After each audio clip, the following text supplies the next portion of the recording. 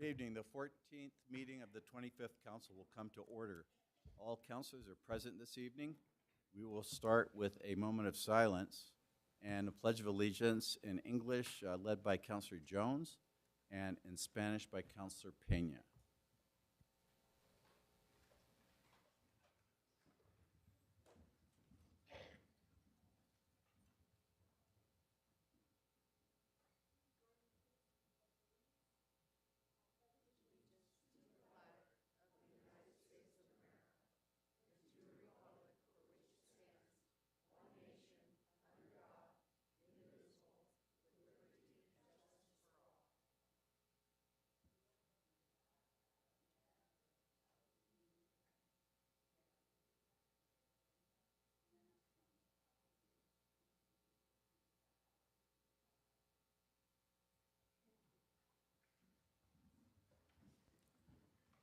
Thank you, councilors. Civic Plaza parking passes are provided for members of the public. You can obtain a parking pass from council service staff at the table near the entrance of the chambers. Members of the public, city staff, and the media have the ability to view this meeting in person and on live streams through 4 different platforms: GovTV, Comcast Channel 16, the GovTV website, YouTube, Zoom webinar. These live streams can be accessed from most smartphones, tablets, or computers. Also, this meeting is closed caption, and you may enable the closed captioning services on your television or device at this time. The video recording of this and all past council meetings will remain available for viewing at any time on the City Council's website. Council staff is available via telephone if members of the public need assistance finding the videos online. Please call 505-768-3100 for assistance during business hours, Monday through Friday, 8 a.m. to 5 p.m. The council will take a break at approximately 7 p.m. this evening if needed. We will start with proclamations and presentations. We do have a presentation regarding Vision Zero. Valerie Hermanson from the Department of Municipal Development will present.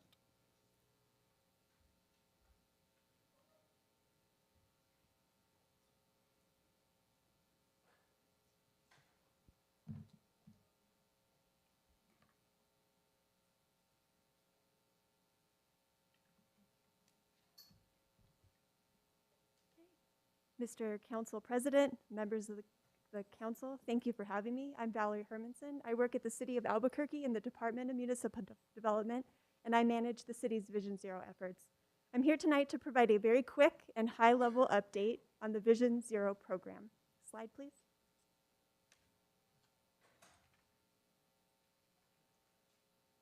Vision Zero is a reframing. It's all about a data-driven and safe systems approach to eliminating traffic fatalities and serious injuries on our roadways.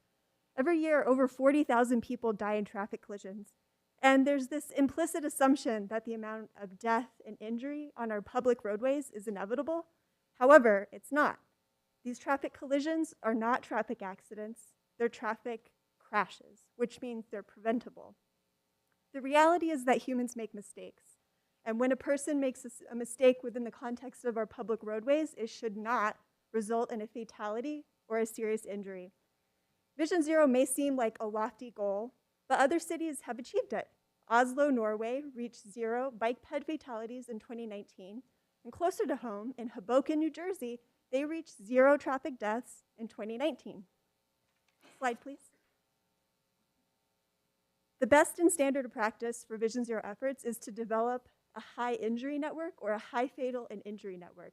This map is showing Albuquerque's HFIN along with a vulnerability index. Vision Zero, like I mentioned, is a very data-driven approach. And so what this map does is it takes 5 years of crash data so that we can identify recurring fatal and injury crash locations to prioritize the worst first for traffic safety improvements. On the HFIN, red means more fatal and serious injury crashes, with yellow meaning fewer. The vulnerability index is the shading on the map. Darker means a higher vulnerability. There are several current projects that touch the HFIN, and are incorporating proven safety countermeasures. I'm going to highlight a few efforts. We have a traffic safety project on Louisiana Boulevard between Gibson and Central that's incorporating proven safety countermeasures. Also, on San Mateo at Montgomery and just north of here, was recently repaved and restriped to narrow driving lanes, which decreases vehicle speed. We also included a buffer striping on the outside travel lane, which provides an extra space and buffer between fast-moving motor vehicle traffic and people walking on the sidewalk. Slide, please.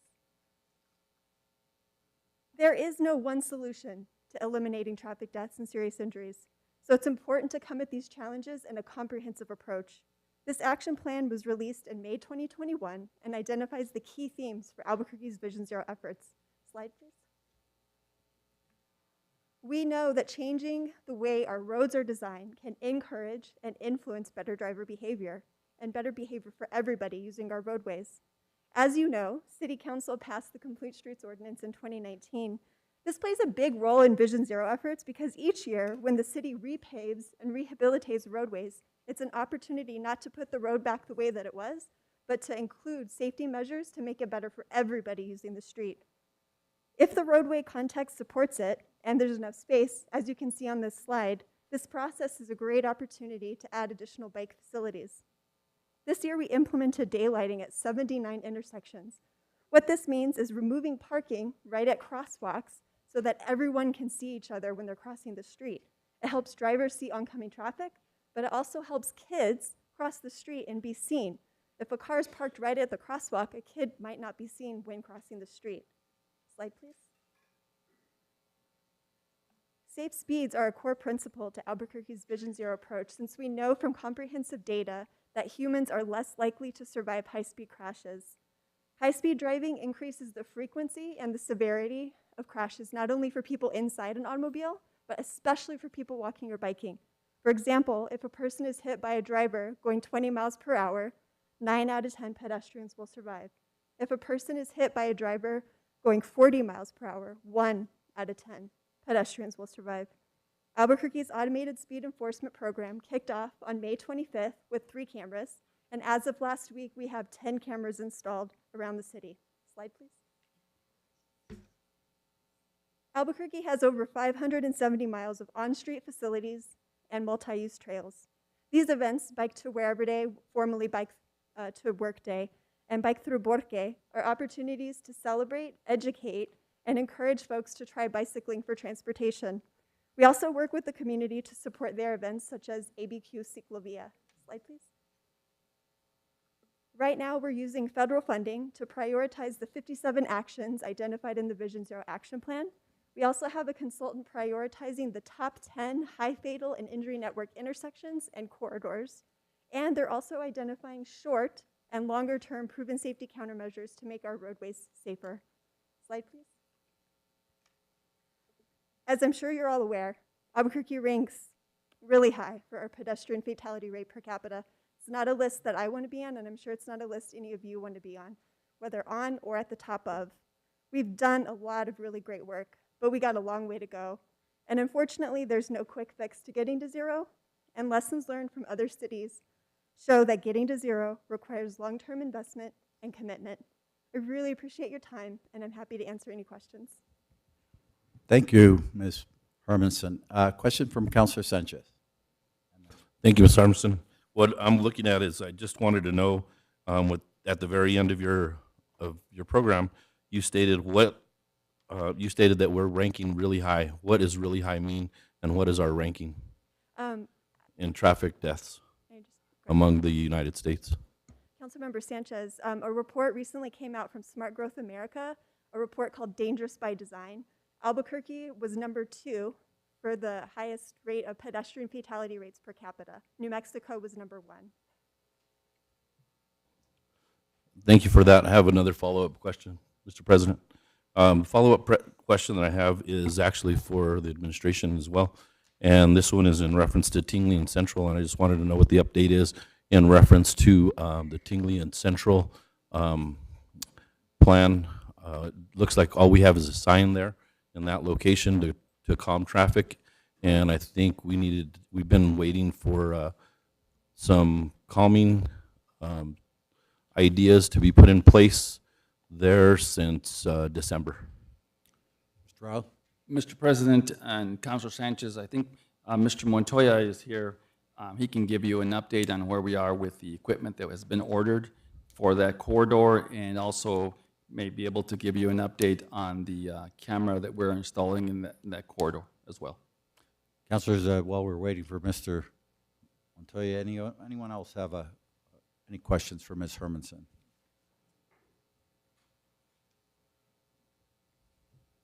Valerie, thanks so much. We're very fortunate to have you working for us in the department as the Vision Zero coordinator, and I know you have a long history of advocacy in the area and very understanding of the issues. Yeah, Director thank you. Montoya.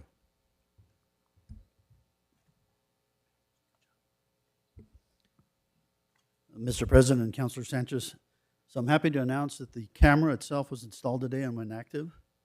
So that's between Tingley and the bus stop, so between Tingley and New York. The speed trailer is installed, and that'll be up until we get the permanent signage. And those cameras I mentioned to you, the signs themselves have been ordered. They're on back order, so we're now looking at about the middle of September for the 2 permanent signs that'll go on Central. But the camera itself, the speed camera, active today. Okay, and the speed camera is actually involved in that whole corridor, correct? So it's installed between New York and Tingley in that stretch right there. So it'll capture anything that's coming around the curve going westbound until you get to Tingley, and then it'll stop right there. So it's not on both sides of the street, it's just on the west side. Okay. Is there any reason why it's not on both sides? Our contract with the vendor is for 10 cameras, so if in fact we decide to put an additional camera in, we'd have to order that. We've got 2 or 4 more on order now. Not sure what our capacity is going to be at the very end, but we're starting with 10. Thank you, Director Montoya. I just wanted to make note that this is something that the fatality that we had there was in December during the Christmas holiday, and it's going to almost take a full year to get that taken care of. I just would like to see it expedited if possible. Thank you. All right, we're going to move on to, let's see, was that, I'm sorry. I think Mr. Real can, ooh, that was loud. I think Mr. Real can probably help me, and maybe Mr. Montoya, Mr. President, if I could just follow up. I just want to acknowledge and say thank you to the administration. Despite all the work that has been done on Vision Zero, there have been some significant changes. We've done a lot of work on lead and coal and Zuni over the last few years. East Central, and there's a project that Councilor Harris and I started with extra lighting, lane diets, et cetera, and Councilor Grout has been really helpful as the councilor in that district to ensure that we're continuing to move that further east and accommodate buses and better pedestrian safety there. And so we're making some big improvements there. But Mr. Real or Mr. Montoya, I just wanted to ask if you could give us an update on the lead and coal improvements, specifically the smart red lights or the rest in red lights. We know those have been approved and are anxiously being awaited by the city, by our traffic engineers. And also, and Pat, maybe this is something, Mr. Director, you can give us for later, but we know at one point there was a pretty big backlog of NTMP projects, neighborhood traffic management projects related to speed and pedestrian concerns. And I just wonder if at a future meeting or in intervening time, if you could give us an update on the number of projects that are pending so that we can help decide if we need to help fund that or what the status for those would be. Mr. President and Councilor Davis, so 3 quick updates. So the 2 cameras on lead and coal, one on each stretch. As you know, one was damaged and the other was stolen. So we've replaced both of those. They have been mounted and they are active as well. So hopefully they don't walk away or run away or whatever happened to them the last time. So those are active. The road study, the audit itself is in the process of completion. We should be ready with some report back to the council as well as to the neighborhood in about 2 weeks. That's on our agenda. The Stop in Red program, I believe that all of the equipment has been ordered. I don't have an exact install date, but I think we're looking at very early fall for that to be active as well, both stretches of east and westbound. And then the neighborhood traffic plan, we are in the process, and I know that just like every other department, we're experiencing the lack of individuals applying for positions within our department. We had 4 vacancies for NTP. We are now in the process of hiring 2 E14s. Those individuals will be housed at the RTMC location out at Copper in Wyoming. Yeah. We do not have a backlog. We have actually 2 contracts with 2 engineering firms that are conducting those studies. So anytime a counselor or an individual applies for that, those are being reviewed by the engineering firm that we're currently used. We would prefer to do those in-house. They're much cheaper and we get them done much quicker. With these two individuals being hired, we're hoping that we can speed that up. I can assure you, we do not have a backlog. One of the problems that we have with the NTP program is that the application, when it comes to our department, isn't completely filled out properly. So we have to send it back to the constituent, have them go ahead and petition the neighborhood. As you know, we increased that from 50% to 66% of the neighborhood. So that is in the process as well. But I'm hoping that by the end of this year, any of the backlog that we've had in front of us will be over with at that point. Thank you, Director. And Mr. President, if I might add for the council's information, because it's directly related to both your question, Councilor Davis, and Councilor Sanchez's concern. What we are experiencing, however, is just supply chain issues with equipment. And I just want to be clear, we've ordered the equipment, for example, on Central, to Councilor Sanchez's point, and it still hasn't been delivered. Councilor Benton, you have some lights that you ordered for Walter and LED. If you'll recall, we're still waiting for some of that equipment.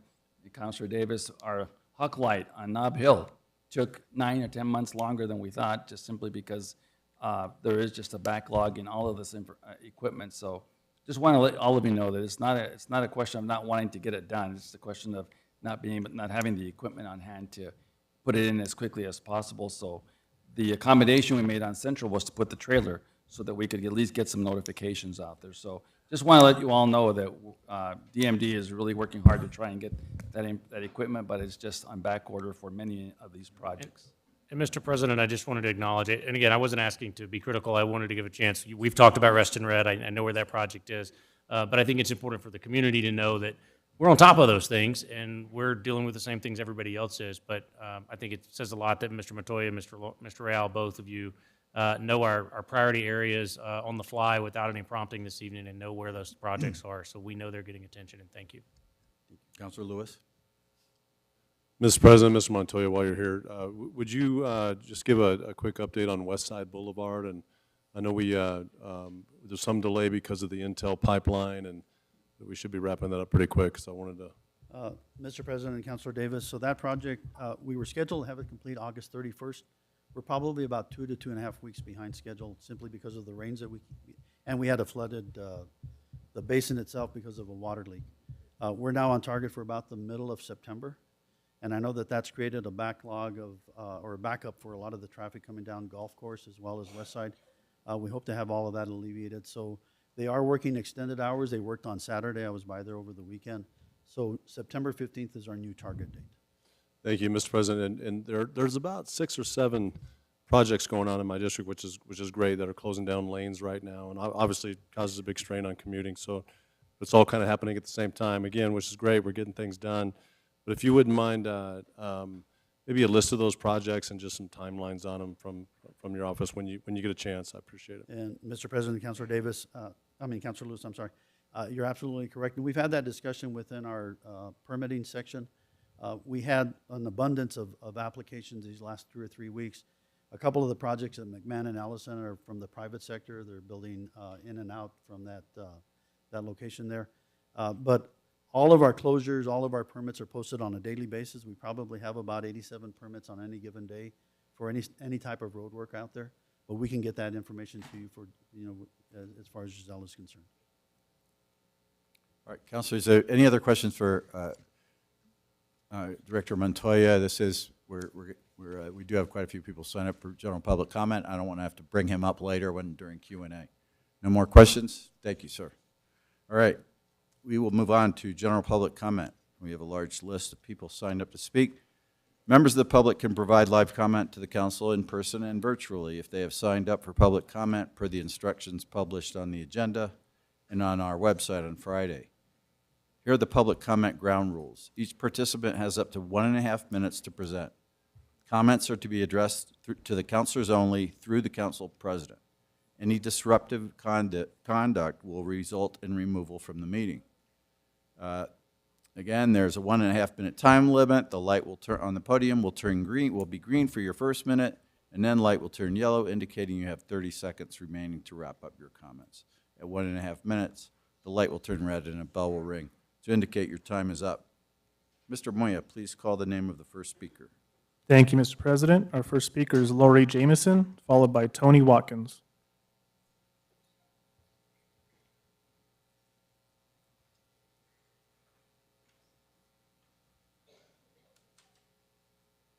I've never done this before. Thank you. It's timed, right? Okay. Well, I'm actually signed up to speak later, but I want to just say that I think that the consideration of not having safe outdoor spaces is misguided. I think that the original idea that Councilor Passan had was fantastic and very logical as a tool in the toolbox for people who are unhoused. But there definitely needs to be, rules about it, but I think it would definitely be a really good idea to try it. They're going to try it in Salt Lake City. They're going to try it in Denver. Well, they already tried it in Denver. And that was a really good presentation that Denver put on here in the chambers. So that's all. Tony Watkins, followed by Bex Hampton. Hello, everybody. My name is Tony Watkins. I've been a part of an effort to ask the city to pause on its decision to close Coronado Park. In 1 week, we've gotten 320 signatures to a petition, which I will read in a moment. Many of the signatures come from people in the park. We believe it is unfair to close Coronado Park without creating alternatives for the people living there. The city should stick to its plan to create sanctioned and well-managed encampments. Regrettably, the people who live in the park have been criminalized and their voices left out of the decision-making process. In addition, the abrupt closing of the park will create a hardship for nearby businesses and residents. These dynamics are counter to our ultimate goal in Albuquerque to develop a continuum of care to end homelessness. Some of the solutions offered up in the media and elsewhere are more complicated than they might appear.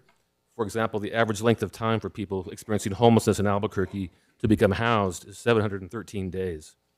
This number only reflects those who eventually become housed. Additionally, many barriers exist to people experiencing homelessness having access to public spaces like this so their voices can be heard. We call on the city of Albuquerque, in collaboration with nonprofit representatives, to convene spaces that center the voices of the people experiencing homelessness so we can come up with a strategy to end homelessness together. Closing Coronado Park without offering realistic alternatives is unfair. Bex Hampton, followed by Angelina Crowley.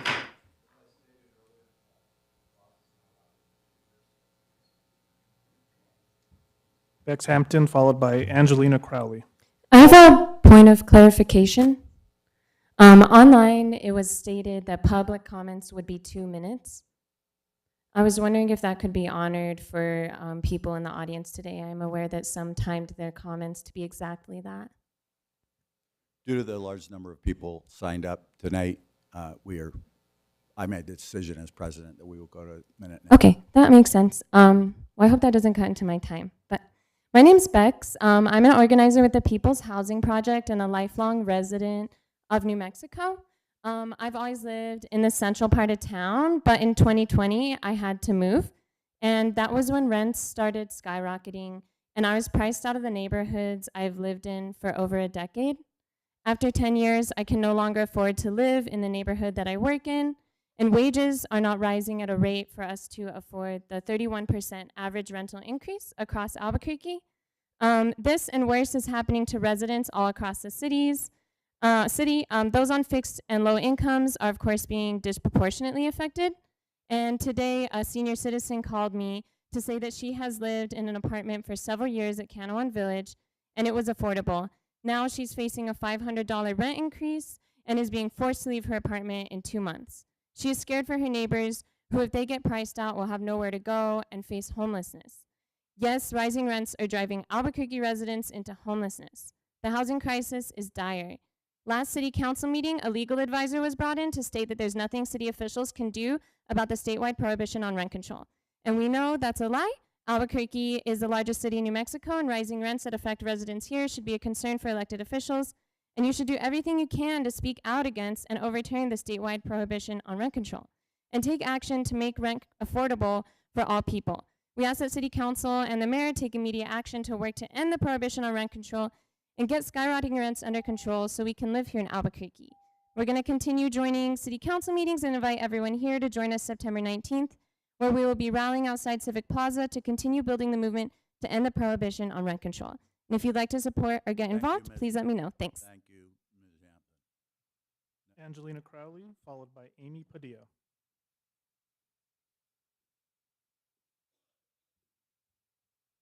Hi, my name is Angelina Crowley. I am also an organizer with the People's Housing Project. I recently went to an apartment complex where it was TNC management. There were AC units ripped out. There was a homeless encampment, and people were having their rent raised to over $1,000. This is a regular occurrence in the International District, where many of my neighbors are low income, fixed income, disabled, veterans benefits, etc. Some of the most vulnerable people, and they're at the mercy of slumlords. Like, a lot of them have them on month to month and will just raise the rents like at their discretion on these people with such low income and fixed income, have them in such horrible and slum conditions. And last time too, we heard, oh, like there's resources for this, for people to get water, to get rental assistance. How long does it take to get rental assistance for someone? Is the landlord even gonna accept that? And people don't know about these resources. There's no outreach. There's no effective way for people to access them, to know about them. And it's really disgusting and criminal that so many of my neighbors who are just like disabled or on social security, fixed income, low income, like I was saying, have to live in these criminally unsafe and unhealthful conditions. Yeah, we know there's a prohibition on rent control, but we need y'all to declare a public health emergency, start advocating and building public housing projects and safe housing for these people. Thank you. Amy Padilla, followed by Annalie Desanier.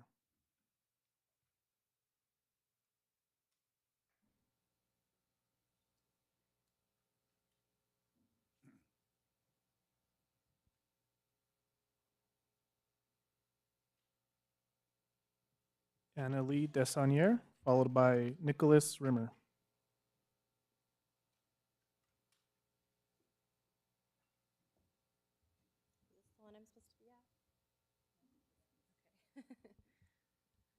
Hello, my name is Annalie Desonier, and I'm an organizer with the People's Housing Project. Last meeting we spoke to you all about the need for an immediate freeze on rents and evictions. And I'm really not sure how you can hear about these seniors holding on to their housing by a thread, and children bathing in gas station bathrooms, and not really believe that this is an emergency. And you brought in the legal advisor. We knew that. We knew there was a state prohibition on rent control. There are ways around it, though, and we need you to take them.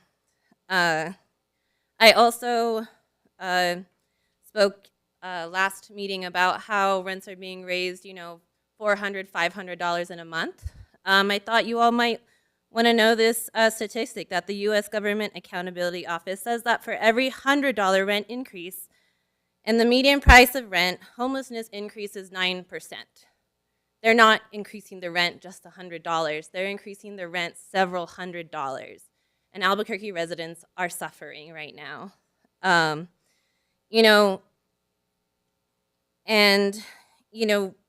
thing is, like, there's so many people on the brink of homelessness. And then we know from the discussions around Coronado Park that there's not that many resources available. There was some discussion last week about how a few people had gotten on the list for housing. There's 300 plus people who cannot find housing because rent's too high, even though they have a housing voucher. It's an emergency, and we need it addressed immediately. Thank you. Thank you. I want to ask Mr. Morrow, for those who have not heard the situation legally with what the city is being asked to do. And the last speaker just said something, there are ways to work around the state law. Could you address that, Mr. Morrow? Council President, members of the council, my understanding is that the city is prohibited by state law from explicitly, even though the city is a home rule municipality, from enacting any type of rent control. My understanding is also, although the city has a civil emergency powers ordinance, we cannot preempt state law. The state law, in fact, trumps what city ordinances have, so I am unaware of any opportunity for the city council or this administration to enact any kind of rent control. Thank you. Thank you, council. I know it's great to hear from a legal perspective. My name is Nick Rimmer. I'm an attorney here in private practice and an organizer with the People's Housing Project. We're here today to ask you to do something to address the housing emergency that is sweeping through Albuquerque. There's a rich history in this country, I think we've seen it recently, of bodies like yourself doing the right thing and sometimes the wrong thing by enacting an ordinance, a law that maybe conflicts with other law. You can do that. I'm just here to tell you you can do it, and you all know you can do it. Since 2020, Albuquerque City Council has watched the housing crisis unfold and hasn't done anything to address it. Rents have gone up 31% since 2020. Since March 2020, 21,822 families, and just so Councilman Sanchez knows, that's from Eviction Labs out of Princeton, have been subject to eviction proceedings in New Mexico. Last week, 175 families were evicted in New Mexico. It'll be 200 this week. It'll be 200 the next week. It'll be 200 the week after that until you all do something to stop it. Working people in this room today, the ones standing up with me and the ones sitting down, we're here to tell you that now is the time to put an end to this. I just wanted to take a moment and read a statement from a resident of a complex in Northeast Heights. Some of his neighbors are here today. My name is Brian. I'm a disabled senior with back injuries and COPD. Our complex has been without AC for 6 days and no attempt has been made to fix the situation. Thank you. Appreciate it. Don Schrader, followed by Danger Varos.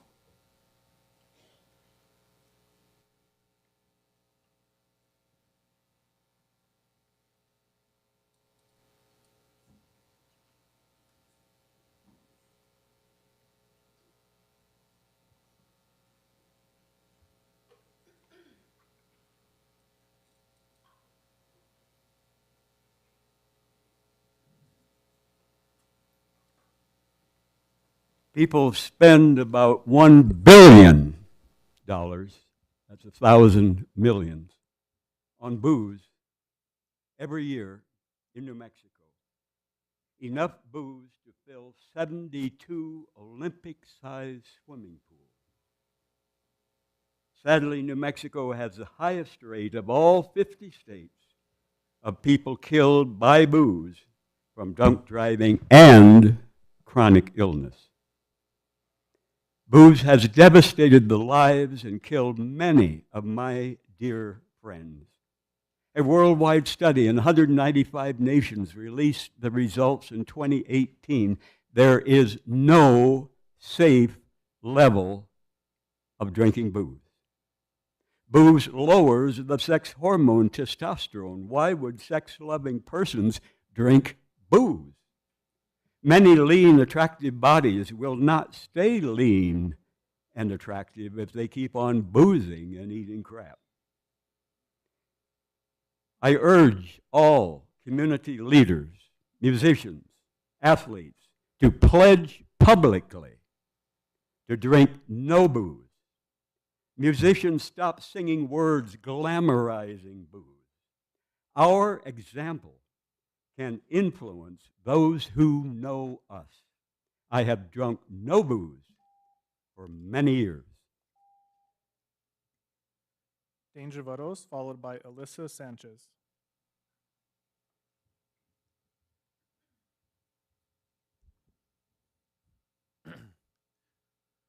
Hello, everybody.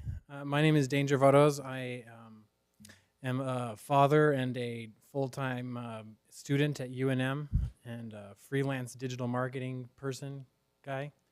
And COVID was really hard on everybody, and it was really rough finding out after things were opening back up that I was getting price evicted from my apartment. They raised my rent without any more than the minimum required notification from $825 to $1,300.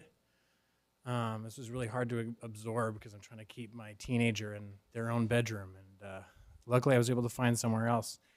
But my landlord was still, to this day, marketing those units at the original price. And I'm sure that the idea is to trap people in there in a little lease and then let them know the bad news as soon as it comes up to renew. And they're allowed to do it. They're kind of allowed to do whatever they want. I was listening to, you guys are really attentive and astute when it comes to traffic lights and saving lives. And I wonder how many lives you would save by paying what attention you could. And I know you pointed out right away that your hands are really tied. But I wonder how many lives could be saved, especially down at Coronado Park, if we dealt with this humanitarian crisis on our hands head on, rather than jumping back and pointing out to the lawyer that we can't do anything right away. You know, like maybe let's be a little more ahead of the curve on that one. And I appreciate it. Thank you so much. Alyssa Sanchez, followed by Cynthia Rodriguez. Alyssa actually couldn't make it in person, but she is on Zoom if that's possible. Cynthia Rodriguez, followed by Michaela Chavez.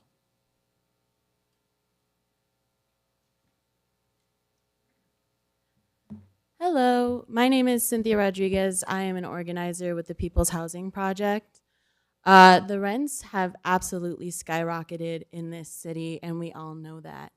And instead of addressing that, like has been said, and doing everything that you can to push for an end of the prohibition on rent control statewide, I'm sure you guys have networks with people who are in the state legislature who you could recommend this for. And instead of fighting for the residents of Albuquerque, you guys have decided to say that your hands are tied.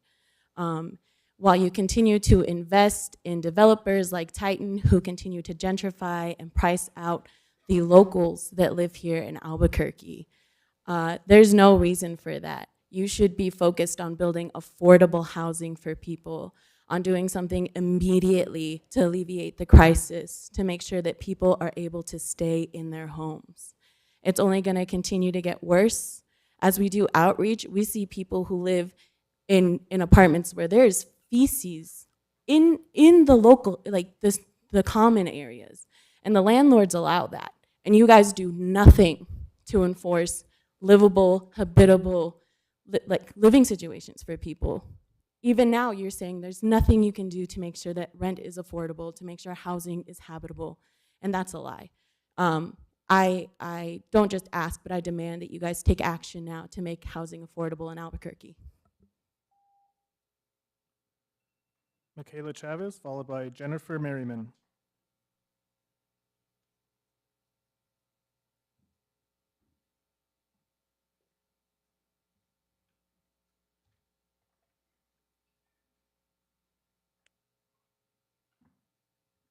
Jennifer Merriman, followed by Catherine Bernhardt.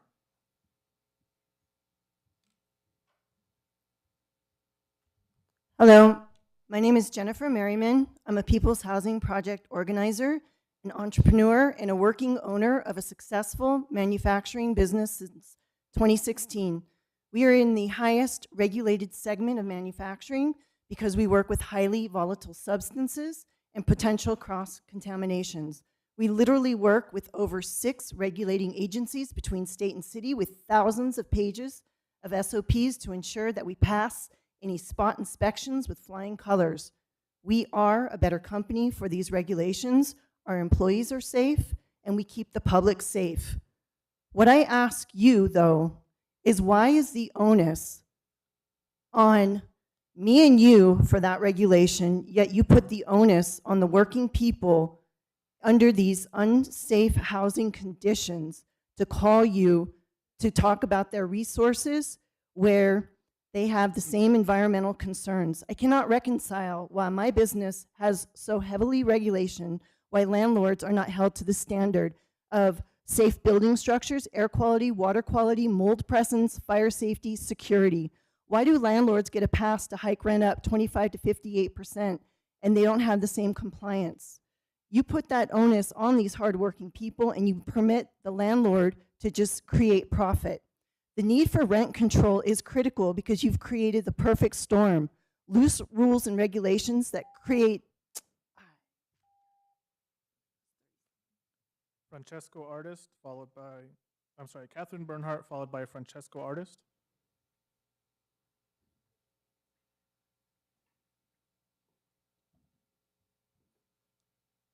Francesco Artist, followed by Jordan Newlander. Public comment at council is difficult enough to distill down to 2 minutes. That sometimes shortening that to only 90 seconds can be a challenge.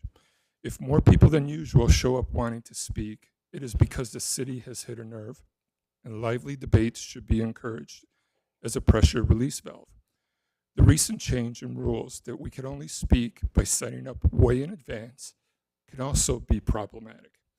There should be less barriers in place in a public forum for the public's voice to be heard, especially when we, the people, who choose to participate in the process by expressing our constitutional right to free speech, don't get to cast a vote. Now more than ever, when current redistricting means a large group of Albuquerque residents will be represented by a counselor they not only didn't vote for, but were unable to by law because they lived in a different district. It needs to be like open mic night at Chuckles, the Laugh Factory, where anyone wanting to speak can just line up and take their turn. Thank you. Jordan Newlander, followed by Amy Padilla.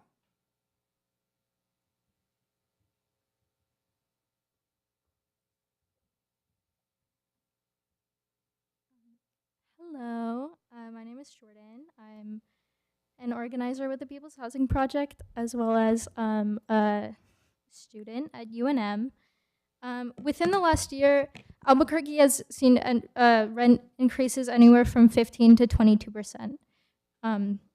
Within the last month alone, studio apartment rent has increased approximately 9%. I have countless friends who have been priced out of their childhood houses, their families' apartments. This is not fair. This is not right. It is your responsibility to provide safe and affordable housing for Albuquerque residents. Please declare a public health emergency and put a freeze on all evictions. Thank you. Amy Padilla, followed by Thomas Harris.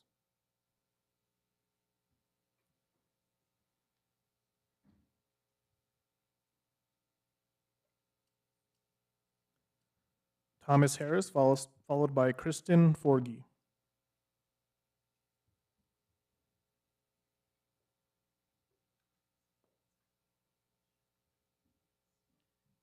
Hello, my name is Thomas Harris. I'm also an organizer for People's Housing Project. We have already had established rents have been going sky high, and the need for the need to have higher rent control is intimate. We need it right now. We also demand for more. We also and demand for having more housing projects for the homeless. We had housing for housing vouchers, as well as more homeless shelters. We know that the city has more than enough funds to meet both the healthcare and housing needs of our community.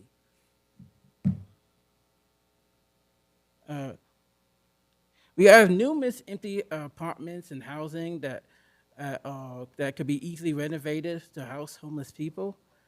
And we also believe that we should expand out here on building more affordable housing as well. Thank you for your time. Kristen Forgy, followed by Ben Imbus.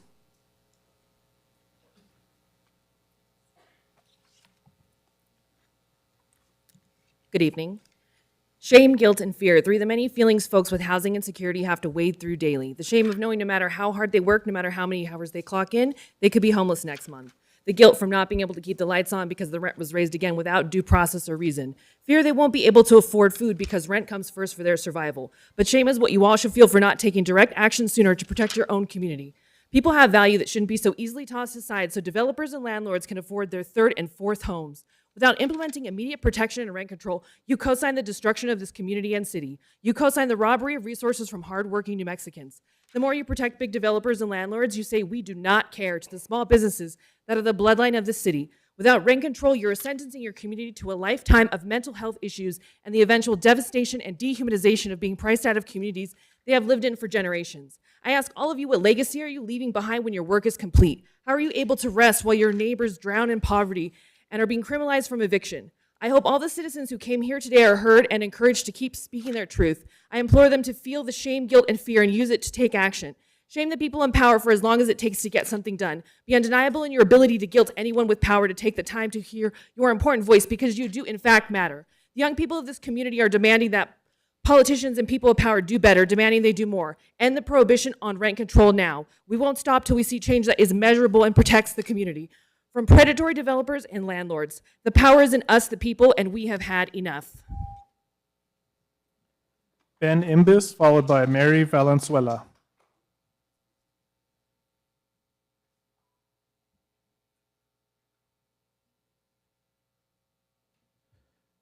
Mary Valenzuela, followed by Reynaldo Martinez.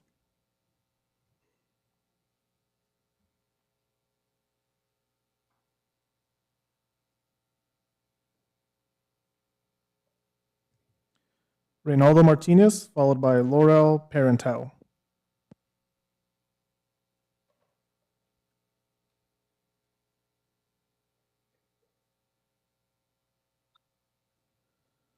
Laurel Parenteau, followed by Jose Enriquez.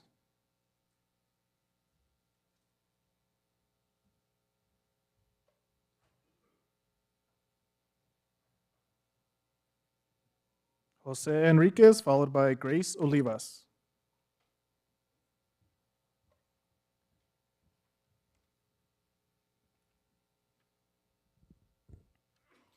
Jose Enriquez, organizer of People's Housing Project, also a member of the Union Carpenters. On June 21st, 2018, Mayor Tim Keller went to the U.S.-Mexico border with a group of mayors from across the country and, according to an Albuquerque Journal article, quote, called for the immediate reunification of immigrant children with their families as well for more transparency, end quote. I bring this up because while we know there are some things that are outside the control of the city government, it is not outside the realm of possibility for elected officials at the city level to lobby governments at the state and federal level to act on issues that they know affect the well-being of their constituents. The People Housing Project, the Office of the Mayor, the City Council, and the members of the legal community know that the City of Albuquerque can't institute an ordinance on rent control because of state law. But one question remains: why hasn't the mayor or the City Council lobbied the state government to help with the housing crisis by passing a law that will allow municipalities to implement rent control ordinances?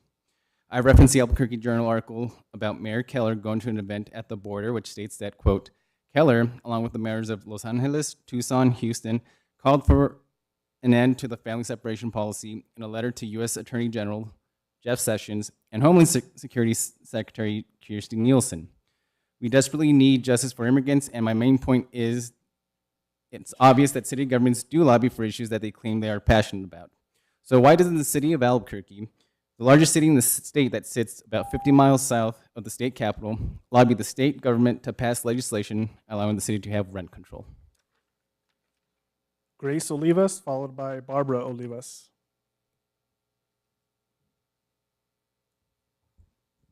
Good evening. My name is Grace, and I live in Albuquerque in District 1. And as a concerned citizen, I am asking you to reappropriate the $250,000 that has been designated for Planned Parenthood to youth shelters, including the Barrett House. On the west side, we've seen a huge influx of homeless people, including and especially youth and women. In addition, as a survivor of a traumatic abortion experience that happened at Planned Parenthood, I am very opposed to my tax dollars funding Planned Parenthood, as this violates my conscience. I strongly support that taxpayer dollars be reappropriated to Barrett House, which is an organization that provides shelter and supportive services to women and children. Thank you. Barbara Olivas, followed by Geraldo Coinello.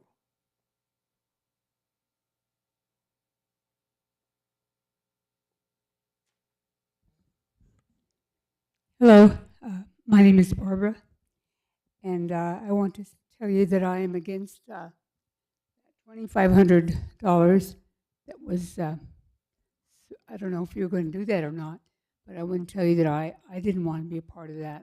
Those are our tax dollars, and it should be given to somebody that truly needs it. And I see a great need here tonight with all these people that have talked about almost being homeless. Maybe you could get that 250,000 and help these people stay or work it out somehow and give them the money. It's obvious they need it. So that's what I'm telling you. And Dietrich Bonhoeffer said, "Silence in the face of evil is itself evil. God will not hold us guiltless. Not to speak is to speak. Not to act is to act." So I hope that God speaks to your conscience, because these people are in dire need here. They're not here. They're hoping maybe you can give them a ray of hope. Maybe that money should be allotted for that. Thank you. Geraldo Coinello, followed by Alyssa Sanchez on Zoom.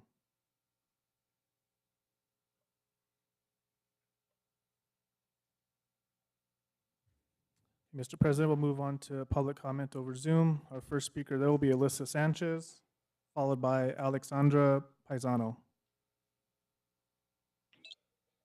Thank you so much. Since 2020, the median rent has skyrocketed exponentially in New Mexico. It has driven many people into unjust poverty and homelessness. With seeing so many people living paycheck to paycheck, it's uncommon to see those choosing between food and shelter, which should both be accessible at any given time.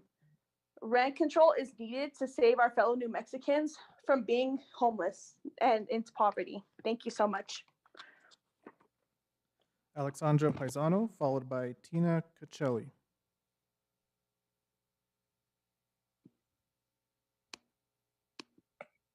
Hello, my name is Alex Paisano. I work for the New Mexico Coalition to End Homelessness. A lot of misinformation has been spread about safe outdoor spaces. When people hear safe outdoor spaces or sanctioned encampment, they associate that with Coronado Park or something akin to Skid Row. That is not what a sanctioned encampment is. Sanctioned encampments are small, manageable populations of people experiencing homelessness that are hosted in a single site. Those living there have rules on site, support services, 24/7 security, and regular case conferencing to help the residents move into a more permanent situation. Councillor Bassan said that helping 40 to 50 people is not going to make a dent in the problem we have. This statement shows how little she knows about the encampment will work. 40 to 50 people is the capacity of the site. That does not mean 40 to 50 people only will be helped throughout the year. As people stabilize and move on to more permanent situations, more people will move in. There's going to be a flow to the encampment, not stagnation. Even if a safe encampment only assisted 40 to 50 people over a year, do you really believe that their success isn't worth anything? If you do, you clearly don't understand the barriers this population faces. There's a lot of fear mongering going on about who would reside in a camp. You don't want people with mental health issues, substance abuse issues, or criminal records. Any one of your neighbors could have those issues. These problems are not unique to the unhoused.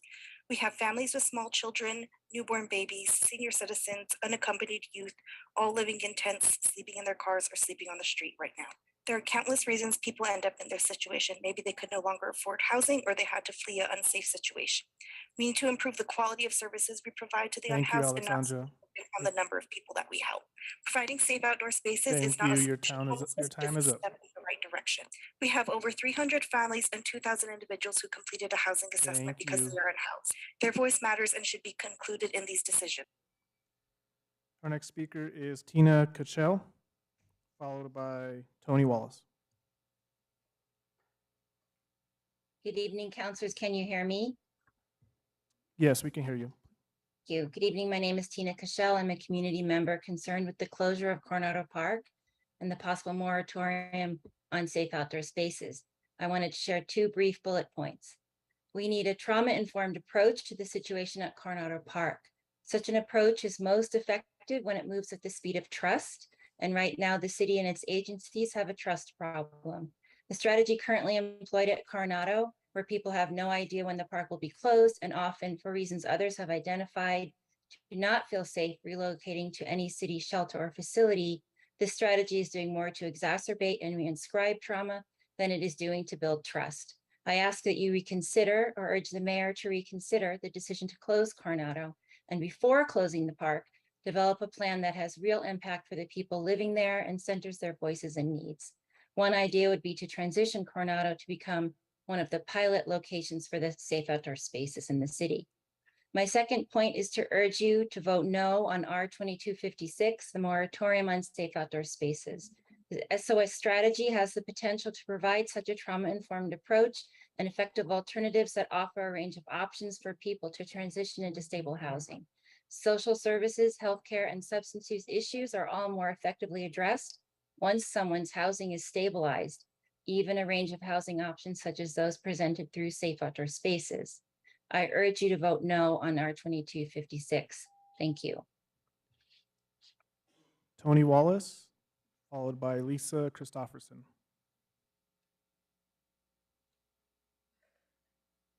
Hello all, can you hear me? Yes, please proceed. Hello all, my name is Tony Wallace, he, him pronouns. I'm a UNM student and a chronically homeless military veteran. Shout out to ASH, the Affordable Student Housing Organization at UNM. We need encampment sweep, rent hike, and eviction moratorium starting today, or declare a public health emergency that will achieve the same ends. For people like me, housing is not an expense that we can cut back on. Most of us on T1 land are forced to make unhealthy, unsafe, and despicable choices to avoid being homeless. I belong to that group. I also belong to a group of UNM students that spent the summer researching the housing policies and economies of the city while conducting intense stakeholder surveys, including city employees, for fall publication. About 50% of residents are trapped in a violent cycle because of a lack of housing policies, protections, and inventory, and the city's criminalization of homelessness. This housing funnel is city-protected extortion of residents that robs us of our humanity. We need three things to end this city-backed violence: an eviction moratorium starting today, a rent hike moratorium starting today, and an end to encampment displacement sweeps starting today, or declare a public health emergency that achieves the same ends. If the city does not do any of these simple things today, they're not only complicit, but further enabling the deaths and violent oppression of the majority of their constituents. Thank you for listening. Now do the right thing. Our next speaker is Lisa Christofferson. Hi, hello. My name is Lisa Christofferson. I live in the South Valley. Councilor Pena is my counselor for District 3. I'm an organizer with many local organizations. I'm here today via Zoom to talk about ACS again and to ask one more time for 100% funding for ACS. It's not working ideally as it was promised, as it could, or as it should. Right now, APD is the gatekeeper for calling in ACS or dispatchers. What was presented by Cahoots when they came down and presented from Colorado and hang out with us in the city is that they have it backwards. They go out to every situation with mental health concerns, and Cahoots calls the police if they feel like they cannot handle the situation, if they feel like they're in danger. And right now, ACS is hanging out with those who are houseless, and that's great. However, that is not the only circumstance that ACS could be used. The goal is to minimize the public's interaction with police, specifically people of color like myself or persons in exploited communities, and that isn't happening. And if APD is the first one to go out to mental health crises, and then they decide to call ACS, that's not ideal. And it's not acceptable. Financially, it makes more sense to prevent and to minimize. Thank you, Lisa. Your time is up. One last sentence, then all the costs that are associated with settlements, 100% funding for ACS is what I'm asking for. Thank you. Thank you. Mr. President, that concludes general public comments. Thank you. Thanks, everyone, for speaking. And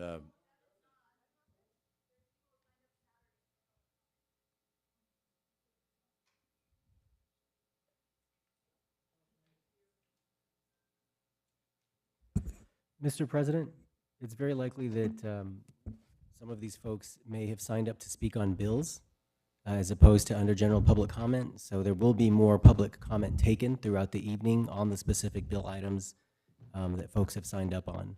However, the list that we pulled off of the sign up is complete as of the last speaker.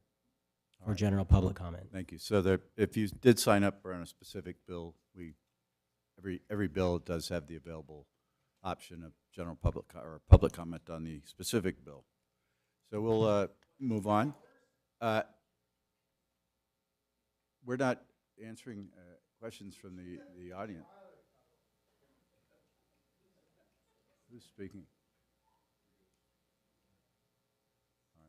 All right, we're concluded with the general public comment period. All right, let's move on then to administration question and answer period. Councilors, any questions for the administration? Councilor Bassan. Mr. President, I would like to ask Director Varela a couple questions, if he's available, please. And I did reach out to him earlier today.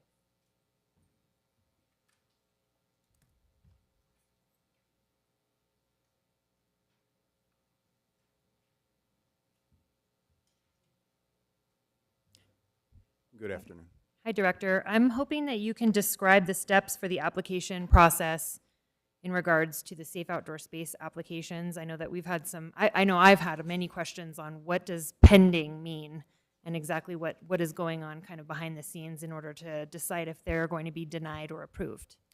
Yes, the steps, number one, is to go to the online public-facing website where the application is located. Once an application has been submitted, and the person does need to certify there that they have submitted all of the required documents for the application, and those come primarily from the Integrated Development Ordinance, from the law that is in place. And once it has gone into the submitted status, then the next status that it can go to, then at that point it's pending. The next status it can go to is under review. So when staff has the resources available to take a look at an application, then it goes into the under review status. And then the next level of status is either it's been approved or it's been rejected.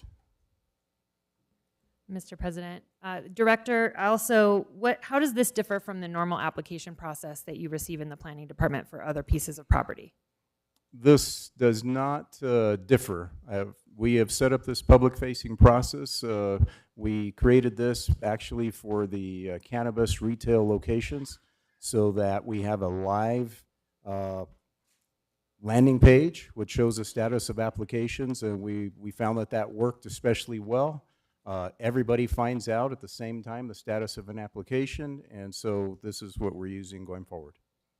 Mr. President, Director, do you know about how long all of those other applications took to approve or deny? The On cannabis average, retail cannabis locations? or any of these other applications that go through the similar process? They take generally anywhere from 5 to 10 business days.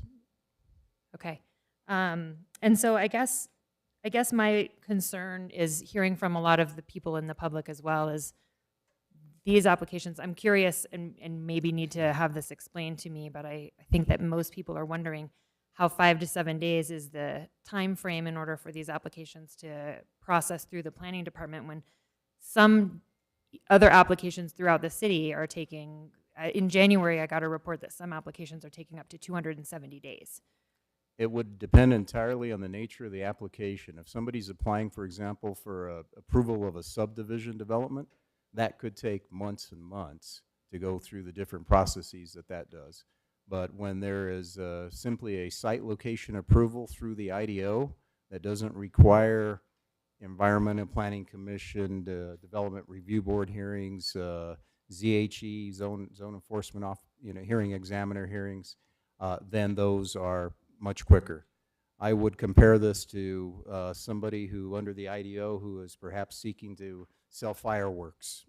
Then they submit an application for their fireworks stand, and we check that. Those are not as complicated by any means as approving a subdivision or a rezone.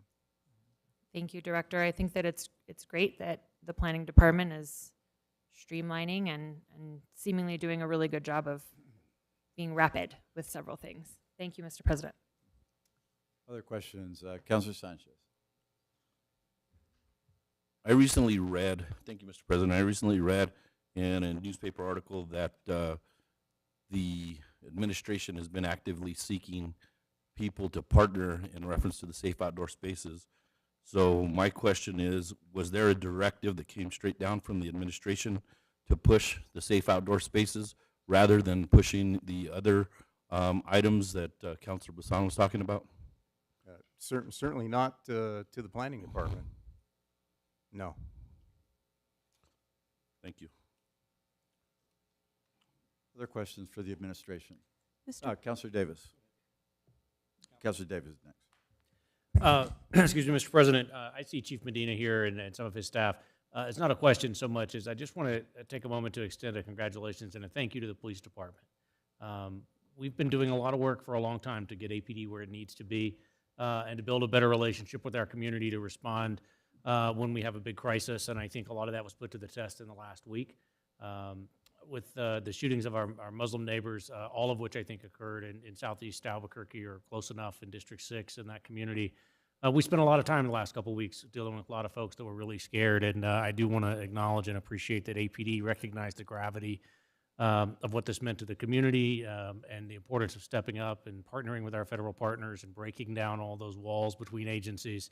And it ended up with a good result, good police work by all accounts, and I just wanted to say thank you to the chief, your new command staff, and extend that all the way down through Kyle and everybody else who worked hard on these cases. So thank you. Next is Councilor Grout. Mr. President, thank you. I have a few questions.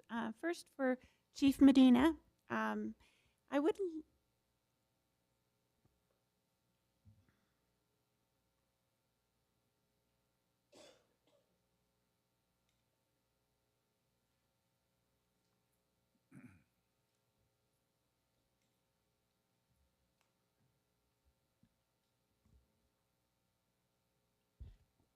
Mr. President, Councilor Grout. Thank you. I too want to say thank you for your hard work over the last couple of weeks, and it was really nice to see everybody come together and make a quick arrest and get a solution there. So thank you. A couple of questions that I have: how many police officers left APD in 2021? Can you be specific about how many retired? How many left before they were eligible to retire? When an officer leaves the force before they are eligible to retire, do they get an exit interview? And are officers in any formal way asked or invited by the department to stay? Mr. President, Councilor Grout, in 2021, we had 46 people resign, 9 terminations, and 95 officers retired. Above that, the total should be 176 because we did have individuals who exited during the training process of the academy. So the grand total between all 4 of those categories will be about 176. We do have an exit interview process. We can't force individuals to take part of the process, but it is offered through HR, and we do review it, and we've talked about the results in the past. It's a variety of reasons. Some of the reasons in 2021 were changes to the state law and the loss of qualified immunity. Some of the other reasons have typically been the Department of Justice and the consent decree, and that policing isn't the same. We also have other individuals who are just getting out of the policing world and transitioning somewhere else because of the fact that the family member's job has transferred them and they're able to go to another agency. We do reach out informally to individuals during the process, but not every individual. I'll be perfectly honest, there are some individuals who left that it's probably a good thing that they left, and I think that's part of the reason why we've made our ground with our consent decree and the settlement agreement with DOJ, because some of the individuals who refused to change left the department. I think in those circumstances, sometimes it's good. Some of them left pending discipline, leaving a lot of discipline on the table. But those that we feel were good, strong officers we've talked to, and a number of them have returned to the department. Recently, we've had a few officers who've chosen to return to the police department for a variety of reasons. I know we had one that went to, a couple that have gone to state police. A couple weeks later, they're ready to come back and have gone to other law enforcement agencies and ready to come back. So there's a variety of reasons people are leaving, and some come back, some don't. But we continue to move forward. I know we currently have 15 that started the C&M Academy. We have 27 in this academy. And we have, how many seated already for the fall? I think we already have 5 seated for the 127. We have 42 people in backgrounds with 155 interested at this point. We have seen an uptick of individuals who are testing for the department weekly during our bi-weekly testing, and I think that number is somewhere up about the average about 35 every 2 weeks. So our numbers have increased. We have made modifications. We had extra testing that it wasn't necessary for us to have, that we've eliminated, and we've made some other changes. Thank you, Councilor. Thank you. Thank you. Okay, thank you. I have some questions for, I appreciate y'all. Thank you. Thank you, Chief. I have some questions for Director Pierce. Director Pierce?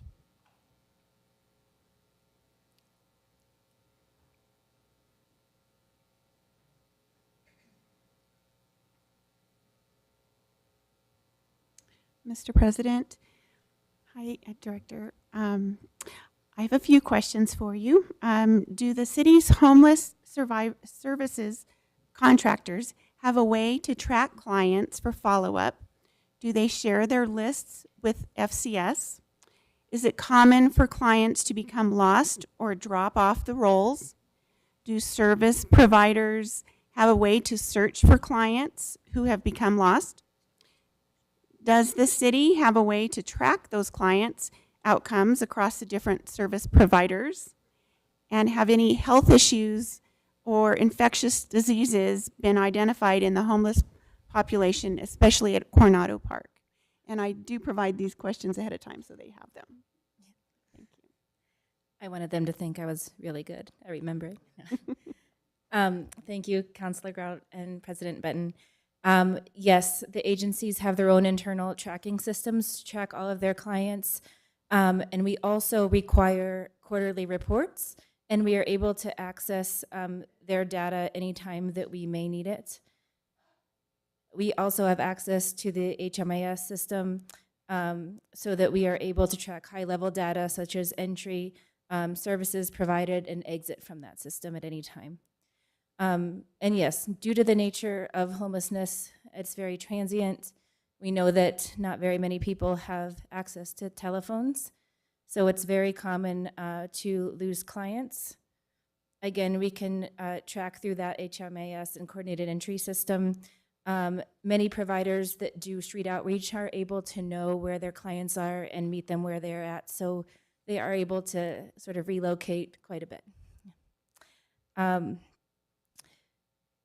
We do track client outcomes across different service providers, again, through the coordinated entry system, and we can run reports at any time through the homeless management information system. In encampments, especially at Coronado Park, we've noticed outbreaks of hepatitis A and Shigella.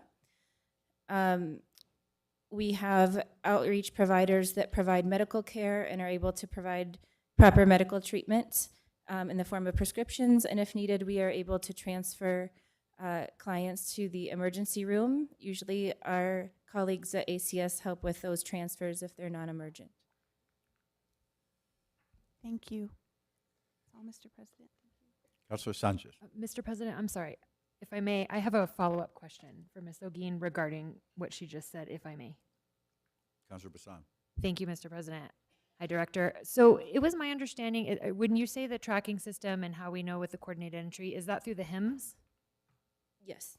And is that with all of the nonprofits that provide housing to individuals, or is that just the city contracted? No, it's through the entire system as well as statewide, but the numbers we concentrate on are within the city. Perfect, thank you. Councilor Sanchez. Thank you, Mr. President. This question is for the administration. In the letter of introduction, EC 22-122, seeking confirmation of the CAO. Back in March, the administration submitted EC 22-23, seeking reconfirmation of 5 executive appointments and include the CAO. That EC was ultimately withdrawn because CAO Nair had removed herself from the consideration of confirmation. Do you still plan to submit the remaining executive appointments for confirmation? Mr. President and Councilor Sanchez, that's a a question that I can take and to the mayor, and I'd be happy to get you an answer shortly. Okay, I've got a follow-up question for that as well. And that is, the council made its appointments to the Intergovernmental Conference Committee on April 4th. This is the committee that can help sort out questions under the charter, including what points executive appointments need confirmation. When does the administration plan to make an appointment to the Intergovernmental Committee? Mr. President and Councilor Sanchez, I will visit with the mayor on that request as well and get back with you. Okay, thank you. Other questions, councilors? Thank you, and thanks to the administration for response. We will move on now to the journal. Didn't see you down there. Okay, Councilor Pena. Thank you, Mr. President. I'll be brief. I think some of what I'm going to say is just a few comments. As Councilor Davis said, I just want to say that our thoughts and prayers have been out to the Muslim community, and I really appreciate APD for their quick response and really identifying some suspects, and really appreciate all the hard work you all did. And then secondly, I just wanted to thank the solid waste crews that have out there been tackling the weeds in the city of Albuquerque. Myself and Rachel went out on Saturday and they were tackling Tower, and the weeds were literally almost as tall as me. So I really appreciate all the solid waste employees for doing that. And then just wanted to bring this to your attention, whoever's in charge of the trees along the art corridor. You know, I know a lot of them need some help, and I've asked about that. So if we could just at the next council meeting or send me an email in terms of where we are with that. And then finally, I just wanted to say to Director Varela, in terms of the permitting process and comparing it to fireworks, that's just a little concerning, because these are encampments that are going to be going in communities. There was one tentative one, I don't know where it's at. It's my understanding that that application looks like online is not moving forward, but you know, we really have to address, we have the IDO in place, and we really have to address that very thoughtfully when we're trying to put these encampments near communities, and you know, talk about setbacks and the like, and in terms of what accommodations are there as they move forward. So thank you. Thank you, Mr. President. Vice President Lewis. Mr. President, I move approval of the August 1st journal. There's a motion and a second for approval of the August 1st journal. All those in favor say yes and raise your hands. Yes. Opposed? That passes. Communications and introductions. Are there any changes to the letter of introduction? I do have one myself. I move the rules be suspended for the purpose of placing EC 123 on tonight's agenda for action. EC 123 is the authorization of social service agreement with Heading Home to provide supportive housing services to persons who are precariously housed and have a behavioral health diagnosis. That will require a 2/3 vote for the suspension of the rules. And there's a second from Councilor Davis. Thank you. And we will go to a vote on that. All those in favor say yes and raise your hand. Opposed? That passes. We'll move on to the next one. Councilor Grout. Mr. President, I move that the rules be suspended for the purpose of introducing O36 and referring it to the Finance and Government Operations Committee. O36 is amending the Art in Municipal Places Ordinance to provide for increased conservation maintenance funds and define digital and temporary public art. Thank you. I'll second that motion. Again, this is a rule suspension requiring 2/3 of the vote. All those in favor say yes and raise your hand. Any opposed? And that passes. Vice President Lewis. And Mr. President, I move approval of the letter of introduction. There's a motion and a second for letter of introduction approval. All those in favor say yes and raise your hands. Yes. Opposed? That passes. We'll move to reports of committees. Councilor Davis. Thank you, Mr. President. The Finance and Government Operations Committee met on Monday, August 8th, and reports out the following items. In the matter of EC 85, that it be approved and be acted on at the meeting at which it is reported. In the matter of ECs 91 and 96, that they be approved, and in the matter of R53, that it do pass. I make a motion to accept this report. There's a motion and a second to accept the FGO committee report. All those in favor say yes. Raise your hand. Yes. Opposed? That passes. Counselor Jones. Thank you, Mr. President. In the matter, the Land Use Planning and Zoning Committee met on Wednesday, August 10th, and reports out the following items. In the matter of EC 102, that it be approved. In the matter of EC 107 and 112, that it be confirmed. In the matter of O32, that it be without recommendation. In the matter of R42 and 61, that they do pass as amended and be acted on at the meeting in which they are reported. I make a motion to accept the committee reports. There's a motion and a second for the Land Use Planning Zoning Committee report. All those in favor say yes. Raise your hand. Opposed? Thank you. Passes. We'll move to deferrals and withdrawals. Counselors, any deferrals or withdrawals at this time? Seeing none, we'll move to the consent agenda. Are there any changes to the consent agenda? Counselor Davis. Mr. President, I'd like to pull item A, which is approval of the first supplemental agreement with HR&A to add funds and extend time of performance. All right. Any other changes, counselors? For the individuals serving on tonight's consent agenda who are being appointed to serve on a board or commission, thank you for your willingness to serve the city. And we'll move to approval. Vice President Lewis. I move approval of the consent agenda. And there's a second. All those in favor say yes. Yes. Any opposed? That passes. And we'll move to that item, Counselor Davis. And what is the number, the bill number? Mr. President, the item A is EC 2285 on the consent agenda. And Mr. Real, I just wanted to follow up. At the FGO meeting, it came up that this item is an extension of a contract by the Family and Community Services Department to develop the Neighborhood Economic Development Fund Committee report. The problem with this was that the funds ran out in February, and the department sort of internally decided to just continue funding the vendor, and the administration didn't forward any request for additional funding or expanding a scope until May. It didn't get through the system till now. And so there was an additional like $30-something thousand added to this almost $100,000 contract.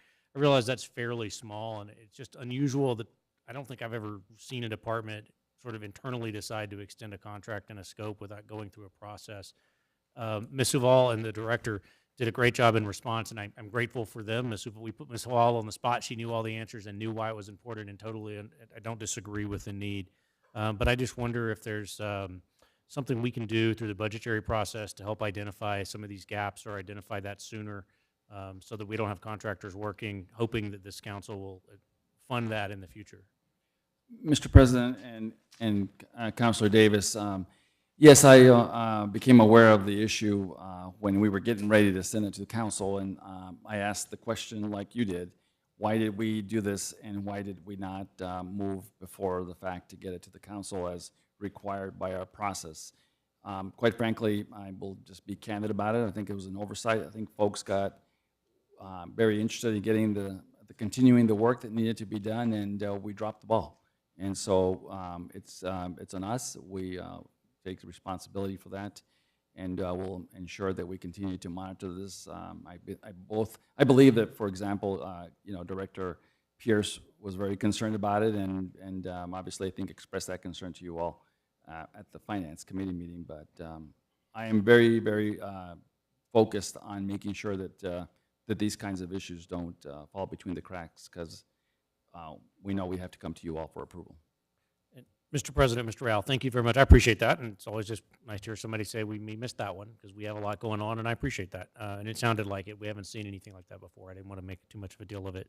But I do want to say we have seen some of us have seen a draft of the report. I think it still lacks a little data and information, and so I wonder if before the administration introduces that EC, if we could have a conversation or a meeting with the administration, at least for myself and perhaps Councilor Benton, since it's only in our districts, I think, for this this pocket of poverty that's left that's funded there, just to sort of look at the strategies. I think the report's a little vague on specifics, and I'm sure there are some and some recommendations that we'd like to visit with before we get that EC back. Obviously, the vendor did a lot of work, so there's more in it, I think, than what they put there. So thank you, Mr. President. With that, I would move approval of item A if there's no other discussion. Is there a motion and a second for EC 2285? All those in favor say yes and raise your hand. Yes. Any opposed? That passes. And we will move on now to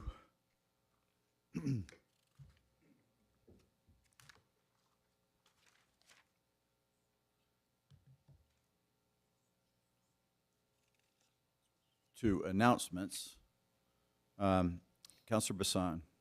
Mr. President, there will be an Albuquerque Bernalillo County Government Commission plus APS meeting on Thursday, August 25th at 5 p.m. via Zoom video conference. Thank you. We have no public hearings tonight. We'll move on to approvals. First is item A, that's EC 123, authorizing social service agreement with Heading Home to provide supportive housing services to persons who are precariously housed and have a behavioral health diagnosis. I move approval. Second from Councilor Feeblecorn, thank you. And motion and a second. Is there anyone sign up to speak on the bill? Mr. President, we do have one person sign up to speak. It's Jordan Newlander. Thank you.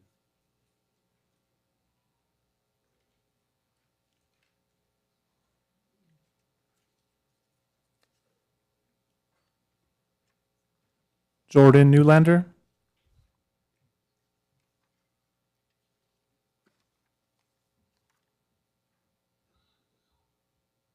Mr. President, looks like Mr. Newlander had left. All right, thank you. Any questions for councilors? Councilor Bassan. Mr. President, I do have some questions regarding this EC, and I know that I had reached out to Deputy Director Ramirez. If he's here, I know that he was perhaps going to be able to help with some clarification, but if not, I just wanted to ask a few questions about is this an existing contract? Oh, here comes Director Pierce. Thank you, Director. Thank you, Councilor Benton, Councilor Bassan. Thank you. Yes. I'm just wondering if this is an existing contract or if you can kind of explain a little bit about what we were reading in here when it comes to Heading Home. And I think I read in some of our staff analysis some of it, but I'd like some clarification, please. Great, thank you. Councilor Benton and Councilor Bassan. The authorization for this social service agreement, and this is to provide supportive housing services to people, and that was in the budget. It is $480,000. It is going to Heading Home. It was originally done by an RFP, and what's been approved is $484,000. The difference, and I think that was one of the questions council had, is to actually address some of the rent increases for the clients being served. And that is it is a contract that was previously administered by HopeWorks. Thank you, Mr. President. Director, who's that with? Who's the contract with? Do we know? Councilor Benton and Councilor Bassan, this contract now sits with Heading Home. But is it also with where is this money from Heading Home going to go to? And more specifically, I know that I've tried to do some research, but I need your help on part of it for where is Heading Home going to give this funding to? So is it currently housed individuals that we're going to continue their housing? Is it something new? And then point blank, is it money going to go to safe outdoor spaces? Oh, okay. Councilor Benton and Councilor Bassan, this bill has nothing to do with safe outdoor spaces. This was an existing contract, and it does help keep people who are precariously housed in their apartments. And so this money actually goes to Heading Home to help with the leases and the rents for those people who are precariously housed. There is some staffing in there because it is a supportive housing model. So that whole piece with case management to keep people housed. But this bill has nothing to do with safe outdoor spaces. Thank you, Director. I know some people were wondering, and myself included, just wanting to clarify that this was not going to be going to that with some of these funds that were previously approved. So thank you for the clarification. Madam Director, if I could, I have a question. So this was previously under HopeWorks, and I know that we had some differences, the city, between us and HopeWorks. Are we getting back on track with them as far as their contracts? I know that there are some technical reasons why this one, they had to be relieved of this one. Councilor Benton, yes, we are continuing to rebuild and build our relationship with HopeWorks. We think they're a really important provider for our community. Yes, there was an OIG report that asked HopeWorks to repay some money that was overpaid by the city. HopeWorks has begun to repay that in $10,000 increments. That began July 1st. And actually, our team met with HopeWorks week before last to also just, again, to continue to work together. So HopeWorks does have some contracts, but it is why this one in particular needed to be switched. All right, thank you. Questions, counselors? Thank you for the explanation. We'll move back on the bill, and let's see, any comments? I think we heard from the administration, so we'll just move to a vote if counselors don't have any other comments. And all those in favor say yes and raise your hand. Yes. Opposed? And that passes. We'll move now to final actions. This is item A. Counselor Grout. Mr. President, R646 is for adjusting appropriating funds for operating the government of the City of Albuquerque for fiscal year 2023, beginning July 1, 2022, and ending June 30, 2023. This will pull the $250,000 that was appropriated to Planned Parenthood and reappropriate it to the services for our unhoused population. And I urge your support. But I'd first like to offer an amendment. Councilor Grout, let's get motion for a due pass to start. Yes, sir. And then we'll. Thank you. All right. So there's a motion for a due pass. Is there a second? Second from Councilor Bassan, and then we'll move to the amendment. Okay, thank you. I'd like to offer this amendment. On page 1, delete lines 20 to 26 and replace with the following. Family and Community Services Department, remove $250,000 from Health and Human Services, add $250,000 to Homeless Support Services. The $250,000 designated in the Homeless Support Services program shall be allocated to the Barrett House Shelter. There's a motion. There's a second from Councilor Bassan for amendment number 1. Any discussion on the amendment? All right, seeing none. All those in favor of the amendment say yes and raise your hand. Yes. Opposed? No. And that passes on a 5-4 vote. We're back on the bill as amended. Is there anyone signed up to speak, Mr. Moya? Mr. President, yes, we have, our first speaker will be Destiny Logan, followed by Lori Jameson.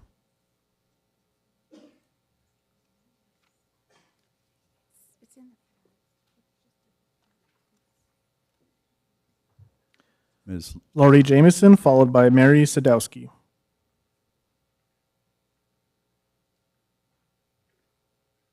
Thank you, City Council. I'm more prepared this time. My name is Lori Jameson, and I live here in Albuquerque. I'm the mother of 3 adult daughters and an adult son. And as a young mother without health insurance, Planned Parenthood was my primary health care provider, and I will always be very grateful. I want to thank all the city councilors who voted to have this funding for Planned Parenthood this year in the city budget.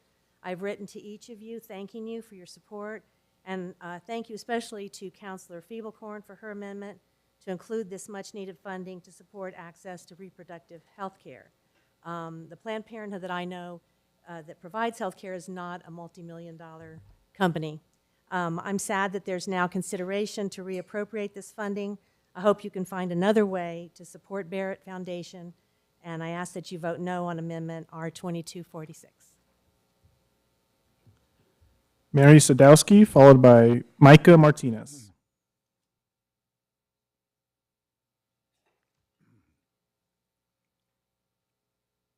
Hello.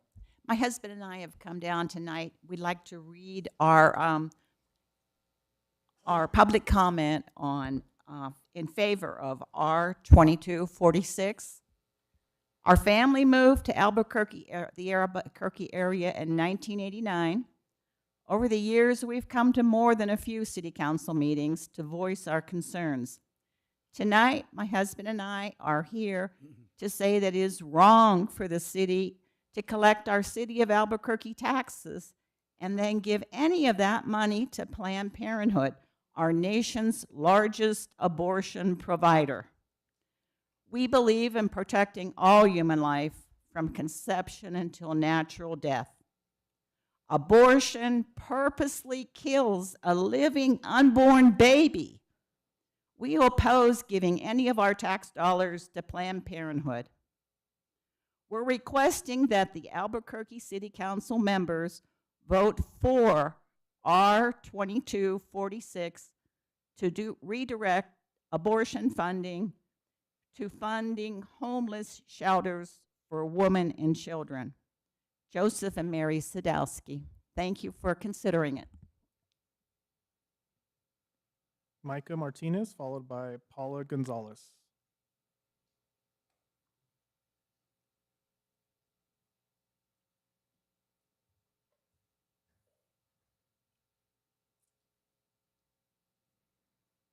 Paula Gonzalez, followed by Ramona Malsinski.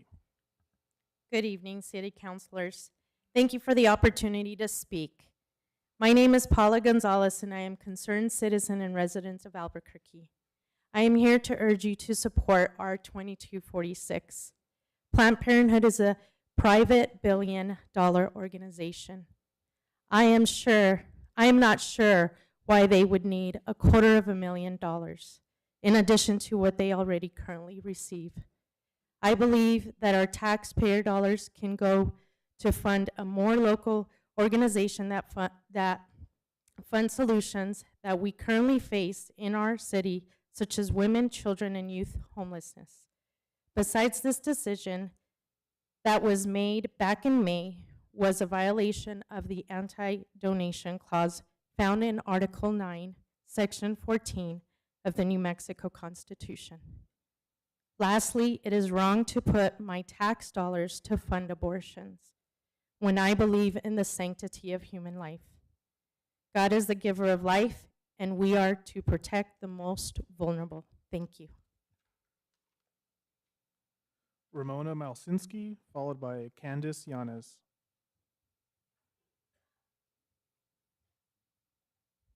Good evening, City Council. I'm an organizer with the Party for Socialism and Liberation. I just wanted to state that the majority of Americans are for the right to abortion, and the majority of New Mexicans as well. I want to speak against the legislation that Councilor Grout has introduced to reappropriate the $250,000 budgeted for Planned Parenthood. In the wake of the overturning of Roe and the cascading economic crises that Albuquerque residents face, we need funding to ensure access to reproductive health care and abortion more than ever. There are only 3 procedural abortion clinics in New Mexico, and Albuquerque has one of them. The vital need for abortion in these few clinics has been strained by people coming to New Mexico from other states. According to the Guttmacher Institute, we expect to see a 2,000% increase in the number of people traveling from other states to New Mexico to access abortion. This exponential increase will further strain Albuquerque's completely underfunded reproductive health facilities. Source New Mexico recently reported that people are facing much longer wait times to get these procedures. The unwanted pregnancy rate in New Mexico is one of the highest in the nation, but with high costs and few clinics, many women struggle to find abortion access. This is why I urge the City Council to vote down Councilor Grout's legislation to reappropriate funds from Planned Parenthood. Now more than ever, we need funding for Planned Parenthood to be expanded to help the residents of Albuquerque. Our city has more than enough resources to fund both housing and healthcare, which are both human rights. Candice Yanez, followed by Patrick Garr.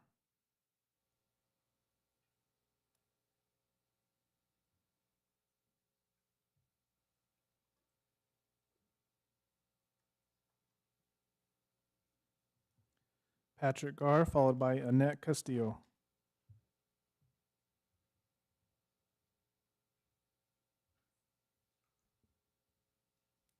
Mr. President and council members, my name is Patrick Garr. I am a longtime Albuquerque resident. I'm an adoptive father of 2 beautiful children, and I'm here to speak in support of Councilwoman Grout's resolution. Psalm 139:13 says that God created each person's inmost being, knitting us together in our mother's wombs. Each and every person, every one of us here, all of us, fearfully and wonderfully made. Whether you believe in the God of the Bible or not, you would do well to consider who has authority to create and destroy life. No authority is granted to man or woman except that which has been granted by God. I was incredulous as I heard the words of Councilwoman Feiblkorn's budget amendment being read on the radio, stating that anti-women extremists have used aggression and intimidation towards Planned Parenthood clinics, staff, and patients, resulting in increased costs, delays in treatment, and additional counseling and education needs. Allow me to set the facts straight. The attacks on Planned Parenthood, Albuquerque, occurred in 2007. There's no record of any attacks since then. While I in no way condone those attacks from 15 years ago, I'm sure Planned Parenthood Albuquerque has recovered just fine with their share of the hundreds of millions of taxpayer dollars that the parent organization receives every year. Planned Parenthood almost never provides counseling, education, or treatment. They almost exclusively provide or refer for abortion services. Albuquerque women have access to compassionate care, counseling, loving support, and free services through our network of local pregnancy centers.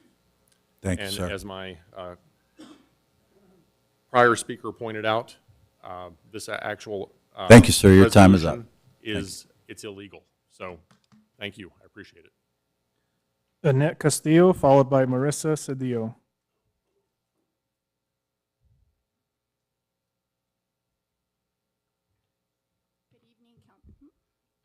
Good evening, counselors. Okay, I'm asking you to vote yes on the R2246 sponsored by Renee Grout, and thank you, Renee Grout, for sponsoring the bill. This will help so many families and communities with the Barrett House, with the homelessness. My story, I'm Annette Castillo, and I have 4 kids ranging from 25 to 8.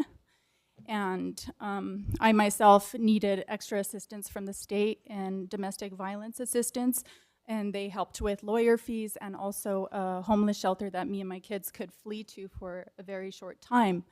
I also had the state help me train as a single mom into a trucking industry, which made income for me and my kids to live off of. So it is possible for the state to help with life and people who are here right now. I'm a taxpayer, and it crushes my heart to know that I'm clocking in and out to kill the most vulnerable, and it is murder, okay? And I'm a woman of faith, and it goes completely against what I believe. The Planned Parenthood services that they offer, there's 3 of them that are in the Bible that say they should not do. Okay, so to fund a nonprofit billionaire business like this is outrageous to me and my family. I ask you to vote yes on this bill. Thank you. Marissa Cedillo, followed by Alexander Cabrera.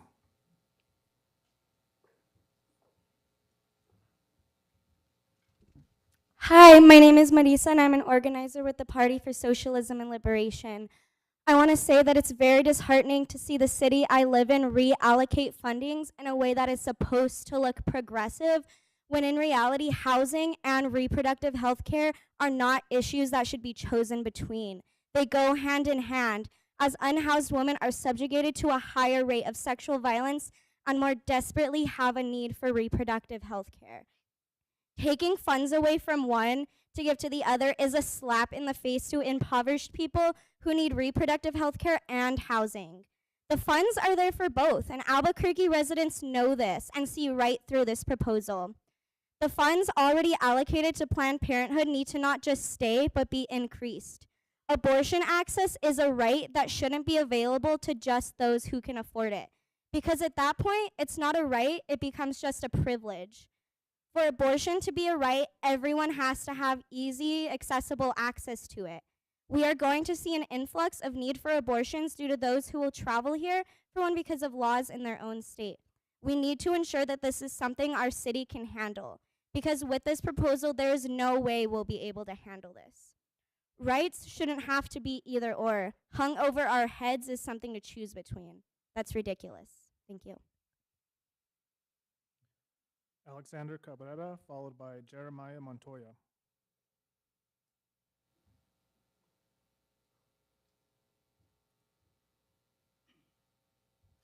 Hello, I'm Alexander, an organizer from PSL. I'm here to bring attention to our healthcare in regards to Planned Parenthood. a much needed resource within our New Mexico communities. I urge you to keep the allocated $250,000 to Planned Parenthood stay with that organization, as it is much needed and essential resource for not only New Mexican women, trans, and non-binary individuals who have been coming from states without resources that Planned Parenthood does provide. Without this funding, there are greater risks that lead to an increase in maternal mortality rates and increased greater harm caused to both women and children. Not only would the allocated $250,000 to Planned Parenthood be beneficial for the community, but I would like to shine light that an increase in funding for such healthcare establishments like Planned Parenthood would not just be beneficial to our communities, but a necessity so that Planned Parenthood can continue to accommodate and continue to service the vast influx of individuals hailing from other states into New Mexico. With anti-abortion attacks coming to New Mexico and only having limited clinics with lack of funds can be absolutely devastating, especially for our poor communities and poor communities of color. I urge that our council truly look at this case with regard to health and well-being, financial and success of our communities in mind. Thank you. Jeremiah Montoya, followed by Patrick Gallegos.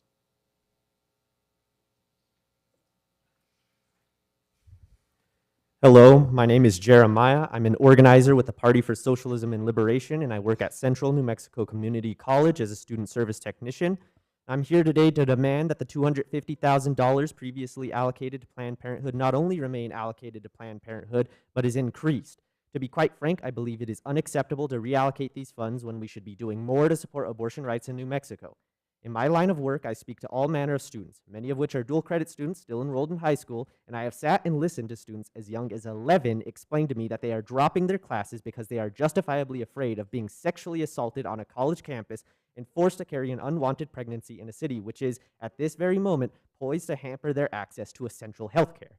I also deal with a large population of students who face a housing crisis. Many of these students would also be affected by this gross decision as they are far greater at risk of sexual assault than most of us. I do not want to run over my time, so I'll summarize like this. Abortion is healthcare, and healthcare is a human right. Housing is a human right. It is time the city of Albuquerque not only recognizes this, but strives to set an example for the rest of the country to follow. Thank you. Patrick Gallegos, followed by Philip Bustos.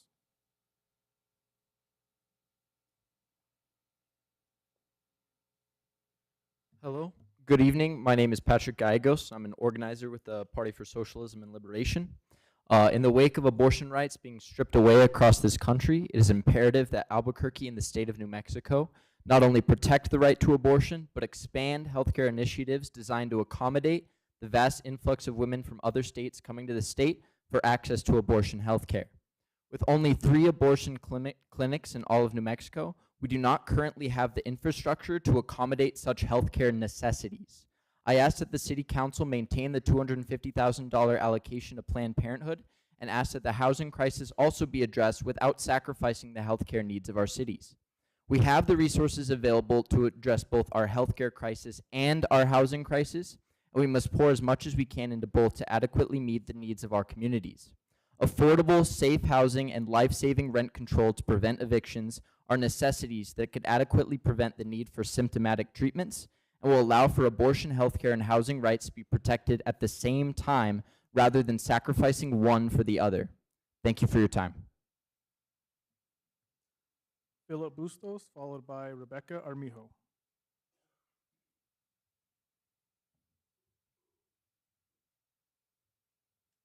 Thank you, President Benton, fellow council members.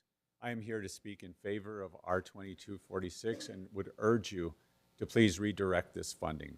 I'm not an organizer with any organization. I'm a tax-paying citizen, retired, and have lived here for over 25 years. So I thank you for that. I thank you that you have a really hard job. You know, I have sat here and I have listened to what's gone on this evening, and I have a lot of really cool statistics that I can send to you if you want to read them. But really, it's a choice. The choice is, what do we want to be known for? Do we want to be known as the abortion destination of the country? Or do we want to be known for a city that loves families, that cares about its citizens, that helps those individuals? Not some place where you can come and do late-term abortions. That's not health care. We all know that. If you just research what a late-term abortion is, you would know that is not health care. It is barbaric. And so I ask you to please search your consciences tonight. Look at your families. Look at your citizens, your city, and say, what do we really want to be? What do we want to be known for? And make the right decision. Thank you. Rebecca Armijo, followed by Barbara Jordan.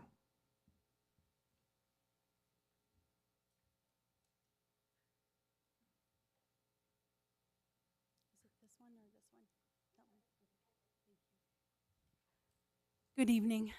My name is Rebecca Armijo.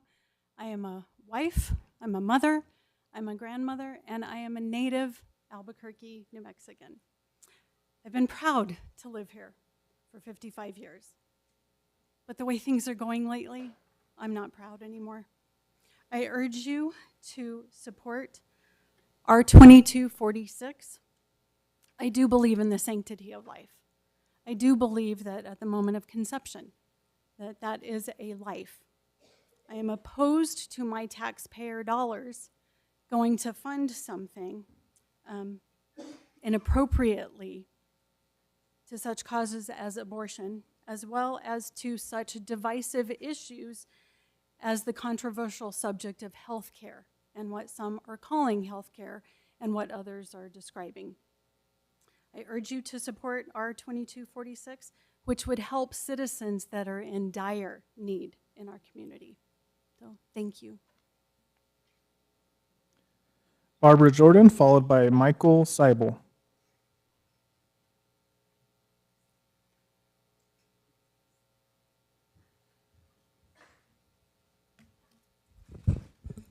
Hello, my name is Barbara Jordan, and I am here to ask you to vote no on R2246. I am a 20-plus year veteran of the United States Air Force. I am a combat veteran who served in Afghanistan. I am a rape survivor who benefited from Planned Parenthood, and I agree that not only should the $250,000 stay, but it needs to be increased. I believe in Albuquerque, and I believe in New Mexico, and I know that we can do both. I know that we can both fund health care through Planned Parenthood and also find the support for the Barrett Foundation without stripping money from the reproductive health care from our community. My life matters. As a Black woman here, I am your vulnerable citizen, and I'm telling you, I benefited from Planned Parenthood, and I know that we can do the right thing, and we can find money, and we can find access for both, because lives matter. Human life matters. Thank you. Michael Seibel, followed by Cora Jean Linhier.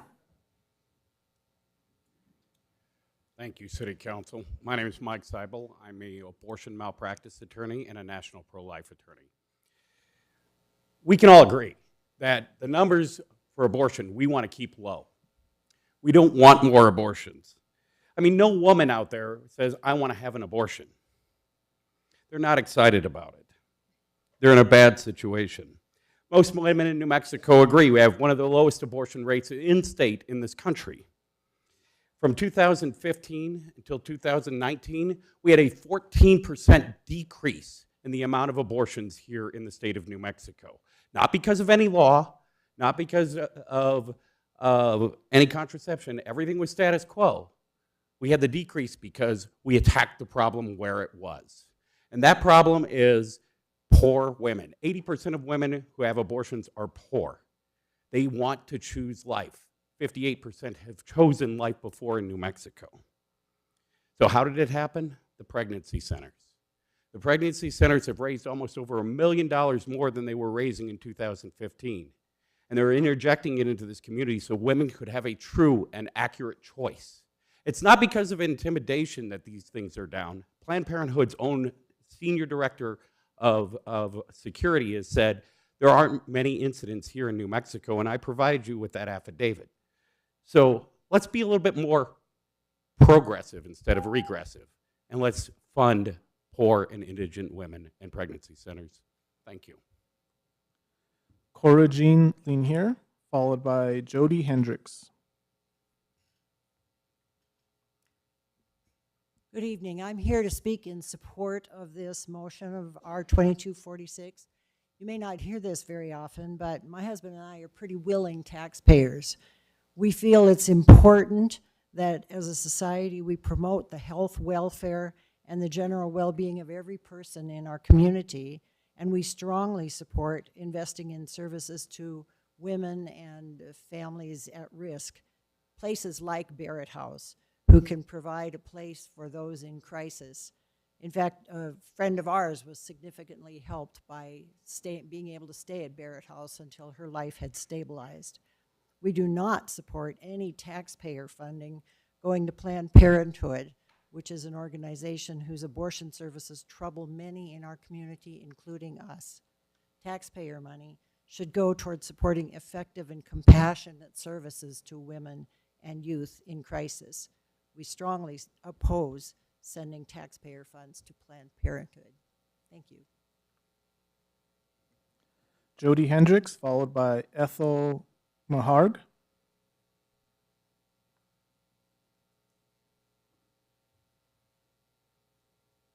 Hello, Council. Thank you for hearing us tonight. My name is Jody Hendricks. I am a citizen of New Mexico, and I urge you to support this bill. I want to appeal to your logic and your wisdom this evening. Our taxpayer dollars are meant to better our community. They're meant to help our community in ways that we are struggling, to meet needs that are immediate. We have immediate needs to address women and children in homelessness. With the overturning of Roe, our abortion industry has already begun to grow and is projected to grow even more.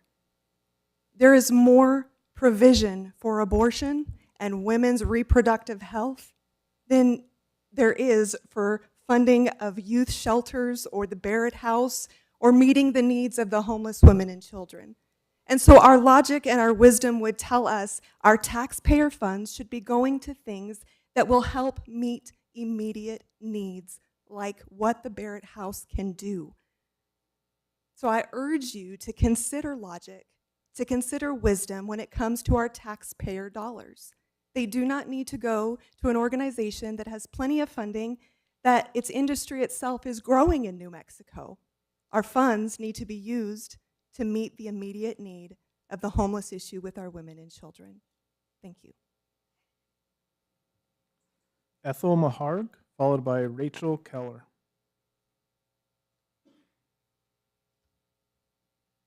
Good evening, President and councilors. Thank you so much for this opportunity.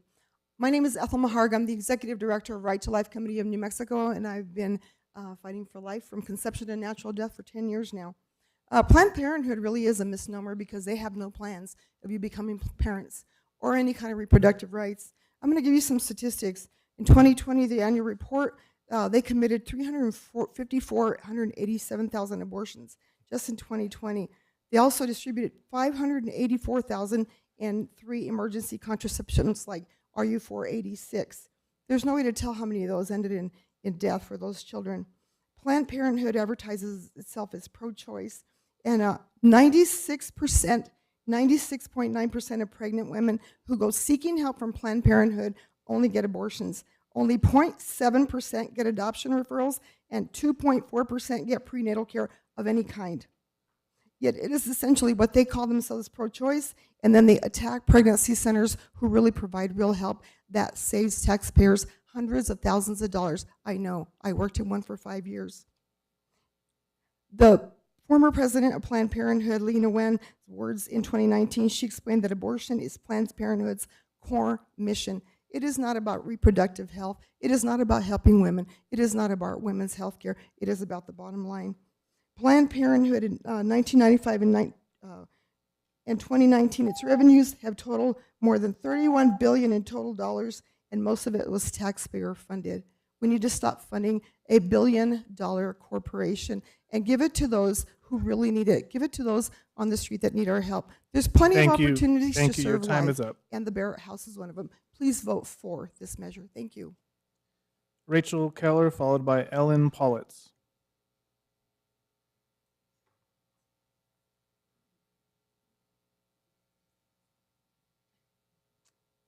Good evening. Thank you for hearing us tonight. I'm also asking you to vote for our 2246.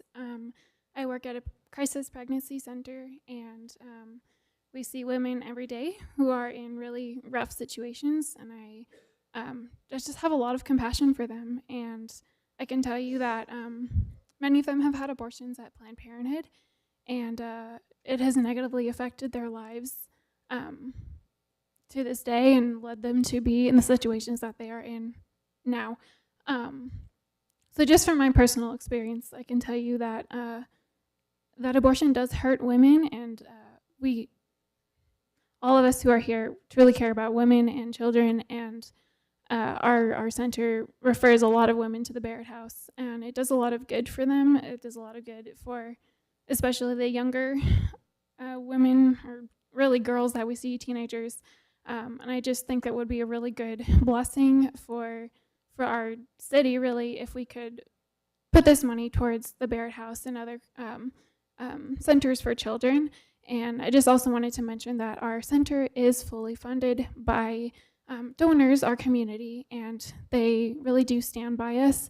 We get no government funding, and so I kind of just speak for our community to ask that we can put more money towards places that would help. So thank you. Ellen Politz, followed by Larry Sontag.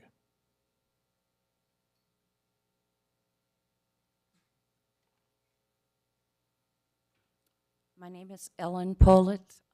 Thank you. I'm asking for your support to pass R2246.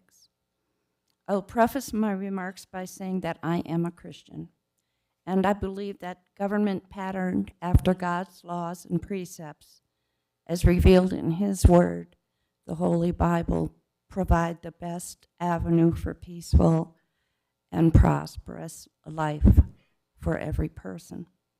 God says in Deuteronomy 27:25 that cursed is the man who accepts a bribe to kill an innocent person. There's no more innocent person than an unborn child. I believe that 73% of Americans do not support taxpayer-funded abortion. We as taxpayers do not want to be forced to become complicit with something that we do not agree with. God makes it clear that when we embrace a culture of life, we will live in peace and prosperity. But when we choose a culture of death, we are placing a curse on our people and our land. I'm asking you to bless the people of this city, the homeless women and children that could really use this funding. Thank you. Larry Sontag, followed by Virginia Gonzalez on Zoom. Good evening, President Benton and members of the council. Out of respect for your time, I will not reiterate a lot of what you've heard, but I do want to thank Councilor Grout for bringing this resolution forward. And I echo just one particular issue that I heard earlier, that as a long-term New Mexican, I want our state to be known for being compassionate and a great place to live. I do not want us to be known as the abortion capital of the United States. And I would urge you to use our tax dollars for the Barrett House, which has been proposed under the R2256. Thank you. Mr. President, we'll now switch to speakers on Zoom. Our first speaker will be Virginia Gonzalez, followed by Lorenzo Gomez. Hi, good evening, Council. Thank you for giving me an opportunity to speak in favor of R2246. Thank you, Renee Grout, for introducing this. I want to start by saying that We live in a beautiful country. Our Constitution says that we have the right to life, liberty, and pursuit of happiness. I've heard many speakers get up today and talk about human rights, the right to housing, the right to the homeless to have a place to live, right to health care. However, I also want to ask, what is the right of an unborn child who has no say, that is trapped in a mother's womb, who is choosing to abort that life because it's inconvenient, or even in the case of rape or incest? We know, as I am a believer in the Lord Jesus Christ, and God says that he knew us before the foundation of the earth. He created us. He knit us together in our mother's womb. Abortion is barbaric. It is death in the womb. I know. I am post-abortive. My child at the age of 25, I chose to abort. It was a blob. It was a choice. I went to walk into the abortion clinic, not a healthcare facility, an abortion clinic where they murder children, thinking that my life would reset and I would be able to go back to college and life would be good. I walked out of that clinic and I was never the same again. Thank you for considering reappropriating these funds to homeless women and children. We just heard everyone Thank you, talking. Virginia. Your time is up. Thank you. Thank you. Lorenzo Gomez, followed by Lisa Christofferson.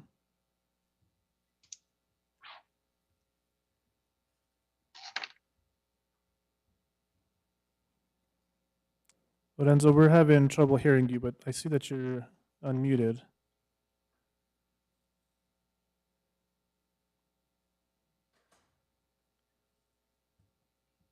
Lorenzo, we'll move on to the next speaker. We'll come back around to you, see if your issue's been resolved, okay? Lisa Christofferson. Yes, thank you very, very much. I wanted to speak to this issue because I myself have been a beneficiary of Planned Parenthood services. And just a little bit of information, when I was in college, I aged out of my parents' medical care, and I needed birth control to control all of what was going on with endometriosis. And so I utilized Planned Parenthood, thank God for New Mexico. And I just want to say that we have a shortage of medical care providers, healthcare providers in New Mexico, and Planned Parenthood does provide other reproductive care. So more recently, a friend of mine married, found out her husband was cheating because of his risky behavior. She was concerned about her health. We were not able to get her an appointment at her primary care physician, and so Planned Parenthood we were able to get into. I drove her there, took her there, supported her there. She had those STD tests. We had to go back a couple of different times. Planned Parenthood provides other services. I'm curious as to why this city cannot afford both. I'm looking at that bloated APD budget. Is there not room for both things to support women who cannot afford and who need reproductive care, and those who need help who are homeless or about to be homeless? Can we not afford to support both of these? This is my question. Thank you. Thank you. Lorenzo Gomez.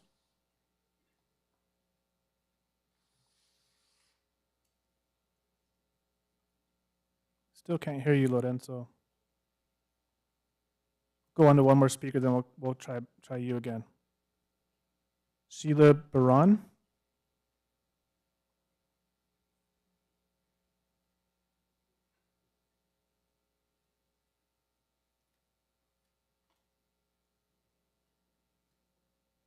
Can you hear me? Oh, yes, now we can hear you. Please proceed. Okay. Okay. Thank you. Councilor Grout, I want to thank you so very much for presenting this bill. I am in favor of this $250,000 going to the Barrett House and to help the homeless children. I highly, highly, highly recommend that your conscience, you would let God work with your conscience on this bill. I hear these ladies standing up screaming, "My body, my choice." It is their body, but when it comes to their choice, it's actually our choice because it's our dime. It's our tax dollar. So I just want to say I'm in favor of this bill, I thank Councilor Grout. And I just want to say at the end, that gentleman who spoke earlier, that you only giving us 2 minutes, may I just make a recommendation? Because we the people put you in office, and 2 minutes is not enough time. Could you have not 2 meetings a month? Or could you just have a time where the public is allowed to talk more than, I'm not saying give us a 30-minute platform.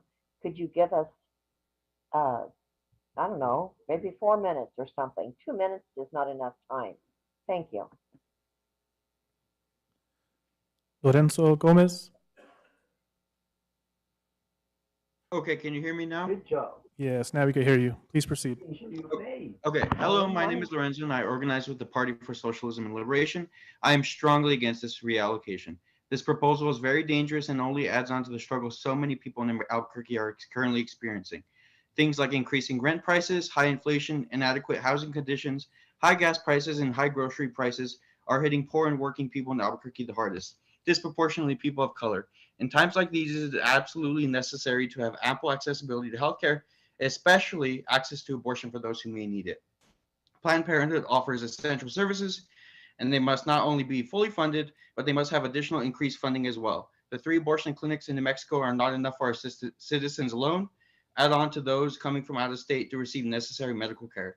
The overturning of Roe v. Wade nationally has left many with no other options than to visit New Mexico for treatment.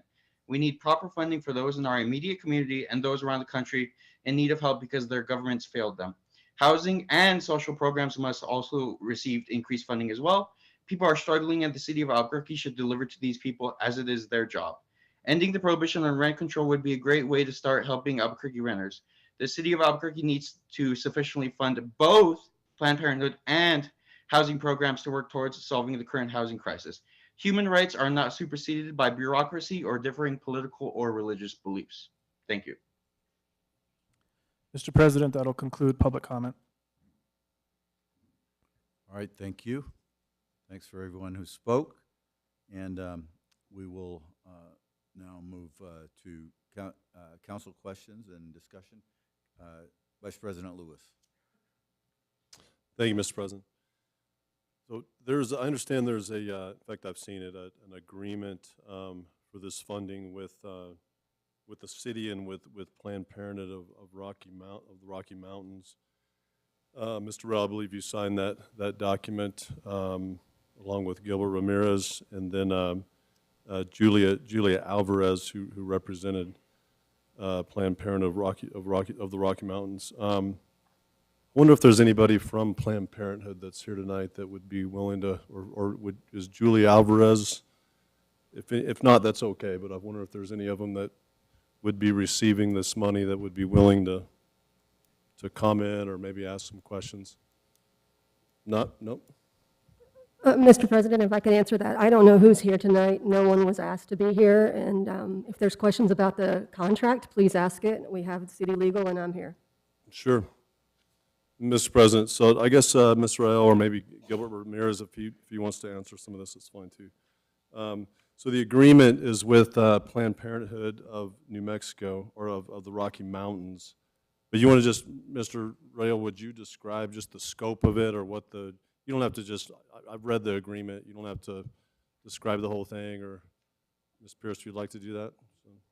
Mr. President and Councilor, I mean, the scope of where the money is Sure. directed to. Ms. Pierce can give you that information. Okay, thank you. Thank you, Councilor Benton and Councilor Lewis. And yes, Deputy Ramirez signed that contract in my absence as acting director. The contract with Planned Parenthood is a social service agreement, and the services described in there describe a variety of women's health issues. So wellness visits, breast exams, cancer screening for HPV and prevention, sexually transmitted infection testing and diagnosis. So that includes a lot of the pieces, but it's all related to women's health. Ms. Pierce, so the contract is with Planned Parenthood of the Rocky Mountains. I understand that's the legal name. The owner name is Planned Parenthood of New Mexico. Planned Parenthood of New Mexico has the address at San Mateo. And I understand that clinic performs surgical dismemberment, abortion, up to 5 months gestation. I just wonder if you know the relationship to Rocky Mountain Planned Parenthood, Planned Parenthood of New Mexico, that actually performs abortions, and is it your understanding? I mean, are these dollars that could go to to what Rocky Mountain of New Mexico does? Counselor Benton and Counselor Lewis, I don't know the relationship between those. I do know in our scope of services and what we'll be asking and monitoring, it does not state anything about abortion services. It's just the pieces I mentioned about women's health and screening and immunizations and sexually transmitted infections, those kinds of things. But I do not know the relationship between those two organizations. I could look into it and get back. These are screenings and at that location where Planned Parenthood of New Mexico is in Albuquerque. Yes, as a women's health care provider, and men's too, I would say they provide, those are common women's health issues that they're providing that we've described in our scope. So same doctors, same nurses, same people are at that clinic that would be performing abortions or are also giving consultations to women as they come in, correct? Counselor Benton and Counselor Lewis, to be absolutely accurate, I don't know. I can't answer that question. I don't know. So you wouldn't be able to, if we were monitoring this agreement, we wouldn't be able to tell then that if those dollars did go to the performing of abortions or not? Counselor Benton and Counselor Lewis, what I was responding to, I don't know if the same people that provide the women's health care are the exact same people providing abortion services. But absolutely, we ask what the services are being provided, and that's part of our monitoring.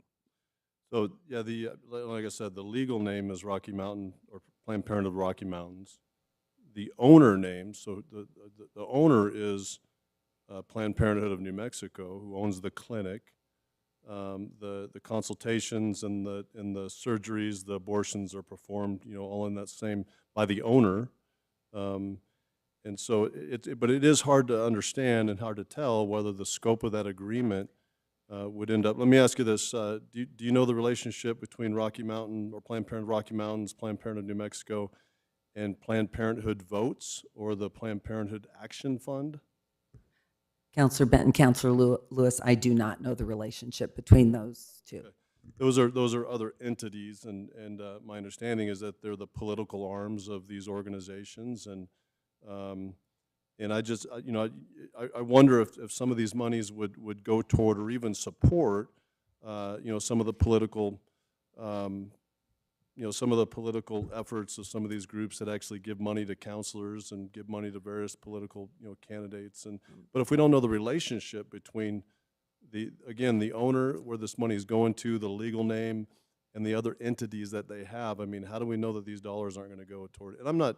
Again, it'd be nice if the people of Planned Parenthood were here tonight, or maybe if Councilor Fieberkorn had answers to this as well.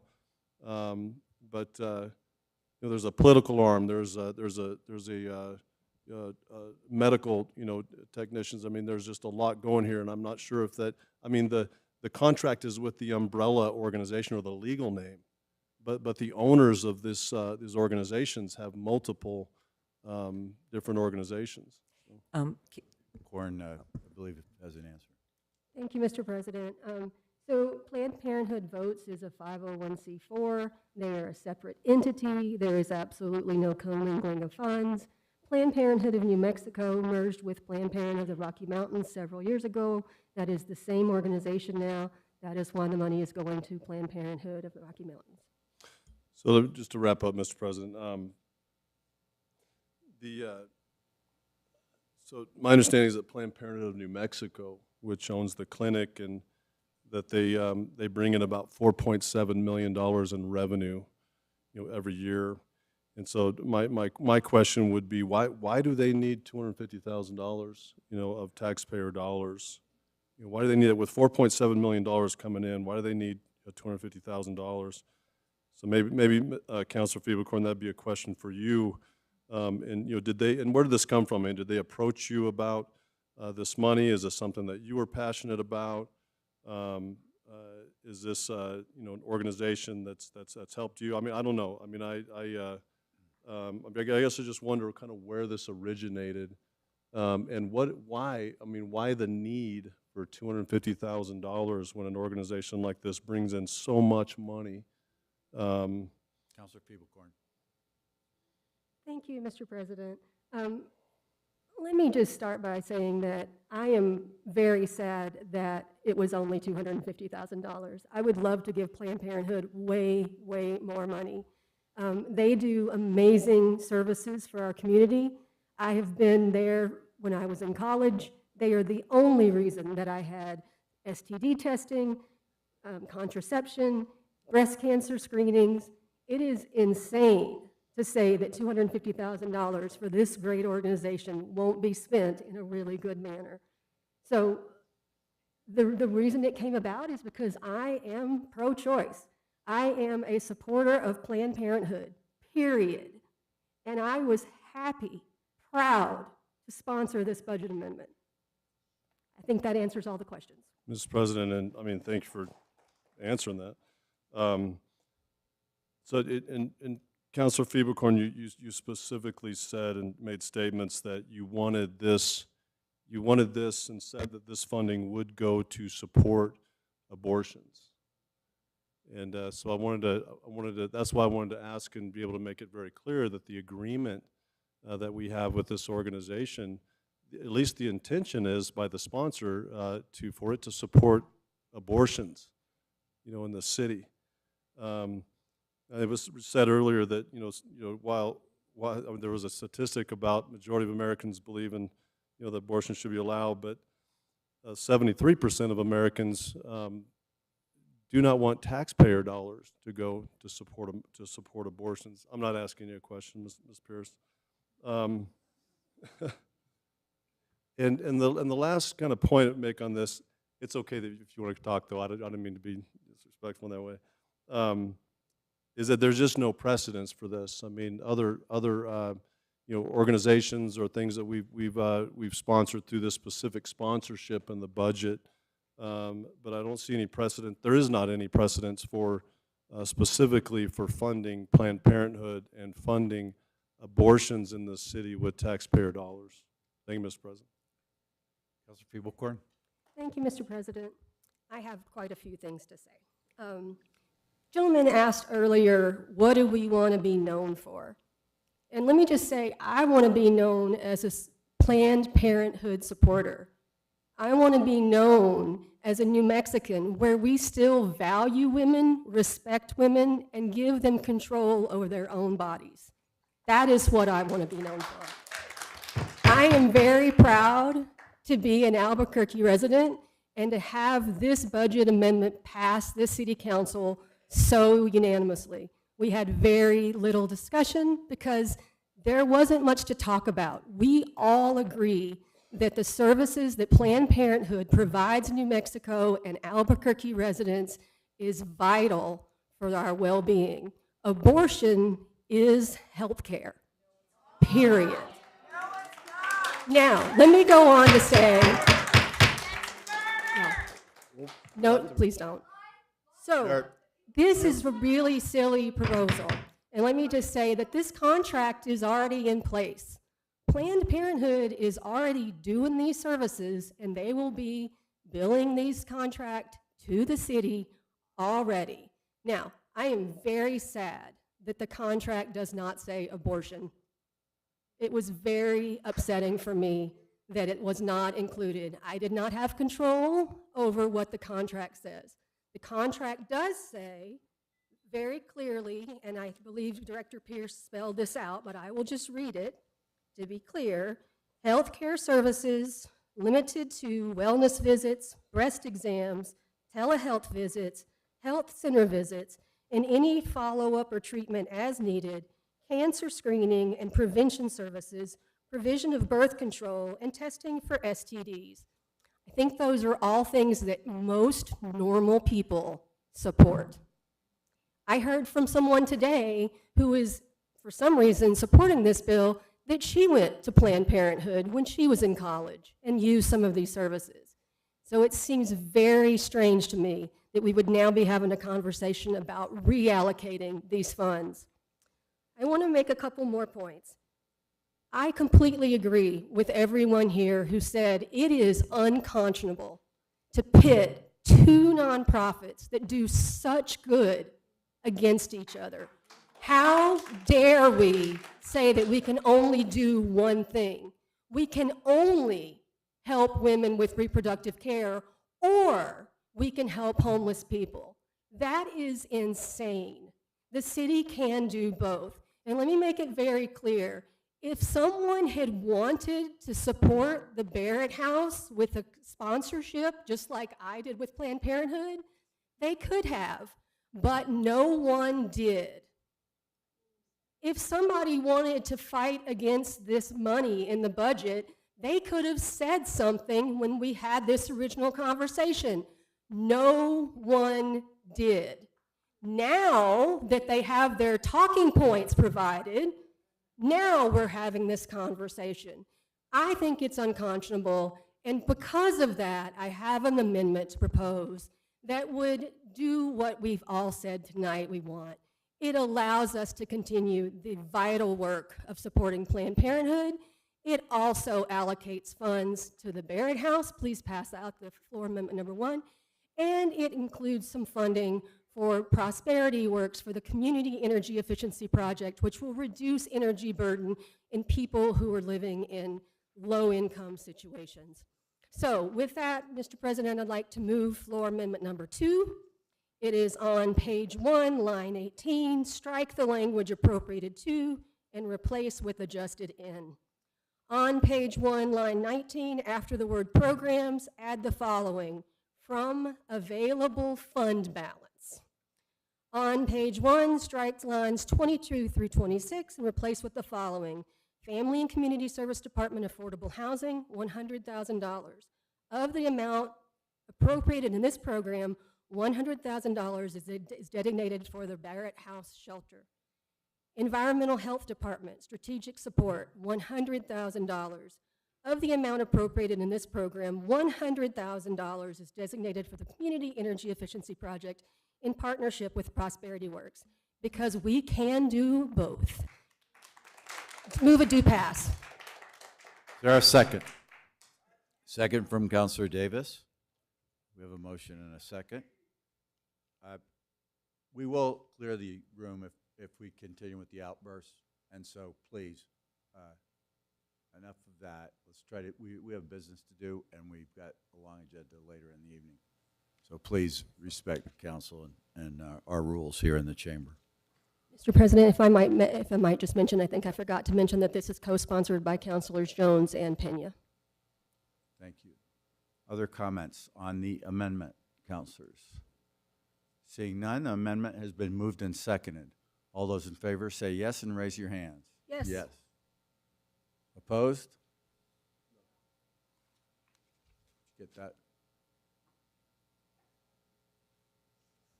Mr. President, that passed on a vote of 5 in favor, 4 against. All right. So we're back on the bill as amended through amendments number 1 and 2. Any other discussion? All right, councilors, we're back on the bill as amended, and we're going to final vote unless there's a Mr. President, I'd like to table this bill right now. There's a motion to table. I'd like to speak on the motion. Pardon me? Is there a second to table the motion? There is not. There's a second from Councilor Bassan. So there's a motion and a second to table this item. And I think that proceeds. We go straight to a vote on the motion to table. Mr. President, that's correct. The limitation on the motion to table is it can be tabled only for the duration of this meeting. And so if tabling is desired, the council should be prepared to take the bill back up before the meeting is over. All right. Any discussion on the motion to table? I have a motion. Councilor Feeblecoin. Thank you, Mr. President. So I just want to make sure it's clear to the people in the audience that we are trying to table a bill that would provide funding for the Barrett House, which was a few minutes ago so very important. Don't worry. If this bill does not pass, I will bring something back that provides additional funding to the Barrett House, because I am not interested in a political ploy. I'm interested in helping the citizens of Albuquerque. Councilor Davis. Mr. President, just a point of order. I understand the sponsor, the original sponsor, may not be pleased with the way the bill's been amended and might suggest that the sponsor could withdraw herself and allow someone else to step in as a sponsor on the dais, if I recall, if the bill's sort of taken a new form, and that would do something different. I just don't see a need to table it. I think we have everybody here that wants to see the outcome of this evening. I think we should have a vote on this, Mr. President, before we take our break. Councilor Grout.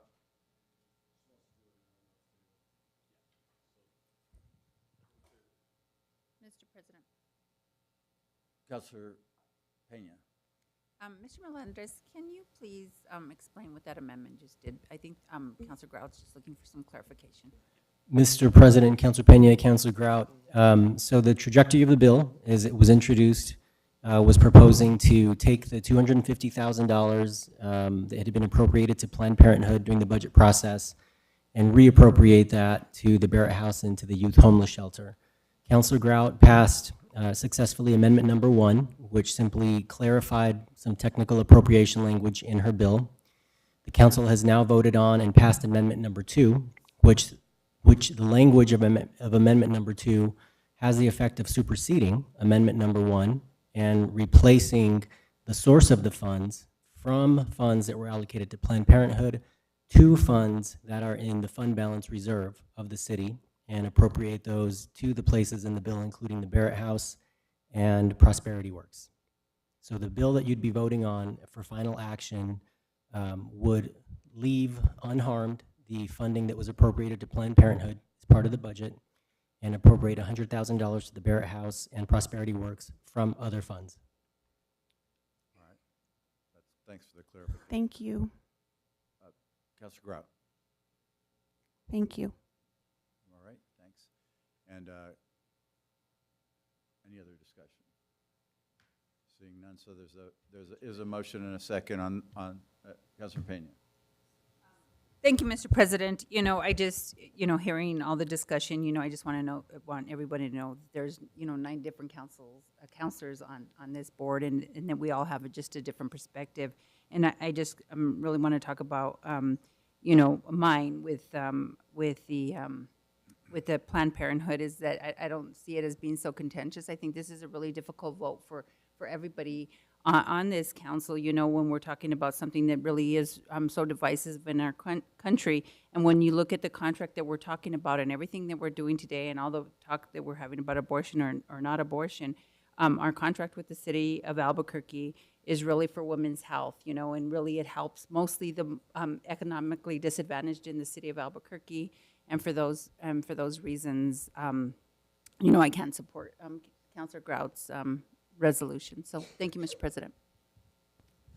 Councilor Lewis. Mr. President, yeah, and Councilor Grout's bill was pretty straightforward. I mean, there's nothing sneaky going on. I mean, we all support the Barrett House, and there's could be a number of other things that could have been chosen for that.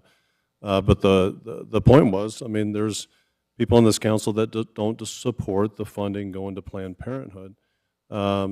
So, look, this bill has already changed drastically. So let's give the sponsors some time to think about it. Come back after dinner and we'll take it up then. That's why the motion for the table. All right, there is a motion to table, and I think we've clarified where we stand with this. So we need to go to a vote on the motion to table. All those in favor of the tabling of the motion, say yes and raise your hand. Opposed?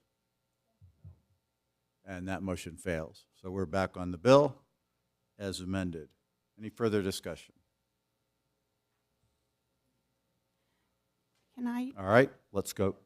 Councilor Grout. So what's going to happen if R2246 fails? then this amendment 2 also goes away. Is that correct? So then it's all gone. Okay. Okay. All right, we're back on the bill as amended. And all those in favor of the bill as amended, say yes and raise your hand. In favor of the bill as amended, raise your hand and say yes. Opposed? And that motion fails. And that will now go to, excuse me, the motion to, for the bill passes, and the bill is passed as amended with the third amendment. So we'll now go to a dinner break.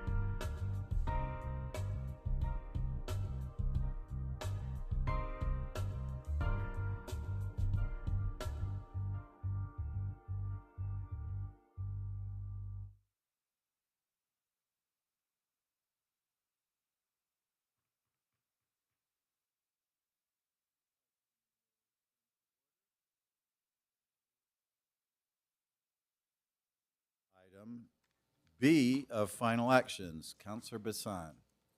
Mr. President, R56 is establishing a moratorium for safe outdoor spaces as regulated in the Integrated Development Ordinance for a period of 12 months or until the Integrated Development Ordinance is amended. Whichever occurs first, I move a do pass. Second. There's a second from Councilor Grout. Thank you. And Councilor Bassan. Mr. President, there is an amendment. However, I believe that it's Councilor Lewis's. So I don't know. There he is. I'll let him move his amendment. Councilor Lewis. Mr. President, I move the amendment. Can we get a copy of that, please? Staff? Whatever it is. Councilor Lewis, if you want. Okay, so we do have it up on the screen. This is amendment, this will be floor amendment number 1. Thank you.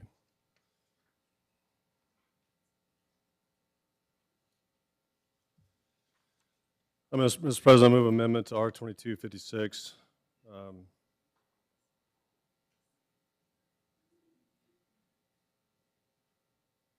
Let's read it. On page 2, amend the bill beginning on line 6 as follows. Section 1, land use applications approvals. The city of Albuquerque should not accept or approve any pending building permits or land use applications or requests for safe outdoor spaces until the sooner of August 1st, 2023, or upon final action by the city council on Bill O-2233, after which time the city shall take no action inconsistent with Bill O-2233.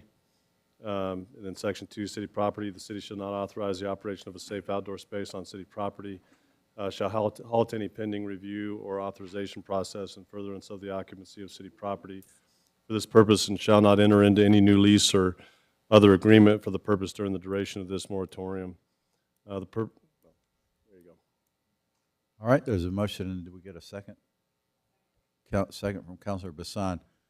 And I wanted to ask about, just quickly about this, because I had always been under the impression that, once that in the absence of a bill having been passed, if an application has been made, that those typically go forward. Can staff or administration staff help with that? Mr. President, in the past, when the City Council has contemplated moratorium or interim regulations, it is generally favored leaving pending applications unimpacted. However, there are instances in the past where the council has chose to apply its moratorium or interim regulations to pending applications as well. Mm-hmm. Generally, the city would have authority to exercise its authority to do a moratorium or interim regs on applications at any period before they've left the door for final completion, at which point an applicant would have a right to continue with the approved request. And so it's within the council's discretion as to where they want to put that point in time for the moratorium to apply. Again, the instances we've seen in the past several years have been that the council has chosen to leave pending applications unharmed. This particular bill would impact pending applications. All right, thank you.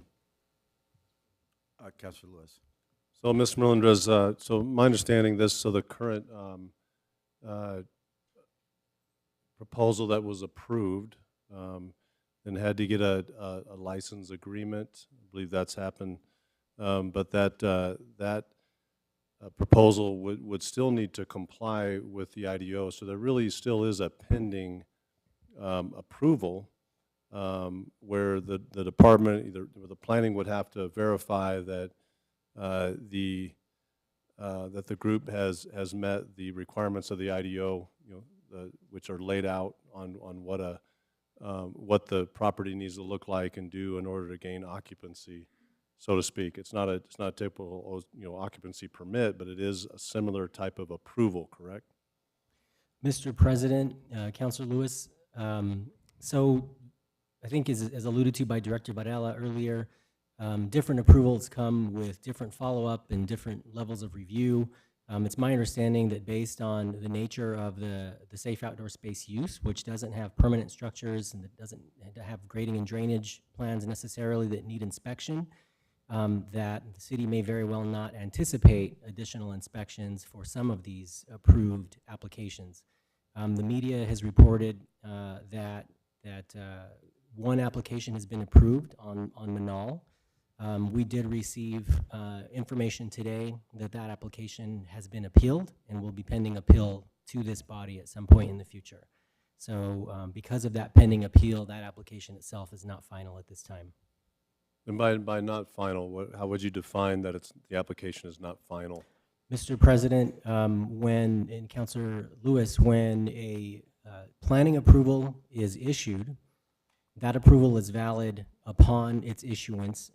However, the IDO contemplates that there's a window of time within which a person with standing may appeal that decision. So generally, complete finality doesn't occur until all opportunities for appeal have expired or been exhausted. And so in this instance, the opportunity for appeal has been exercised on that permit to the best of our understanding. And so for that reason, the city has not given final approval on it yet, pending the outcome of that appeal. Okay. And how long does an appeal process like that usually? Mr. President, the appeal, and Councilor Lewis, the appeal process is triggered by a application for appeal that is transmitted by the planning department over to the City Council Services Office. We schedule that appeal with the land use hearing officer. It usually happens within just a couple of weeks. The land use hearing officer has 10 days to issue a decision after the hearing. When that decision comes to council, the council schedules it at its next regular meeting. That timeline usually results in 3 to 5 weeks before it gets before council for anything final. And that's assuming that there aren't remands involved in the process that could also drag it out a bit. All right, we're back on the amendment, correct? This would be amendment number 1. Any more discussion on amendment number 1? Seeing none, all those in favor say yes and raise your hand. Opposed? Oh. Okay. And opposed? And that passes on a 5-4. So as amended, we're back on the bill. And is there anyone signed up to speak? Yes. We do have a number of people signed up. Thank you, Mr. President. Our first speaker is Tony Watkins, followed by Julia Fong.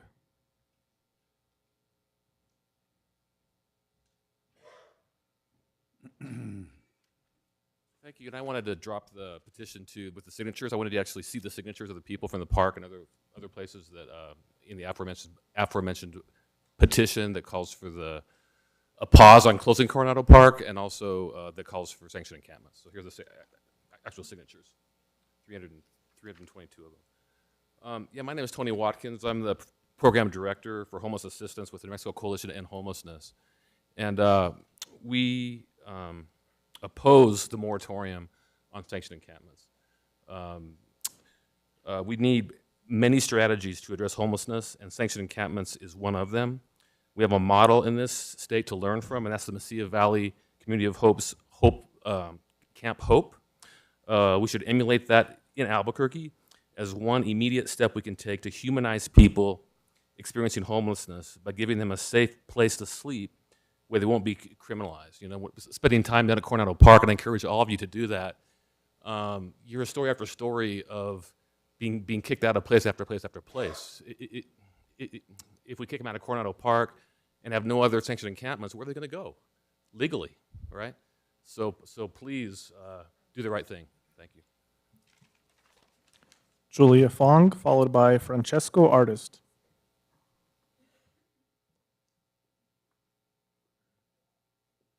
Thank you, Mr. President. Thank you, council members. I'm a member and resident of West Mesa. There's a petition right now of over 200 people that are not in favor of the SOS land proposed by Bethlehem Baptist Church. We are not denying that there's an issue, but the current land that it was proposed on is right next to residential homes. And according to the rules of the SOS land, there There would be about 6 portable toilets right next to homes, and it is also 2 blocks from Lavaland Elementary School. It is also near a daycare. So a lot of our residents are concerned about their children. I'm a former social worker with Catholic Community Services, and I dealt with homeless populations. I understand there's an issue, but West Mesa has a lot of solutions, and our residents would like to get in on those solutions. And we just thank you for reviewing that application. Thank you. Mr. President. I just Councilor wanted Peña. to add, if you go online, it looks like the one in Pat Hurley, Levelland actually was denied. Okay, great. Thank you so much. Mr. President, if I may just kind of give some guidance to the council and to the speakers, our understanding as well is that that permit was denied. The appeal period is still pending. That is a matter that could be appealed to the city council. So I'd urge the audience members who are going to address specific ones to talk more generally about the policy behind as opposed to the facts of any particular pending application. All right, thank you. Francesco Artist, followed by Annette Castillo. Due to a known loophole that should have been closed prior to enacting any safe space legislation, I have an encampment opening up next to my house as we speak. It is a given we all can't see things through the same lens on all topics, so I encourage those who feel that building safe spaces first and then figuring out how we make them work later on to put their money where their mouth is. Those who voted yes on safe spaces and will be voting no on this moratorium, let's build one next door to your house first, and then we could talk about building one next door to mine. Those of you in the mayor's administration who swear that this will work out, like the art project, Tiny Home Village, Gateway Center, and Coronado Park was supposed to work out, let's build one next door to your house first and gamble with the well-being of your family and friends. Then we can talk about building one next door to us. Those in planning and code enforcement approving this land use in residential areas against IDO mandates because of the loophole, without proper notice and input by those surrounding neighbors who are directly affected by these sanctioned encampments, let's build one right next door to your family home first. Those of you living in Rio Rancho and elsewhere, I encourage you to put all your life savings into a house in Albuquerque like I have, and then build a homeless shelter right next door to your forever home. Then we could talk about building one next door to ours. Annette Castillo, followed by Helen Langford.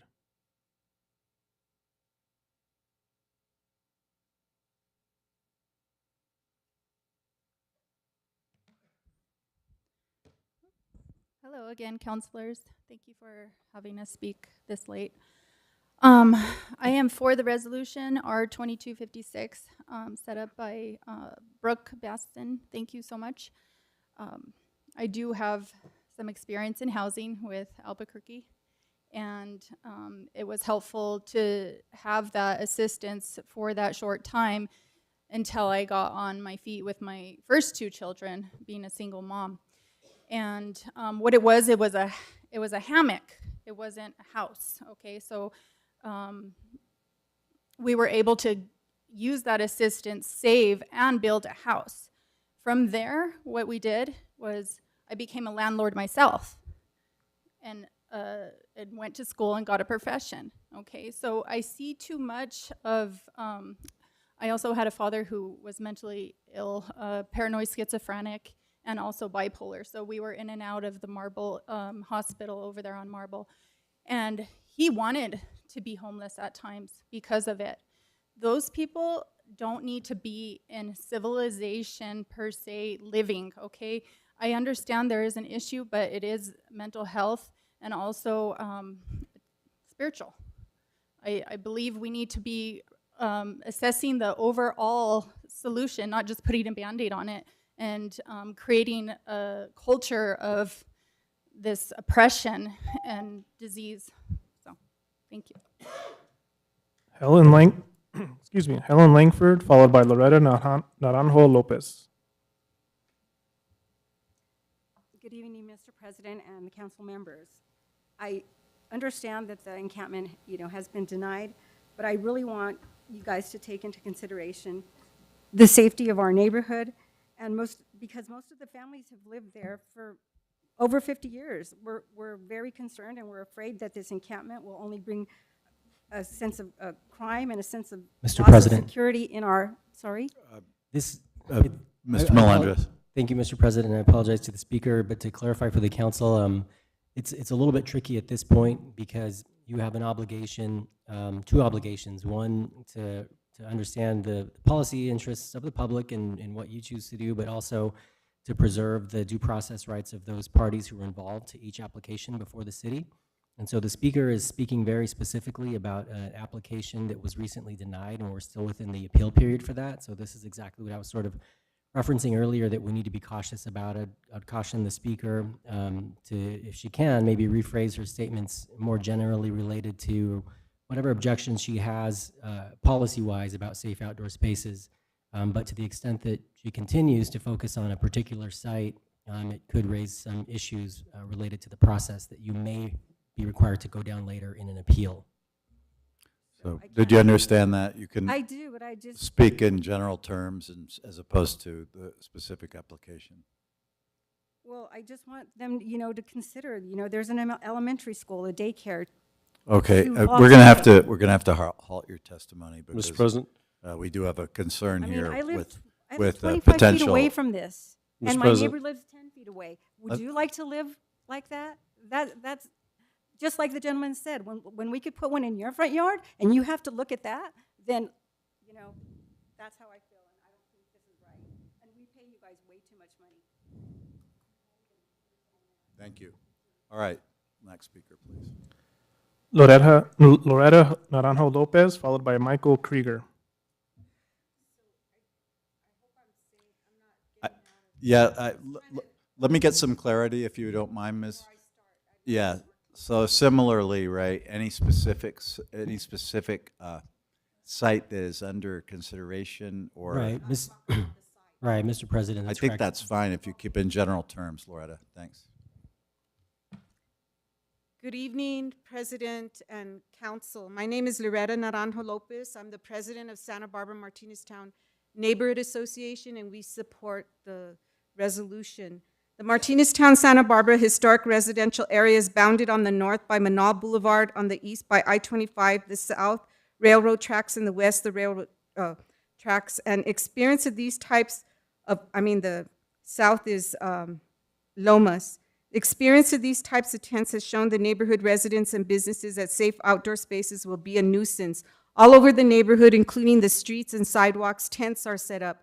The homeless throw trash all over the neighborhood. The parks are destroyed with feces where the children play. The picnic tables are burned or destroyed. Garbage cans are graffiti or are burnt, and graffiti is written all over the neighborhood, etc. Neighbors have moved out of the neighborhood due to fear from homeless entering their yards. One neighbor was assaulted while purchasing gas, and others have had homeless enter their home or cars stolen in broad daylight. Dwellings have been burnt. The trash can owned by the church was burnt to the ground, and windows have been broken at the church. At La Amistad, there was a break-in and items stolen.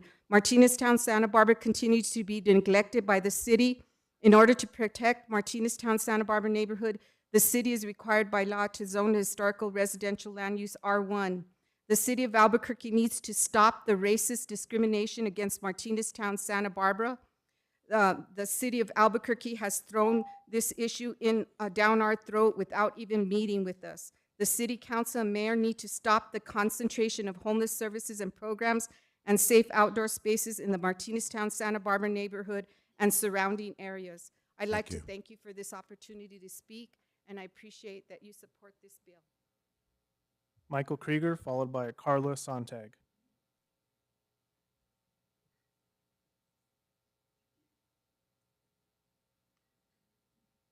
Thank you, Mr. President, council members.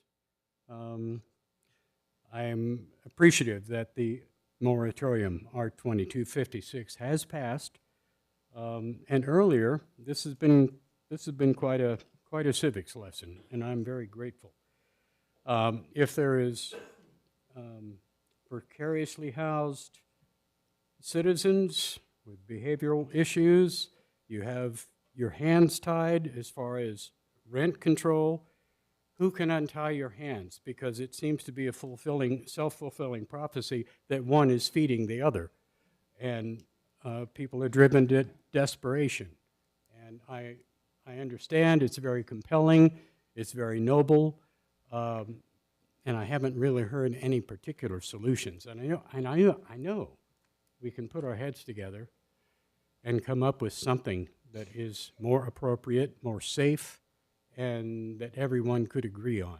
And I'm very grateful for the opportunity to speak. Thank you. Carla Sontag, followed by Rebecca Armijo. Good evening, President Benton and members of the commission. I apologize. Carla Sontag was not able to be here, so you're stuck with me again. But I am speaking on behalf of her as president of the New Mexico Business Coalition. And we appreciate the fact that this is a tough situation, that you cannot make everybody happy. Certainly, you're not alone, but one of the things that's going on, whether it's Las Cruces or Santa Fe, is that there's a lot of attention being generated. And I think you would agree that in the last 6 to 8 months, the issue of homeless camps has generated more than the average amount of interest. Santa Fe City Council just recently backtracked. They had planned to put a homeless camp at a particular location in Santa Fe, and they heard from a great deal of constituents, so they have stopped that. It's not over. They're still looking for solutions, but they have stopped proceeding against the wishes of their constituents. I have a letter here from Carla Sontag and the Business Coalition. I won't read it to you, but I'd like to have it entered into your record. And it also addresses the fact that over 2,000 concerned residents have sent emails and or signed a petition asking you to stop the process that is underway. We completely encourage you to support R 2256, and thank you for the opportunity to make these comments. Rebecca Armijo, followed by Aaron Fraser.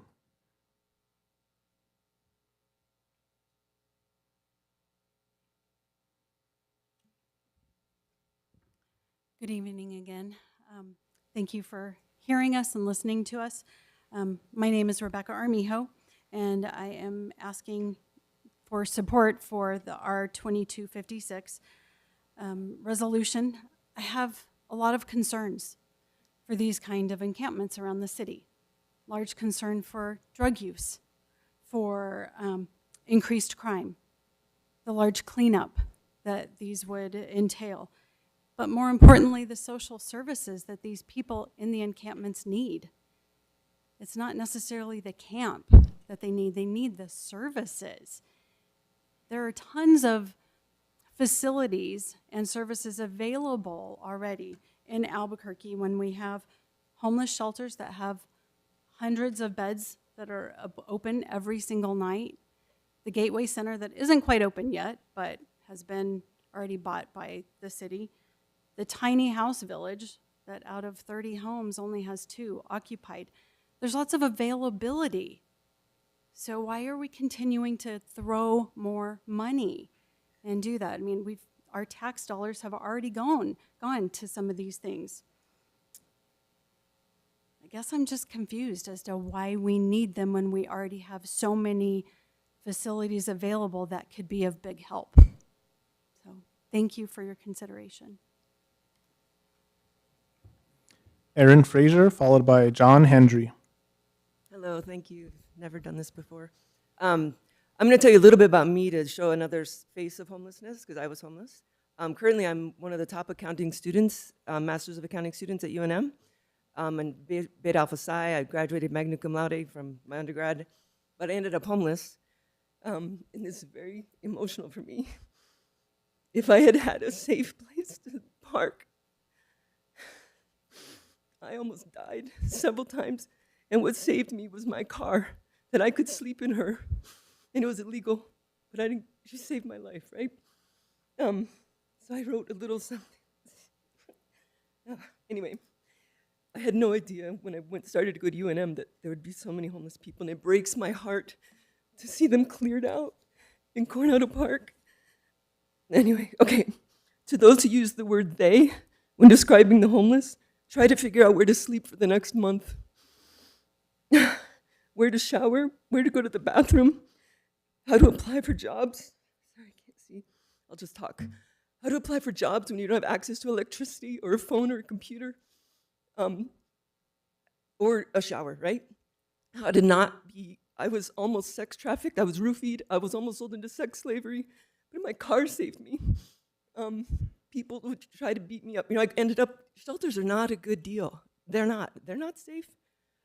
Having to, somewhere you have to leave every morning is not the way. Thank you. All right, thank you. Madam Fraser, we'll give you some time to make up for getting choked up. Okay. If you have another sentence or two you'd okay, like to I do. convey to us. Thank you. Man, I wish I was making this up, but I'm not. Okay, and then try to get into graduate school and be one of the top students. I ended up homeless because I refused to sign off as an accountant on illegal stuff. And they said, if you don't do that, Aaron, you're going to lose your job. And they were right. I don't care. I was proud to be homeless for that reason. Thank you. Thank you. John Hendry, followed by Vernon George. Mr. President, councilors, taking council's advice, I'm not going to be specific, but could I ask, when we discover that a safe space is going to move in literally next door to a business that we have associated with, when we hear this from the press, when KRQE, the old story, Mike Wallace shows up at your business, you're in trouble. When KRQE tells us that somebody's going to put a safe space right next there in our parking lot, then I'm thinking the system has some flaws in it, because this was the first we ever heard about it.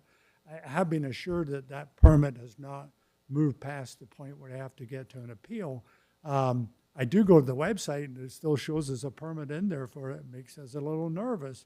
But could I just ask, think about the other things that are going on. Think about the exciting possibilities. The part of the city where we're in, which is in South Broadway, come down and see what's going on. There's a lot of great things going on. When they open the new Sunport off-ramp, it's going to get even better. I just would like to be able to have an opportunity to address planning, to address whoever I need to before it comes to you, to explain why we think this is a bad idea. That's all we're asking. Thank you.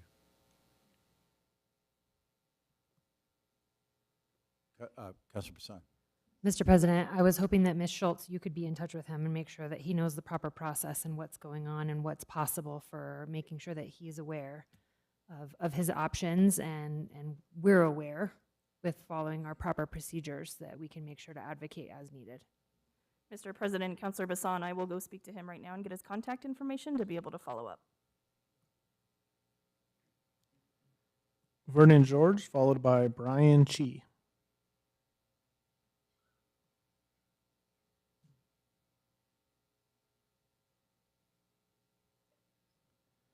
Brian Chi, followed by Brenda Kaiser.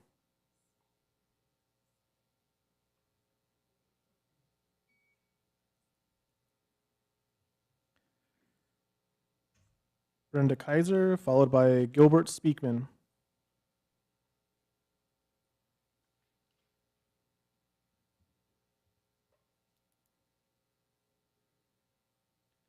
Gilbert Speakman, followed by Lydia Daughtry.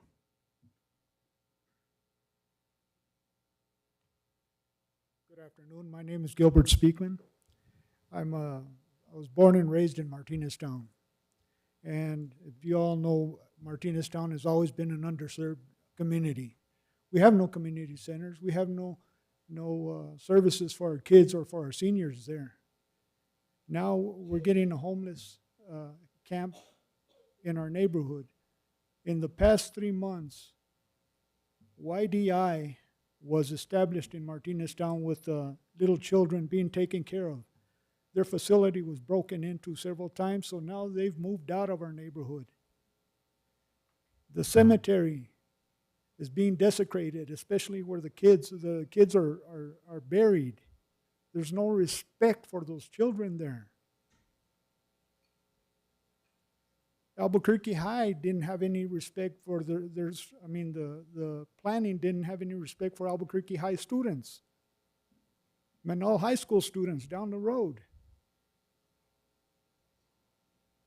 I mean, this was underhanded. It was secretly brought upon us. Brad Day is the one that came to our neighborhood to inform us. Nobody from the city came to inform us about what was going on. That's how much respect we get in Martinez Town. But I request that you guys do the same, the correct thing to do to take care of these homeless people. Thank you. Councilor Sanchez. Thank you, Mr. President. I'm just very, very concerned about what's happening here today. I mean, I'm an American citizen, and some of these folks, the whole time I've been a city councilor since January, everybody's brought up issues regarding their neighborhoods. Every single person, each one of us has a set section of city that we represent. And every single person that walks up here is actually concerned about their neighborhood. And they also have the right to free speech under our Constitution. So how in the world do we balance our right to free speech, reference our ability to do our job here as city councilors? I don't understand the way these rules are working.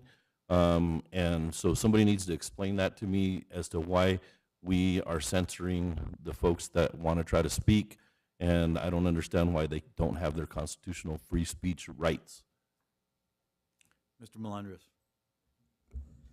Mr. President, Councilor Sanchez, you've touched on one of the challenges of being in your seat, one of the big ones with respect to balancing your various obligations and the rights of the public. The city council chambers, I mean, I guess just to start here, to start somewhere, is a limited forum for purposes of speech.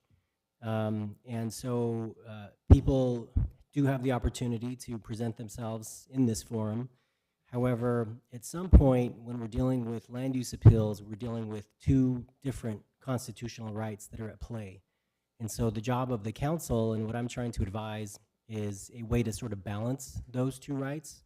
One of the rights that's at play, other than the First Amendment, right, which you referenced, is the right under the 5th and the 14th Amendment to the United States Constitution to have due process of law. And that applies when you are performing a quasi-judicial function, which you do when you're hearing land use appeals. And so the advisement that I was offering was attempting to sort of balance those two things to give people the opportunity to speak generally about the policy issues, which is truly the question before you today, the policy within the IDO, should it be stayed or not? With respect to individual applications, if people want to show up and speak about those during the LUHO process, they would have that opportunity there. So it's not a matter of being completely stifled, it's just a matter of entering the comments in the correct place, in the correct process. The individuals who are actually speaking don't have an idea of what you're talking about. They're just citizens coming in to express their feelings. They're expressing their thoughts in reference to where they live, and that's all they're trying to do. So it really confuses them, and it confuses us as to what they can and cannot say. I understand that you're talking about that, about the actual specific fact that we're going to have to vote on certain things and it's quasi-judicial, but how do we express those concerns and those things to the general public who are here just out of what their heart is bringing them to do in front of city council, and that's to ask questions concerning their neighborhood, concerning their well-being, concerning their safety, and concerning their actual rights as a citizen of the United States. So it's just, so how do we relay that to the individuals who are speaking here? Because every single time I come to city council meeting, every single person has some sort of thing that they need to talk about in reference to their neighborhood. Councilor Sanchez, if I may, I've had to answer that question many times myself over the years to my constituents. And it is difficult, and it is difficult to get across what's involved. And the best I can ever come up with is, look, I was elected to represent you. I want to represent you. And if it comes to an appeal, and we know that some of these, there's a high likelihood they could come to an appeal, you want me to be able to vote on your behalf and do my best on your behalf. But if I've heard testimony that would color my judgment, then my vote becomes questionable whether I'm even allowed to vote under this quasi-judicial, regime. So I really appreciate the way you've brought it up, because to the average person, and I'm sorry, ma'am, that just as the chair of the body, I'm following, what our legal people tell us that we need to do. So I'm trying to strike that balance. And people are very concerned about the issue here tonight, and we all here are going to do our best to deal with it, and we're going to vote one way or the other. But the fact is, these are complicated matters in that they do involve, property rights and so forth under the Constitution of the United States. So it's not always easy to explain, but we don't want to color. We here, I can speak for all of us, I'm sure, want to be able to weigh in when the time comes on an appeal, if it is appealed to us, and not have to recuse ourselves, which sometimes we have to do that just because we've had these conversations prior. Thank you, Mr. President, but that still is not answering the full question, is how do we deal with folks that are out there, the community, the public, and let them know based on what they're going to testify here or what they're going to speak about could be in that quasi-judicial realm. That's the biggest issue that we need to deal with, because there's a very, very fine line between what they say versus what we interpret as being that fine line. So we need to find a way to interpret it so that the citizens of Albuquerque understand that they're not crossing the line in order to influence a vote. So we need to find a way to deal with that, in my opinion.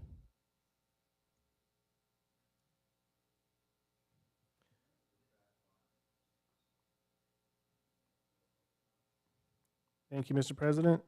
Our next speaker is Lydia Daughtry, followed by Harold Trott.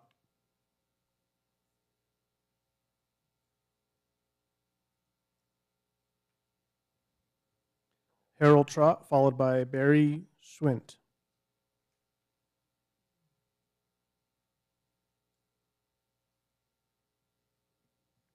Barry Schwint, followed by Commissioner Debbie O'Malley on Zoom.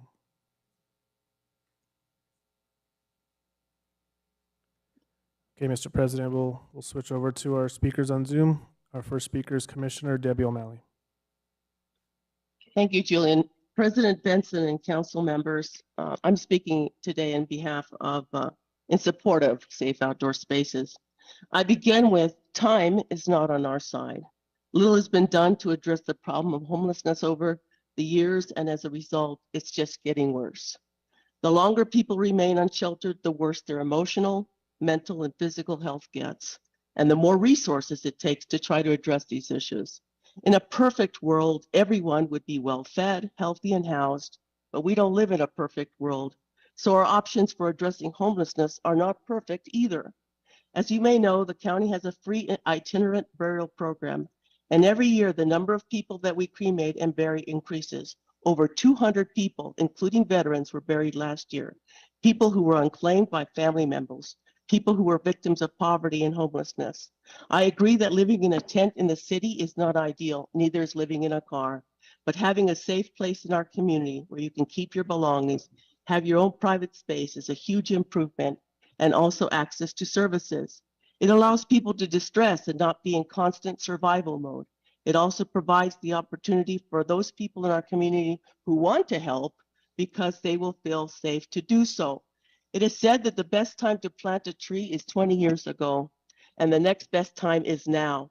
We can't go back. It's a waste of time to argue about what we should have, could have done. We only have now and hopefully the future God willing. I ask that ultimately this council basically go back and support the outdoor spaces, not rescind the council's decision to create them. Thank you. Karen Navarro, followed by Thomas Hopkins. Good evening, President Benton and councilors. I'm speaking tonight in strong opposition to the proposed 12-month moratorium on safe outdoor spaces. Coronado Park is soon going to be closed with no apparent plan except to tell everybody there to go stay in a shelter. The zoning change in the IDO has already been approved after months of deliberation.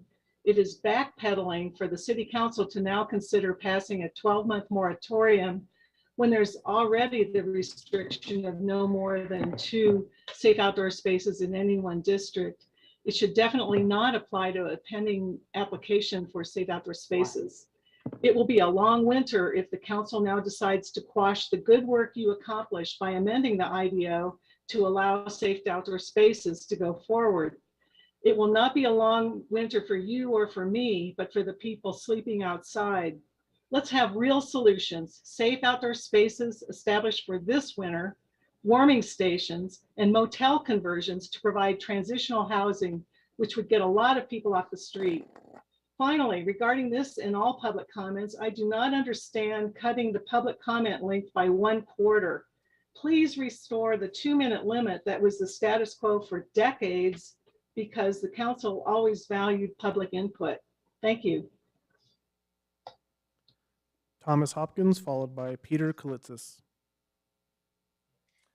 Hello, thanks for letting me speak tonight, and apologize for any Zoom issues. I am a property owner in the Wells Park and Sawmill neighborhood associations. I do live next to the homeless, see them every day, so it's not an abstract thing. Voting, I am strongly against putting a moratorium. We need to pursue solutions now.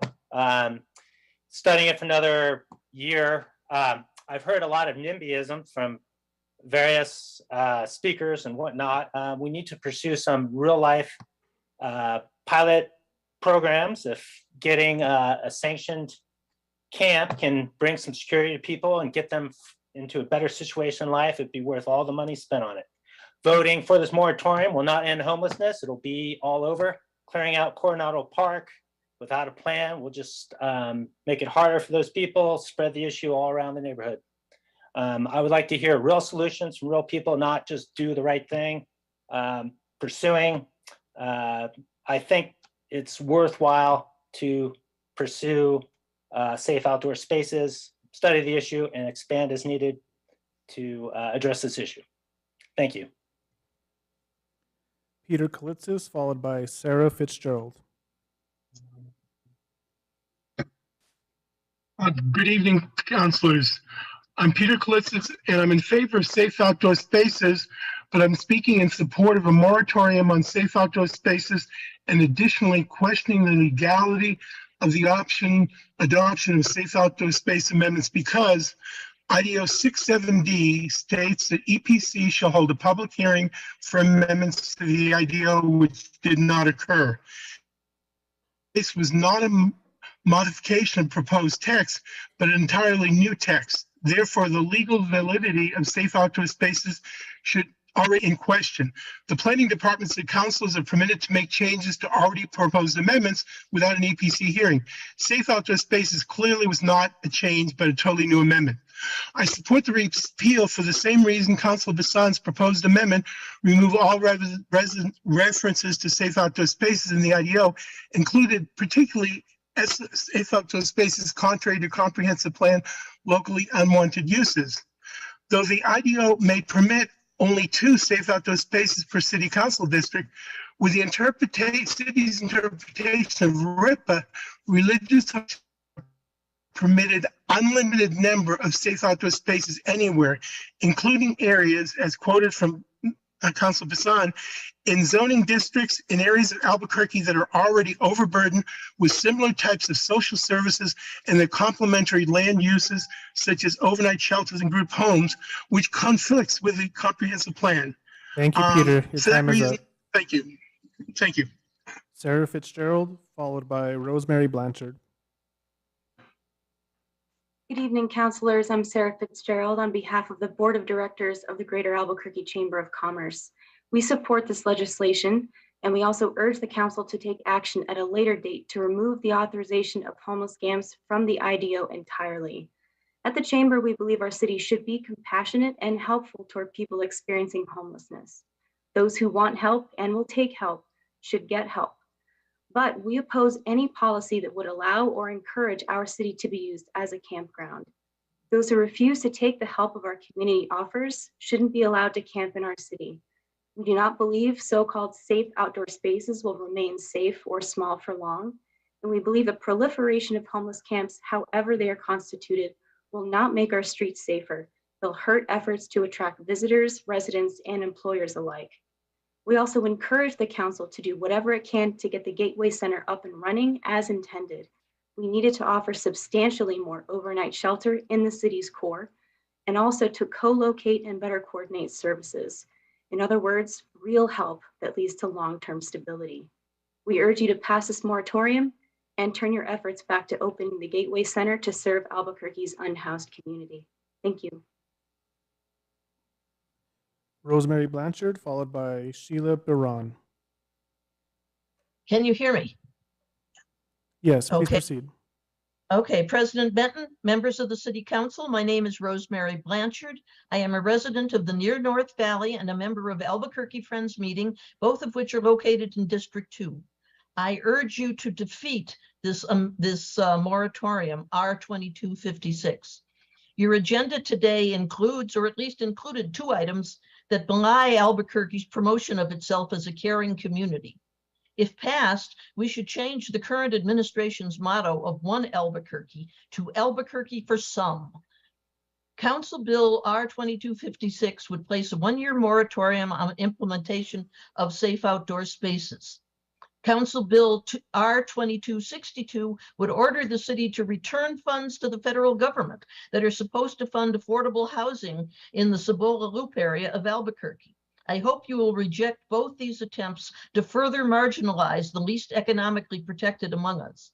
In regard to R2256, the Safe Outdoor Space Moratorium is based on the mistaken claim that safe outdoor sites for temporary shelter of unhoused persons cannot be managed with sufficient attention to make them safer than unsupervised homeless camps. This is untrue.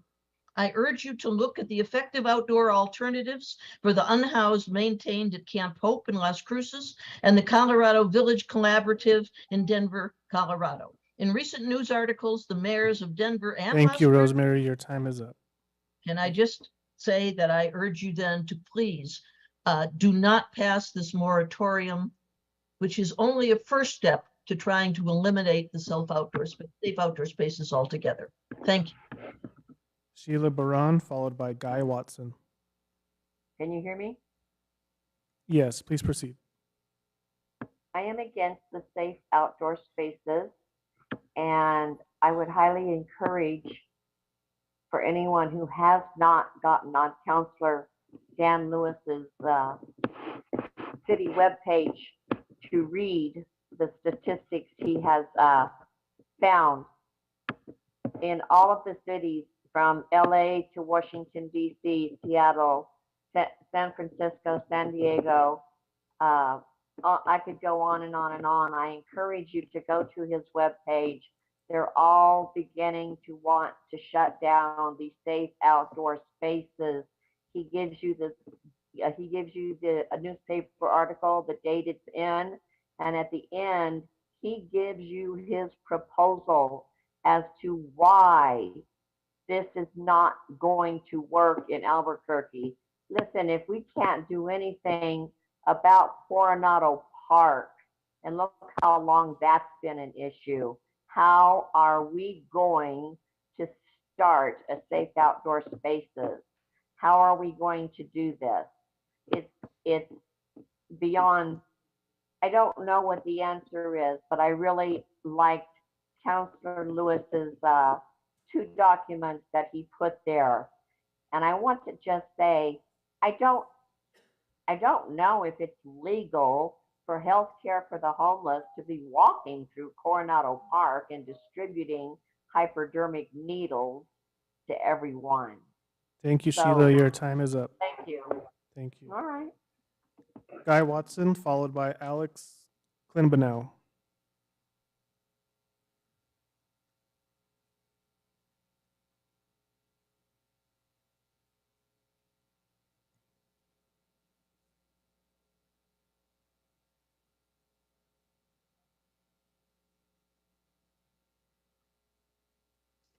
Can you hear me? Yes, we can. Please proceed. Okay, my name is Guy Watson, and I'm speaking on R 2256 against the moratorium. Here's why. One, we do need safe spaces. There needs to be, everybody has to have some place to call their own. However, the space at Coronado Park is not a safe space. You can take a look at the camping grounds in the forests that many of us go to in the summertime. They have a trailer in there, somebody's in there. You need somebody who can actually supervise the area. This area is not regularly supervised. Secondly, the only way to reach homeless, and I guarantee you many of the case managers are pulling their hair out, because once a place is closed, people will scatter all over the place. If they had a week's worth of success with a homeless person who they could get back into either mental health, into a job, or into a home, they can't find them because the space was closed down. This space right now is not a safe space. What we need is safe spaces that the city is willing to commit people to and supervise and make sure that anyone, there was a light there, by the way, a long time ago. And when trouble occurred, it was turned on. It lit up the whole place. That is a way to make a safe space safe. Also, without a shower, without toilets that are cleaned regularly, it isn't a safe space at all. You wonder why there's poop in different places? Maybe it's because the Thank you, Guy. Your time toilets is up. aren't filled. Thank you. Alex Klinbenow. Good evening, Mr. President, and thank you for this opportunity to speak. Thank you also to my counselor Sanchez for questioning why we cannot speak freely about the concerns we all have about our neighborhoods directly to our elected representatives who are to represent us and need to know what and how we feel about the happenings in our neighborhoods. My name is Alex Klinbenow, and I am president of the West Mesa Neighborhood Association. I'm here to speak on in support of the moratorium on safe open spaces. I know I can't talk about the specific one in our neighborhood, so I changed my speech to be general. I am in favor of the moratorium because we cannot have these spaces placed in the middle of residential neighborhoods backing up to homes and yards. The one in our neighborhood, they did not talk about to the businesses, the neighborhood association, or any of the representatives, and they did not consider the effects that that space would have on the entire neighborhood, which is unified against it, as we have heard this evening. These encampments are very destructive to the neighborhoods in which they're located and inevitably lead to increased crime, residential break-ins, vandalism of private property, shoplifting, drug and alcohol abuse, and the neighborhoods get littered with trash, alcohol bottles, human refuge, needles, and all sorts of other crap. There are also public parks nearby which already have plenty of these issues with the destruction from the illegal activities and the homeless that already exist. We Thank need you, to Alex. find out. Your time is up. Thank you. Thank you. They're anything but safe. Mr. President, that concludes public comments. All right, thank you. Mr. President. Councilor Sanchez. Thank you, Mr. President. I just had one question real quick of Mr. Melendres. That quick question is would you be able to add some sort of language into the rules of public comment in reference to the item that I was talking about earlier that would kind of let people know if they're in the quasi-judicial realm and maybe speaking in general about the item and not necessarily about a certain location? That would probably really help all of our constituents understand what we're doing here. And it's mostly for them. I get what we're dealing with, and I just want to help out and make sure that they're understanding the rules that we have to deal with. Mr. President, Councilor Sanchez, well taken that it is a big challenge, especially, and can definitely understand the frustration of the public kind of being confronted with that. So council staff will work to maybe give some better guidance and work directly with you and see a little bit more about what you might have in mind. Councilor Lewis. Thank you. Thank you, Mr. President. And Mr. Molinder was just along those lines, not just some clarification on what they can't do, but there's got to be a way that they can express specifically about that specific site now, right? They can begin putting their comments on the record regarding that. Mr. President, generally, the best place to do that is like at the EPC or the zoning hearing examiner. These being administrative approvals, unfortunately, don't have that forum for that. However, at the LUHO level, the land use hearing officer does have the opportunity to take additional testimony, and from my observation, is very open to additional testimony and lets folks speak. And so that would be the opportunity here, the best opportunity for people to get their comments into the record. So it's not that they can't speak about it, it's, as you're pointing out, it's just that it needs to be in the right forum. And in this instance, it would very likely be through that land use hearing officer process. The land use hearing officer meetings are public meetings. They're noticed in advance, and we have a website page on the council website that details which items are up and when they're scheduled. Yeah, but I think that because people want to make comments on this now, if we could give some clarity to them on the opportunities that they will be able to do that, so they can begin preparing that, and they know clearly, how to do that, and not just what they can't do in a meeting like this. So I think you said that, but thank you. All right, thanks for that clarification. So we are back on the bill, and does the administration have any thoughts with regard to this, Mr. Ryle? Mr. President and members of the council, first and foremost, we've said consistently that we need the tools to be able to deal with this issue in some fashion or other. Mayor's said publicly that we stand for a all-of-the-above approach. We need to find opportunities to, obviously, to open Gateway and to get that going, but we also know that as we have been through these last 3 or 4 weeks working on Coronado Park, that there are some people who just don't want to be in a shelter and would prefer to be in a different situation. And so this gives us the opportunity to look and explore opportunities. This particular project or this application that didn't meet the requirements would be a pilot to see if that works, to see how we can manage that. We've seen, and many of you have gone to see some of the safe outdoor spaces in Colorado and other parts of the country. They are very, very structured with a lot of oversight and review. They are not the kind of situation that you see, unfortunately, and that we saw at Coronado Park. And so it does give us some opportunity to look at that and create some venues that to help people. So with that being said, we would obviously prefer to have an opportunity to look at these sites and to look at other opportunities to help these folks, because they certainly do need our help. Thank you. Councilors, I'll open up to any more discussion from the council. Councilor Lewis. Mr. President, thank you. And that comment comes up a lot, that there's just some people that aren't going to go to shelters or a structured place, and then in the same breath we say we're going to give them a structured place, another structured place. And that safe outdoor spaces are this place that they're somehow magically going to go to, even though they won't go to other places, even though we have 369 beds available every night, available, not just vacant, not just available beds, but vacant that are not being used, every night in this city. And so, what makes us think that they're going to go to these, so-called safe outdoor spaces? And there are examples of that as well. I mean, in Denver, there are problems with that program. In Las Cruces, there are some people that live within the confines of that so-called safe outdoor space, and then there's a whole lot of people that are in tents outside of the fences of that space. And there are, other cities. This is not new. It's not innovative.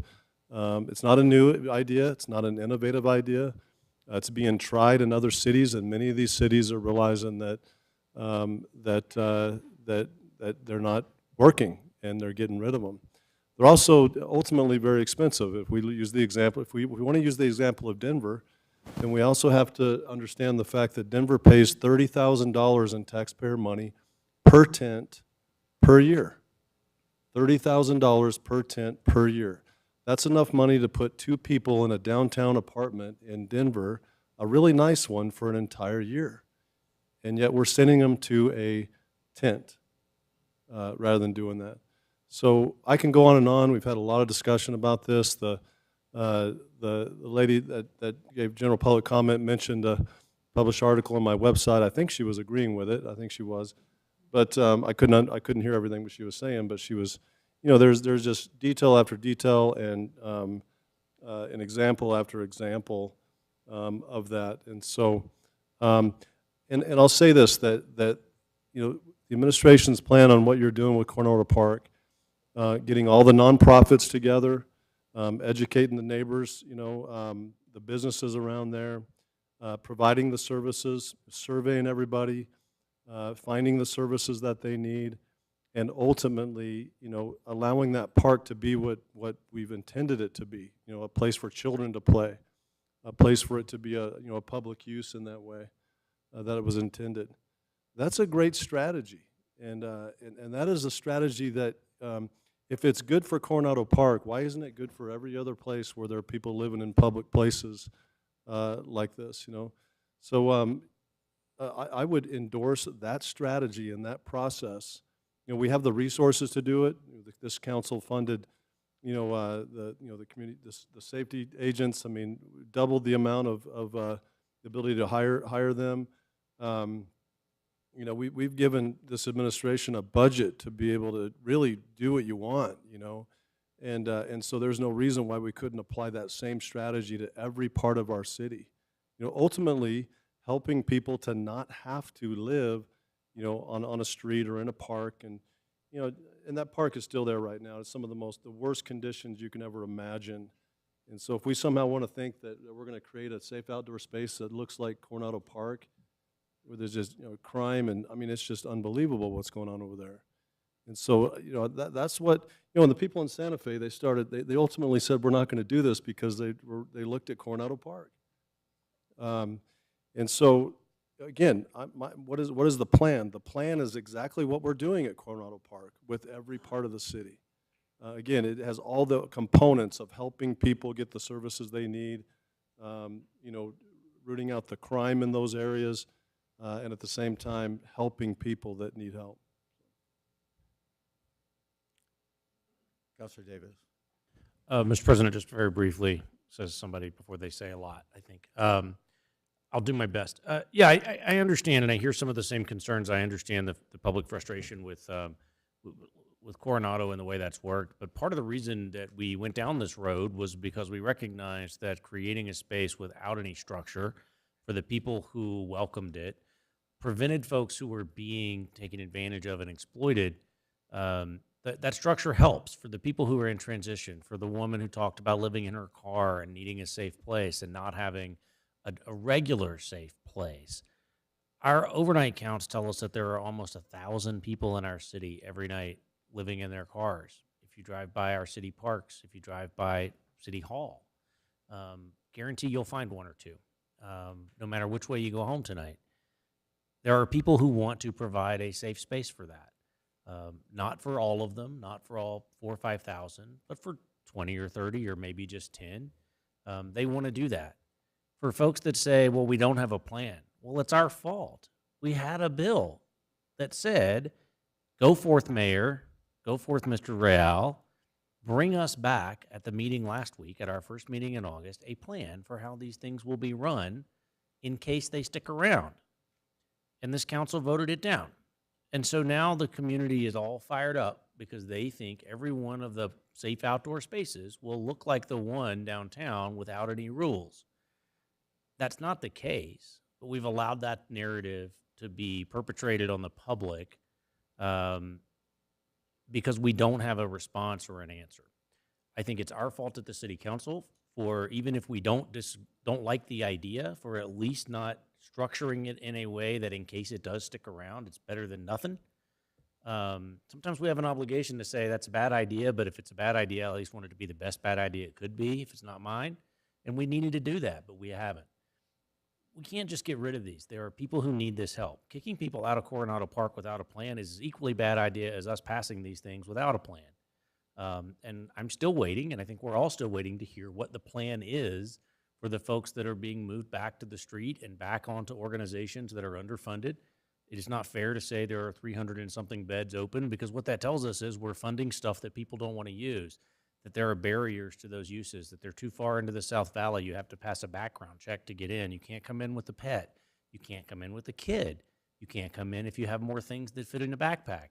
All of those challenges tell us that we are funding the wrong things, not that the people living on the street who want help are just giving up and not taking advantage. That's my frustration with this. But I think there's more to be done in this conversation. We do, Mr. Real pointed out, need an all-above approach. I think we are finally building that. In my 7th year at the City Council, I think we are finally building that.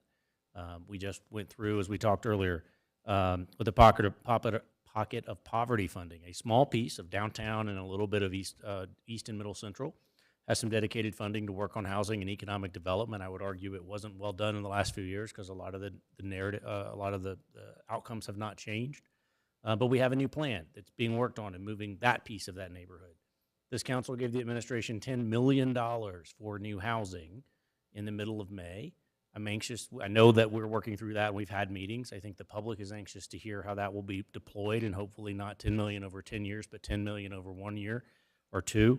We have another plus or minus 20 million in new funding for vouchers and all kinds of things that have been deployed through the budget that need to be implemented. We're adding more to this budget, and to this council's done more, but we can't just say we're going to wait on somebody else to solve that problem. People have stepped up and said they want to help and take 15, 10, 20 people off the street at a time, and they're willing to do it. It's a hard choice, but I don't have a better one. All I know is if we close Coronado and we close Wilson and we close all our other parks and we don't give them somewhere else to go, we're going to create all these mini parks in everybody's neighborhood who's mad now. So go volunteer somewhere. Go help somebody somewhere. But hang on to this little option. 3 or 4 safe outdoor spaces are not going to kill us to try and see if this works. I think it's worth us trying while we try to work on the other pieces too. And so for that reason, Mr. President, I'll be voting no on the moratorium. If it were to pass, I hope the mayor will veto it, send it back to this council, and I hope we'd be wise enough to allow it to stand long enough for us to see if it works. Thank you. Other councilors? Councilor Jones. Thank you, Mr. President. I must say, Counselor, you gave us a very good argument for doing this, and it's something we do need to do. We can bat this around, talk about it every meeting we have, talk about it with the press, talk about it amongst each other. But until we try something, we have nothing. And that's where we are right now. It's time for us to settle in, try at least one project, and see if we can make it work. And if we can't, we go back to Plan B. But we have to try something instead of just talking. So I agree with you, Counselor. You're welcome. Councilor Feeblecorn. Thank you, Mr. President. I just wanted to say I agree with Counselor Jones. I've been in office for 8.5 months, and I would say that 85 to 90% of all the conversations I've had in office have been about safe outdoor spaces. It would be impossible to have more detail and more discussion about this process. And, you know, I agree also with Councilor Davis. If we wanted to have the details of how these would work, we should have passed the bill that said, hey, tell us how these are going to work. But the people of District 7 elected me to move us forward. And this continual going back and forth and continuing to talk 8.5 months into my term is incredibly frustrating. Let's try something.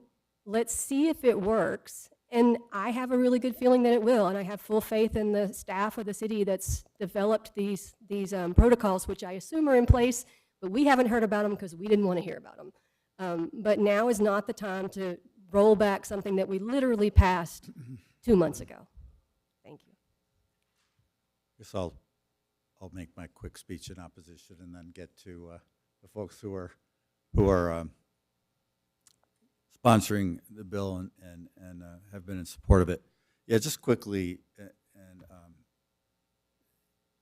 it has been a frustrating discussion for me as well.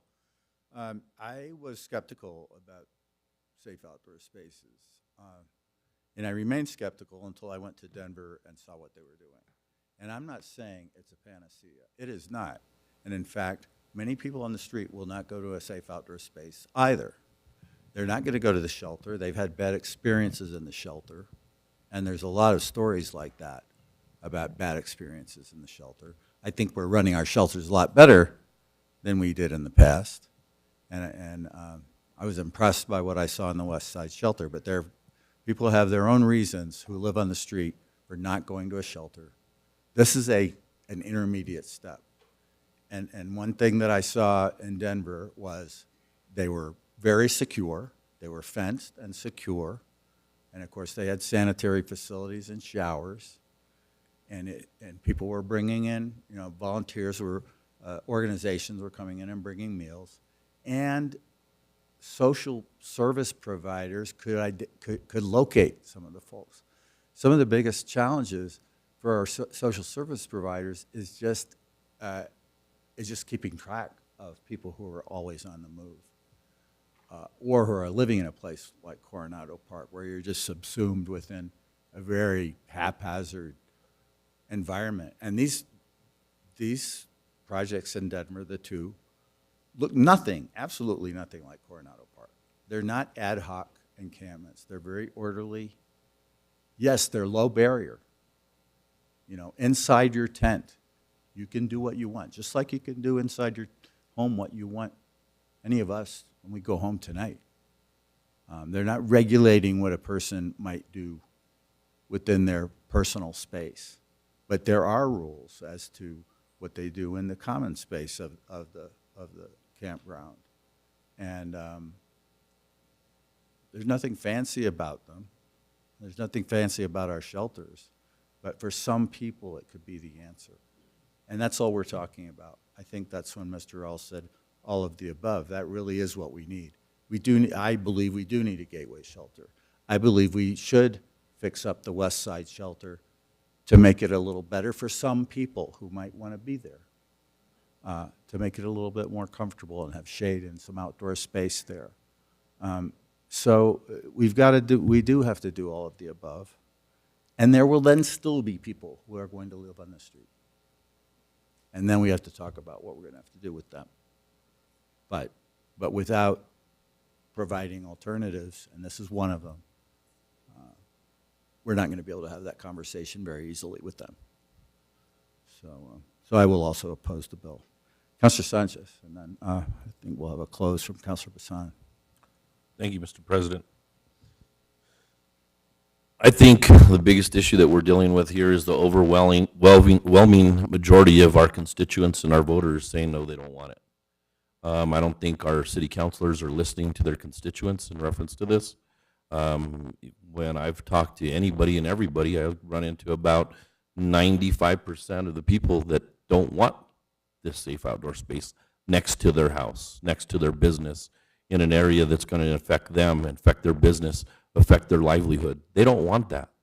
And I can tell by the majority of the individuals that are just sitting in here, and that we don't want that. We don't want a safe outdoor space, and I don't even want every counselor in here doesn't want a safe outdoor space next to their house. I can guarantee you that.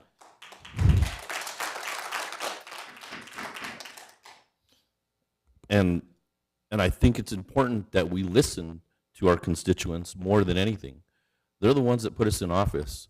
And I think that if we don't pay attention to what our constituents want, that we're going to be noticing a difference in this council next time we come up. Another thing that's important as well is I have been and seen and had so many people be victimized by crime. in our city right now.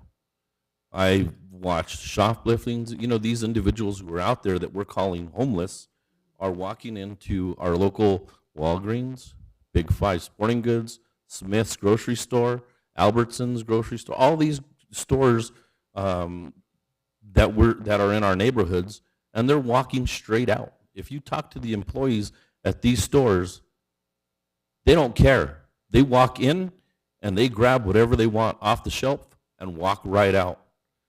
They sell, they barter that stuff. They use drugs. Right now, we forget that fentanyl in Albuquerque is $2 per pill. We're talking about not wanting to go into a safe outdoor space. Yeah, they're drug addicts. And if they're drug addicts and not wanting to get any help, then you're going to run into not having a tiny home village filled with people. I mean, this is reality. When we drive up and down our streets and we look over at a bus stop, or we're driving up and down Central, up and down San Mateo, up and down 4th Street, up and down Coors, it doesn't matter what street we're on. If it's a major thoroughfare, we're seeing street criminals out there using drugs, smoking drugs, and stealing from all of our stores. You don't even have to walk in. You don't even have to even go to anybody that walks into a store. Every single person probably in here has actually witnessed an increase in crime because we don't enforce the laws at the lower levels. We don't enforce shopliftings. I have a store on the west side that's actually dealing, and it's the Smiths at Coors and Central, that's dealing with 65 to 80 shopliftings every single day. That means 65 to 80 people walk into that store and just take whatever they want, and those are the individuals that we're saying are homeless. These are street criminals that we're dealing with. And we're not, you know, you hear people say, let's arrest these people, but somebody says, you can't arrest anybody for being homeless, and that'll never happen. We don't arrest people out of homelessness. We arrest people for breaking the law and violating the laws of our state, of our city. That's what we do. At that point, when we start doing that, we'll probably start being able to use those facilities, be able to direct these people as a condition of maybe their arrest or their probation to go into these facilities and actually have get the help that they need so they can transition into homes. You know, those are the things that we need to be looking at, because we are seeing a very, very big increase in crime. That means that translates over from the property crime, the misdemeanor crime, the city ordinances, translate into the big homicide problem that we have in the city. We have homicide detectives that are out there right now probably answering a homicide call out as we speak. And it is all affected by not enforcing the laws at the lower level. And until we get a handle on enforcing the laws at the lower level, we're going to have a serious increase in the upper level crimes, whether they be felony larcenies, all the way up to homicides. And that's why we're seeing the increase in homicides, is because we don't do anything at the lower level. And so that's where we need to start directing our attention, is we need to make sure that we start directing our attention to what's going on the streets and the amount of crime that each and every one of us is witnessing each and every day. Thank you.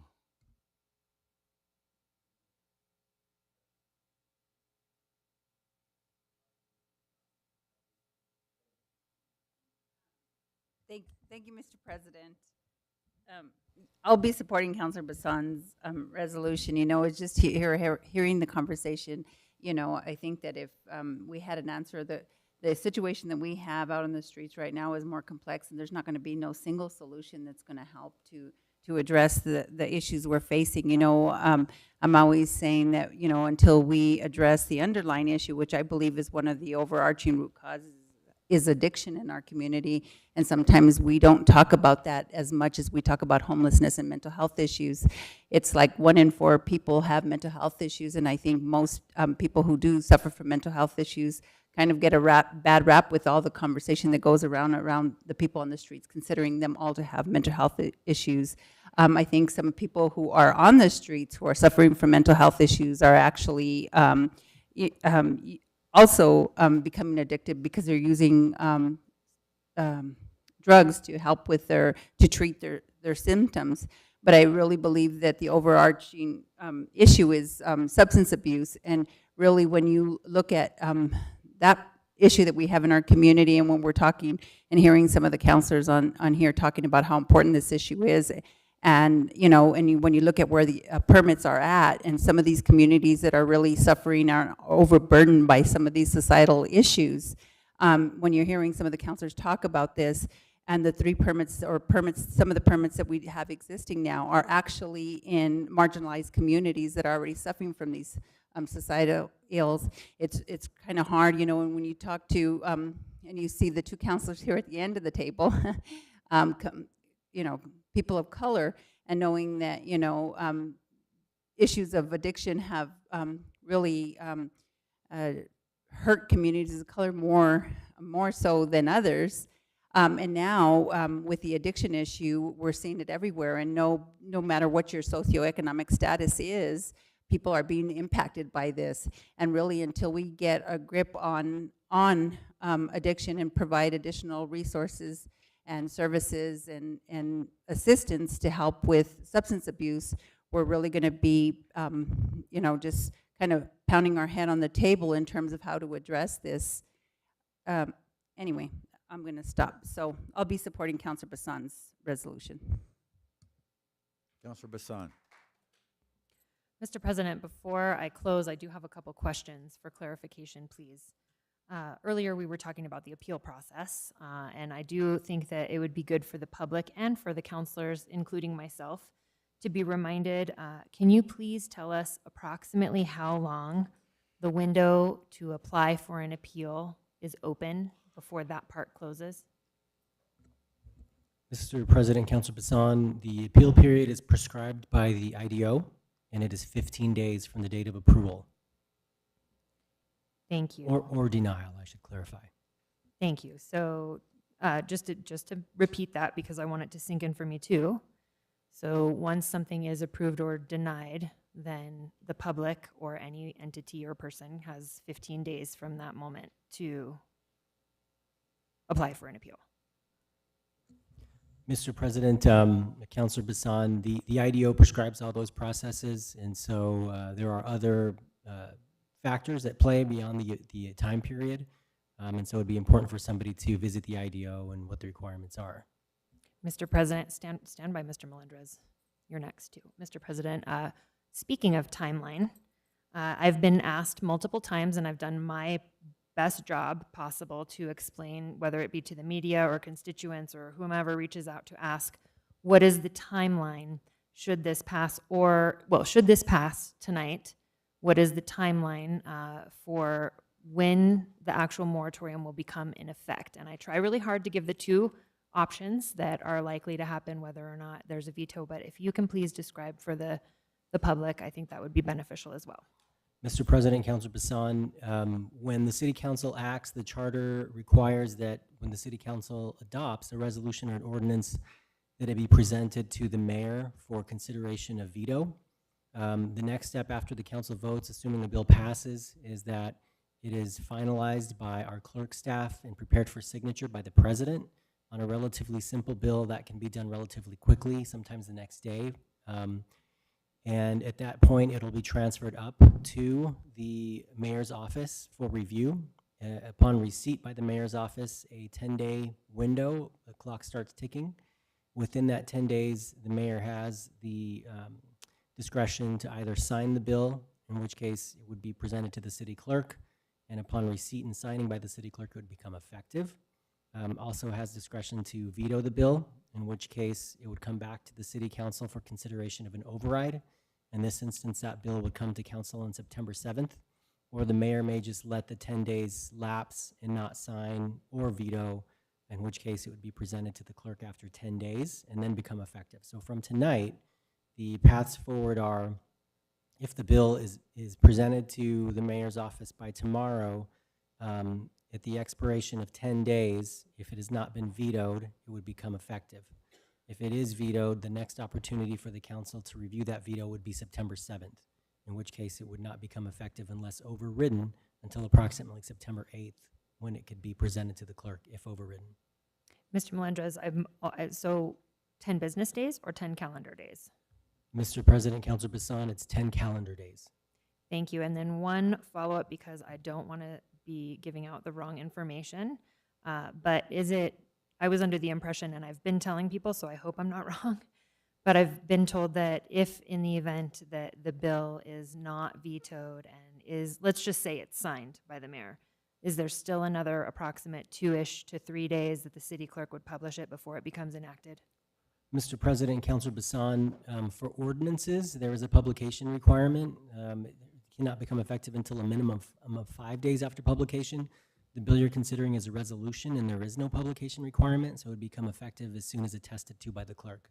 Okay, thank you, Mr. President, and the public, then you can scratch that last part off of what I've been telling you, and apparently the city clerk doesn't have to publish it for this resolution, if that were to be the case. Thank you for the clarification. Mr. President, if I may close? Please. Okay, so I want to start by pointing out that I was at the same luncheon with the mayor and many, many other people in Albuquerque when it was also a very big surprise that Coronado Park was going to be shut down. And I've been asked repeatedly by many people, did you know about this? What's your plan? What's going on? And I said, no, I didn't know about this. Just as a matter of fact, the month before, we had all seen the press conferences and different media releases and had conversations where we were told that Coronado Park was not going to be considered for shutdown. So I just want to clarify, I was unaware that that was something that was going to happen. However, I've been repeatedly asked from people, particularly near that area, to do everything I can to shut it down. So, it is a catch-22 to hear from people regularly saying, do whatever you can to shut this down, and then to hear people say, well, what's your plan? So I want to make sure to say I agree with an all-above approach. I like to hear that. Who doesn't like to hear that? We need an all-above approach, and we need all the tools in our toolbox. But again, I think that it's important to recognize both sides of the story. And I think it's important to recognize when we're talking about making sure those who are unhoused have an option and have somewhere safe to be, and we need to provide that for them. We have to make sure to do that without trampling on the rights of everyone else in Albuquerque. So I would like to, I've really tried hard not to speak a lot tonight, so this is my chance. But I want to share my story so that people can hear. Why did Councilor Bassan change her mind? Why did you support it in the first place? I agree we're backpedaling on things. I don't like it either. But there's a reason why I'm doing it. And I think that I have regrets and I do have some frustrations. One is that I sure wish we would have passed that bill to say that we should have had a plan. But it's over and done with and we didn't. So, but I agree that that would have been very helpful for all of us. That being said, I was very fond and I proposed the idea of living lots. I really believe that that was a good first step for Albuquerque for not quite creating a Coronado Park. I never promised it to be, any kind of beautiful panacea, but I also never promised it to be quite as violent and drab as a Coronado Park. But I thought it was going to be something that would allow for, instead of tents and cars to be sprinkled throughout all of Albuquerque, it would allow for us to say you have to go to one of these designated lots where we can have some kind of support for you and some kind of place and location. Neither here nor there, right? Because it didn't pass council. So the next step was safe outdoor spaces. And in hindsight, I really wish that I would be able to have known now what I didn't know then. I really wish I would have known then what I know now. And that's that if living lots didn't pass, I wish I would have known I should have never supported safe outdoor spaces because that was a step 2 or maybe even a step 3. Living lots was a step 1 and you can't get to somewhere else without some kind of rudimentary beginning first step. So after I ended up voting for safe outdoor spaces and we ended up passing it, there was some press releases that came out. There was some news conferences where the administration had indicated that Coronado Park wasn't going to close, that indeed enforcement wasn't necessarily going to change. Not that there was ever, I understand there wasn't ever kind of any reasoning and direction not to enforce laws. However, I was under the impression that if we had living lots, if we had safe outdoor spaces, that meant that we would do more for enforcing the very laws that exist on our books. And to hear that that was not necessarily the new goal was part of what ended up stopping my thought process for starting my thought process for why did I do this. Mix that in to the overwhelming, I'm not exaggerating, overwhelming communication from Albuquerque, not just District 4, not just my constituents, Albuquerque. We do have a responsibility to represent. I do think we need to help the unhoused. I do think we need to help the businesses and the families, and we do need to have our parks. We do need to offer services and leverage everything we possibly can, but we have to respect as much as we can everybody in the process. And that includes recognizing when so many people in Albuquerque say they don't want this, we have to be able to listen to that. That was what we signed up for. We agree to that. I do want to help. I want to come up with a solution. I don't have one. I'll be the first to admit it. Now people say, well, now that Living Lots is done and you're going to go back on safe outdoor spaces, what next? And I say, you tell me. Because I don't know, except for I do think we need to go after our drug dealers. We need to do, I agree with Councilor Sanchez, drug dealing is a huge thing. So let's start focusing on the basics. Let's start really doing that. Let's get Gateway open. Let's do everything we can to support the nonprofits. Let's just do the basics at least. Let's keep those as our tools. Because right now we also have to listen to the people in Albuquerque. And even though many are in support of safe outdoor spaces, way more are saying they don't want them. So I am going to take this opportunity and say in the end of the meeting in June, Councilor Jones, you said that it just didn't feel right. This doesn't feel right. So I urge your support.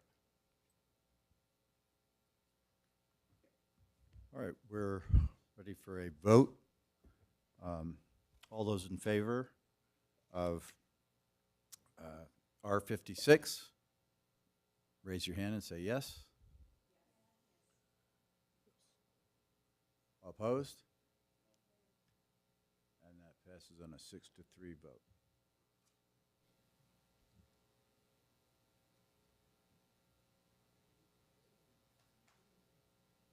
And we'll move on now to item C, Councilor Lewis. Thank you, Mr. President. R62 is directing the Department of Finance and Administrative Services to work in conjunction with the Department of Family and Community Services, repay funds to the Federal Department of Housing and Urban Development related to the Cibolo Loop Affordable Housing Project, make an appropriation. I move it do pass. Second. Yep. And Mr. President, I have an amendment that I'll move on page 2, line 18, after HUD, insert the following using non-federal funds. On page 2, after line 23, insert the following General Fund 110. Page 2, line 25, change 1.4 million to 1.446395.45. Move approval of the floor amendment.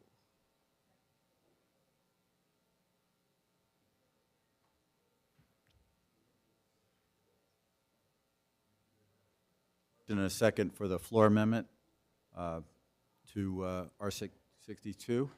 All those in favor say yes. Raise your hand. Yes. Opposed? That passes. We're back on the bill. Mr. President, most of this is procedural. I mean, this is just from the what we did this.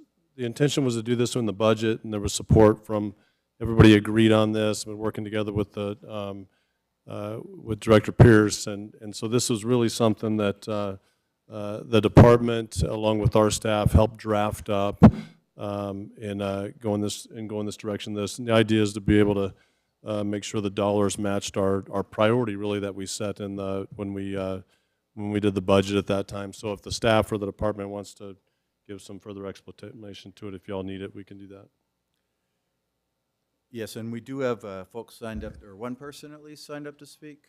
Yes, Mr. President. Laurel Parenteau.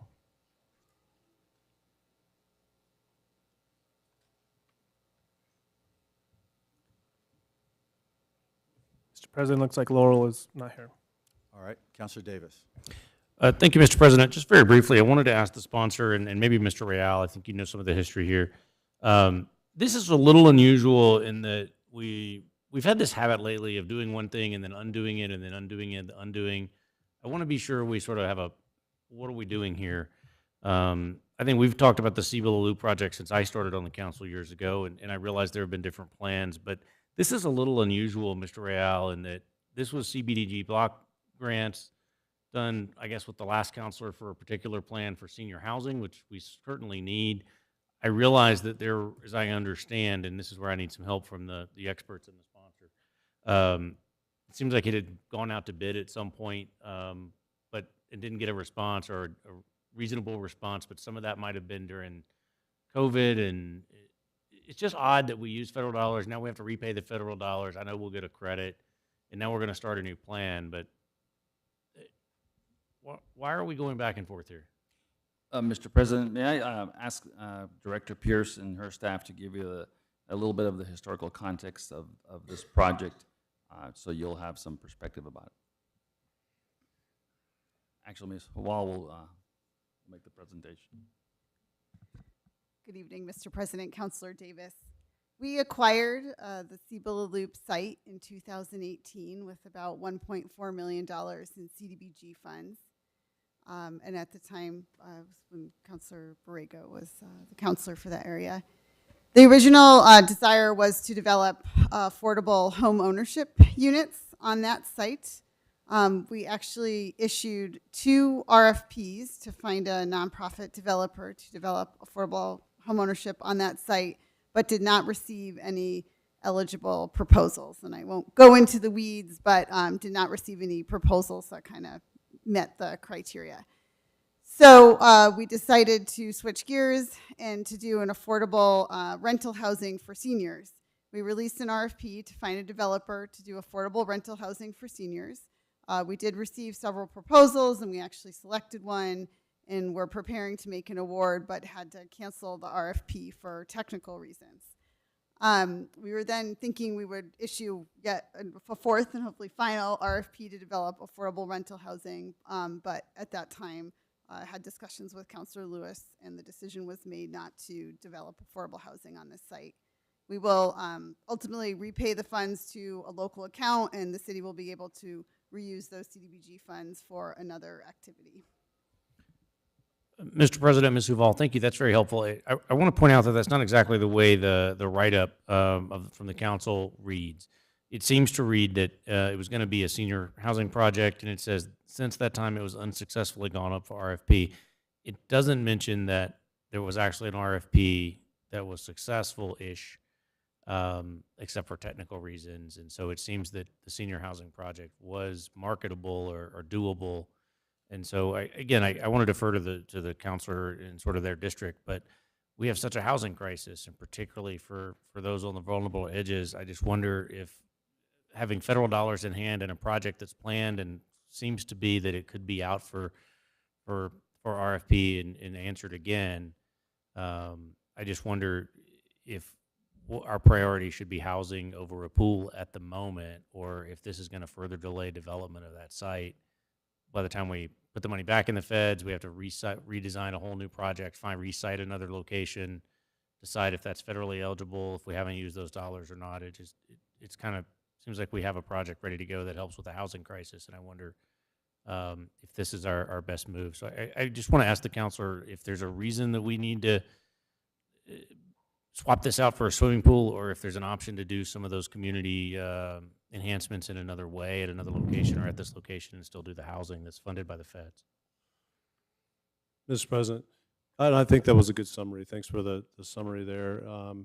And I also want to point out there was a pretty good long period of time, after the last project, and in between that time, I began, asking questions about the project, saying what's the best way to go about this, and we were also kind of really over, I believe, the allowable time that HUD gives us to be able to come up with other plans and to be able to put those dollars to work to where we could have even, at some point even lost those dollars anyways. So at the time, we're no real plans for it, no clear direction for it, and no support at the time from the community around. But let me describe the community around it just for a moment. The largest concentration of apartments in the northwest side is specifically adjacent to that property. There is subsidized housing in that property. There's subsidized apartments, all in that area. It's probably one of the highest concentrations on the whole west side of again, multi-housing and that, with not a lot of services. And so yeah, I think it was clear to me that we need the services to be able to, serve the people in that area in the first place. So we also started talking about how else can we use the HUD dollars for services, and there actually was some ideas that came up with that. But then there was some ideas about some other areas of the city, and other councilors had some ideas about how we might be able to put those dollars to work pretty quickly.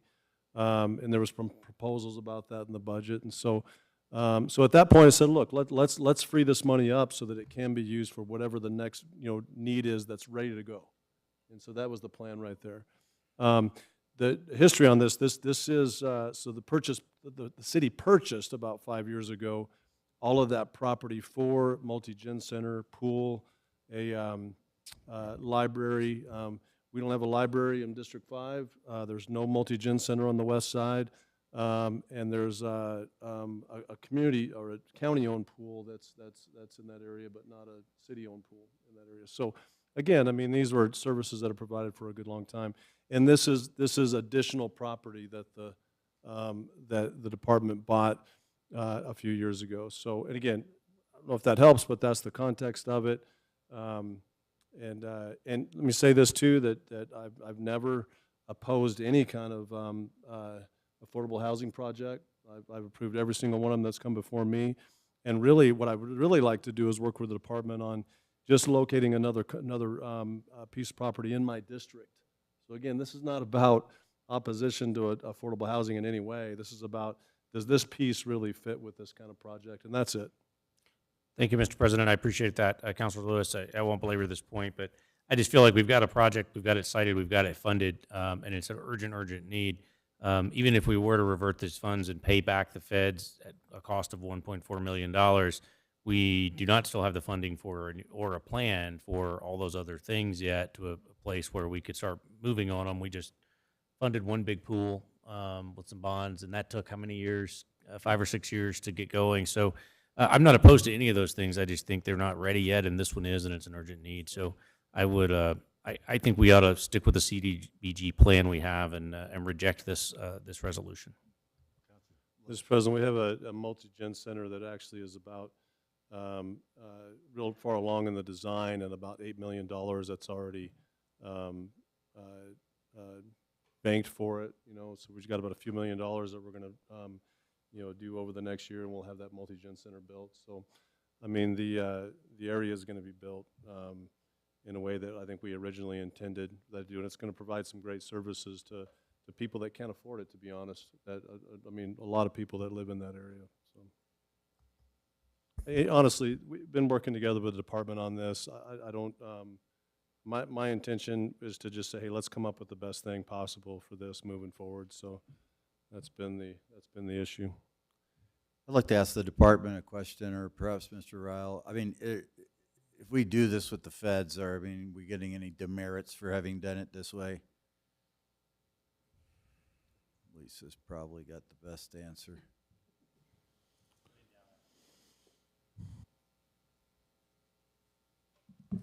Just a quick comment, Mr. President. I'll take some affordable housing in my district. And honestly, if you all feel like you understand the district better than I do in this area, I mean that's again, I mean that's you get a vote on this board. So,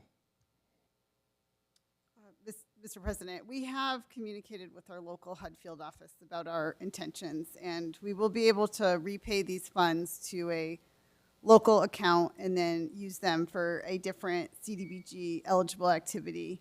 And I think as long as we identify and expend the funds relatively timely on a new CDBG activity, we should be fine, and we won't get into any hot water with HUD. Okay, and could that be on any eligible project in the city? Correct. Okay, thank you. Thank you, Mr. President. I just really like that Cibola Loop area, and I think it just needs to be something really special. I like the projects that Councilor Lewis was talking about. I actually think it's situated in an area where, you know, we have the mall, we have Costco, all those stores there that drag, you know, people from Rio Rancho over, and that area would be perfect for that as well, to drag people over for some really, really nice amenities, if we put that there. And that loop is just cool. When you drive through it, me and Councilor Pena and Councilor Lewis one day went for a cruise on the west side, and I'll tell you, that area is so nice, and it would be a really good place for some really world-class amenities right there. So I kind of agree with Councilor Lewis in reference to really nice amenities in that area. All right, any other discussion? Councilor Lewis to close. Thank you, Mr. President. Just urge your support. Thank you. Thanks for the department for working together on this, and I think just coming up with the best possible plans for it. And I look forward to, you know, identifying other areas in my district for affordable housing, you know, a lot more affordable housing in my district as well. Thank you. All right, all those in favor say yes and raise your hand. Opposed? And that passes on a 7-2 vote. We'll move on now to myself and Councilor Jones, R42, rescinding R2027 and establishing the order of community planning area assessments for 2022 through 2027. I move it do pass. And a second from Councilor Davis. Thank you. And I don't believe we have anyone signed up to speak. Just really quickly, we'll hear from Ms. Schultz on what this is about. We had a good lengthy discussion about it at LUPS, and I think we see the lay of the land, and that's what we're trying to roll with. Mr. President, councilors, R2242 proposes to reestablish the order of the community planning area assessments. Originally, this body set the schedule in 2020. It contemplated a 5-year schedule where the department would be in each community planning area for the first 4 years, kind of boots on the ground, talking with the community, hearing what they needed, putting all of those recommendations into what is called the assessment report that will eventually make its way through the Environmental Planning Commission and up to this body. So that would happen the first 4 years, and then the 5th year would be a comprehensive plan update based on the recommendations in those assessments. Well, a couple of things have happened since 2020 that have made that schedule difficult to realize. The first one being that during 2020 and 2021, it was still hard to get in front of communities because of COVID. The department didn't feel like they could make the contact that they wanted to while COVID was still going strong and folks were still really staying at home. 2, staffing continues to be an issue for the long-range planning department for a myriad of reasons, and so the teams needed to really do these community planning area assessments is just not established. This body has helped with that issue during the last budget cycle in creating new positions, in proposing raises for staff planners, and so I think there's a hope that over the next several months, maybe 6 months or so, that the department will be staffed up. Third, and potentially most importantly, the original schedule as proposed, the department doesn't feel like is enough time to be out in each community. It proposed being in each community planning area assessment for 4 months at a time. Under the new schedule, they will be in each community for close to a year at a time. And so the department has already began a couple of community planning area assessments under the 4-month schedule and has learned that 4 months is not enough time to go talk to people, draft the assessments, and then most importantly, bring that assessment back to the people they were talking to say, did we get this right? That feedback loop just couldn't happen within that 4-month cycle. So the entire schedule is proposed to be extended. So as I had mentioned, in 2020, the council approved a 5-year cycle. What's before you tonight proposes an 8-year cycle, where the department will spend the first 7 years in the community planning area assessments, doing the work, meeting with the communities, drafting the assessments, bringing those back to the communities, and then bringing those reports through this body, and then spending the last 2 years doing a comprehensive plan update. So more time in each community, more time for the comprehensive plan update, and then also some built-in time to start the cycle over again, to do the priority needs assessment that establishes the order of the CPAs, and to do some retooling, as they call it, to really look back on the last 8 years and say, did this really work for the community, and is this what we need to be doing again for our next cycle? So with that said, Council President Benton, the proposal tonight is to rescind the resolution that this body passed in 2020, establishing the 5-year cycle, replacing it with this 8-year cycle that the department would and already has started this year in 2022. I'll say that we have Michaela Renz-Whitmore from the Planning Department, who is kind of the queen lead of the CPAs, and if you have specific questions about what they've done to date or what they're proposing in the future, she would be a technical expert to answer those questions. Thank you. All right, thank you, Ms. Schultz. Any questions, councilors? Councilor Bassan. Mr. President, this might end up being more rhetorical than not, but after 8 years, at what point do we just need to start? Like, when is the timeline to become effective versus just dragging it out for so long that it's null and void and irrelevant by that first year, 8 or 9 or 10 years later, is it still relevant? Like, what do we anticipate with that? Madam Chair and Councilor Bassan, I think community planning can be kind of a long-term project. Certainly not as long as maybe a comprehensive plan contemplates, which is really a 20 to 30-year vision, but within that 20 to 30-year vision, if we are getting into communities more than once a decade, that's certainly much more often than we have been in communities to date. So I do know that 8 years does sound like a lot for folks who are waiting for the city to come into their communities and ask about what's not working well and what do they need. But if we want to do it right, and if we want to do it legitimately, the schedule is what the department has requested. Mr. President, thank you, and I appreciate that. I just wanted to ask because I do think that we should invest some time in the communities, and I know although my district is towards the end of this 8-year timeline, there's going to be a lot that they're probably going to have to say about it when we get there. Thank you. All right, any other questions? If not, I urge your support, and we'll go to a vote. All those in favor say yes. Yes. Opposed? And that passes unanimously. We'll go to the next item, R61. This is relating to redevelopment, leasing, and sale of a metropolitan redevelopment project within the downtown 2025 MRA, consistent with the terms of the Downtown 2025 Metropolitan Redevelopment Plan, approving the Metropolitan Redevelopment Application entitled Via Agave LLC, the Downtown 2025 Metropolitan Redevelopment Application, authorizing the acquisition of land and existing improvements and construction of a building within the area. This is R61. I move it do pass. There's a motion and a second. Thank you. And any discussion? Councilors, this is a metropolitan redevelopment. Again, I guess I don't know if we have anyone here that can speak to that specifically. If there are any questions, probably. I see back there Mr. Brunner is available, but any questions, Councilor, on this? This is the old part of the church facilities of the Catholic Church downtown that they have disposed of, and this is a downtown developer who's had some success and will bring some residents down into downtown. So I urge your support.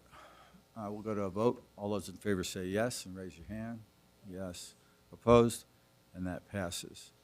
We do have one other item of business. This is approval of the revised committee appointments, and I move approval of the revised committee appointments, which are in your iPad, and this is just one exchange of a position on a committee that Councilor Feeble-Corn's going to take over for me.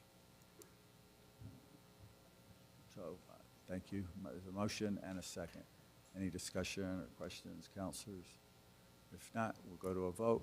All those in favor say yes. Raise your hands. Yes. And opposed? And that passes. And there being no further business, this city council meeting is adjourned.